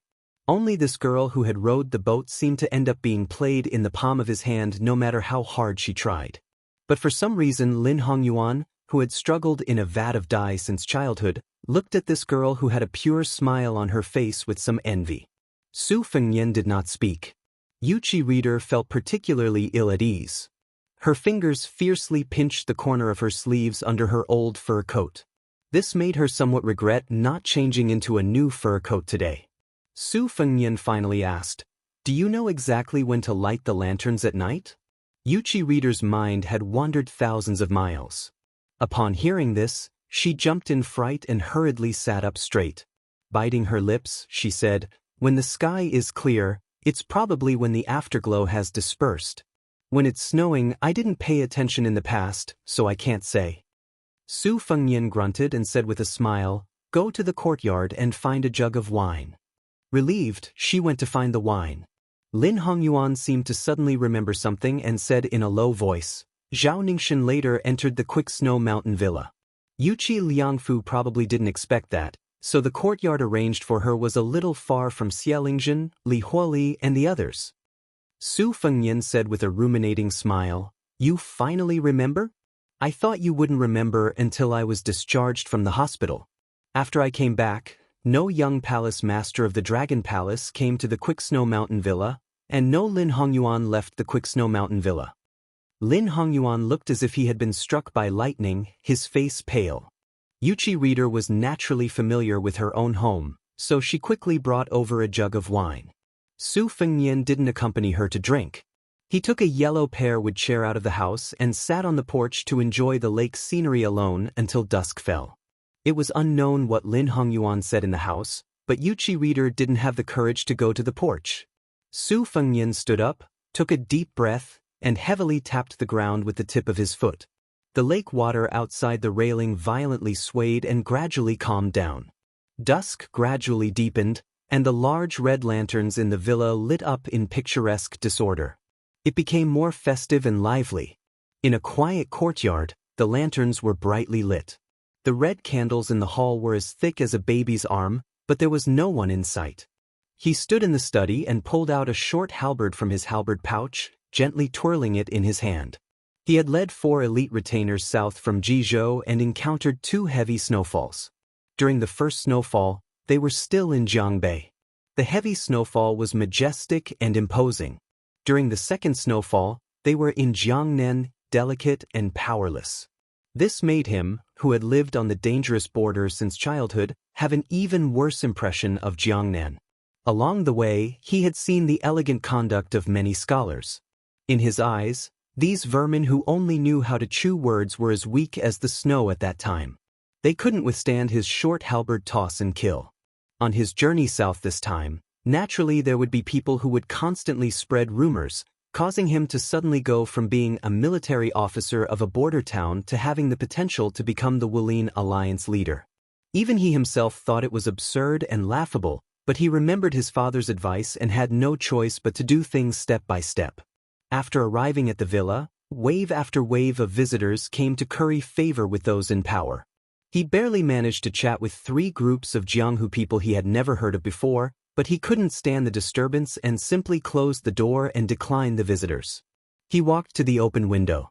Although there were only 4 retainers of the Li family in Jizhou resting in this courtyard, there were no less than 10 Zhaogo gathered in the dark corner. He laughed self-deprecatingly and tapped his shoulder with the short halberd. "Can I, Li Huoli, be considered to have received the will of heaven this time?" The ground trembled slightly. Li Huoli didn't think too deeply. The wall suddenly cracked open. When he turned around with the halberd, a palm pressed against his forehead and his entire body was instantly lifted off the ground. He was pushed against the wall at the side of the hall, his head hitting the wall earlier than his back. One of the Zhaogo broke through the window and was stunned. Li Huoli, the young fort master of Wild Goose Castle, was leaning against the wall. He died with his eyes wide open, leaving a pool of scarlet blood on the wall. There was a big hole in the wall where Li Huoli's body was facing. More than 10 Zhaogo gathered and looked at each other. 3 courtyards away, the old Confucian who came by the ox cart was flipping through a book with a lamp. He suddenly raised his head and made a gesture with both hands. An ancient sword on the desk next to him flew through the wall and into his hands. Xianxia of the Spring Invitation Cottage had immersed himself in the art of swordsmanship for most of his life, but he rarely used a sword. In his life, there were only a few people who had tested his sword, and the Sword Emperor of West Shu was one of them. This sword was a gift for his disciple. Xianxia originally planned to borrow it from a disciple who was in seclusion after the Snow Mountain Villa incident was over. He wanted to fight with the leader of the Sword Pool of Eastyu and let the world know that the Spring Invitation Cottage was not only the leader of the martial arts world, but also that his sword alone was enough to make the cottage and the Sword Pool of Sword grave in Jianghu. The sword broke through the wall, and the daring assassin also broke through the wall and arrived. So what if you have the physique of a Vajra realm warrior? Xianxia, who was still sitting on the chair, snorted coldly. He shook his wrist and the sword aura was like a painting of mountains and rivers. The evil venomous beast actually resisted the sword aura, ignoring the sword tip that was pointed at its heart and still charging forward. Xianxia was furious. The sword aura at the tip of the sword suddenly surged. The unknown assassin shocked the old man again. His heart was against the tip of the ancient sword. Not only did it not pierce through the skin and heart, but it also pressed the long sword into an arc like a fish's back. The older, the wiser. Xianxia's sword collapsed and withdrew the sword aura. He and the chair slid toward the wall, breaking it into pieces. The old man had one hand on the wall and the other holding the sword. Instead of retreating, he rushed toward the strange young man in the mink hat. The young assassin, who was fighting with his life for some reason, pushed forward. Xianxia sneered in his heart and used all the sword aura in his life to his heart's content. The mink hat assassin let the sword go through his palm and leaned forward, forming a strange posture as if he was carrying a sword on his shoulder. He hit Xianxia's head with his head. There was a bang. Xianxia's head hit the wall. But at the same time, he swept his sword and was about to cut off the young man's head. When the sword tip was still an inch away from the man's neck, The sharp sword aura had already arrived and cut a bloody groove on his neck. A man in a vermilion robe appeared beside the two. His forearms held the sword tip, not letting Xianxia's sword move at all. The mink hat assassin cut down diagonally with his palm. He quickly retreated. The sword slipped out of the hand that had a hole in it. The assassin flew out of the big hole in the wall. The cold wind rushed into the room and the lamp on the table flickered. The lamp went out. Only a corpse that had been cut in half was left.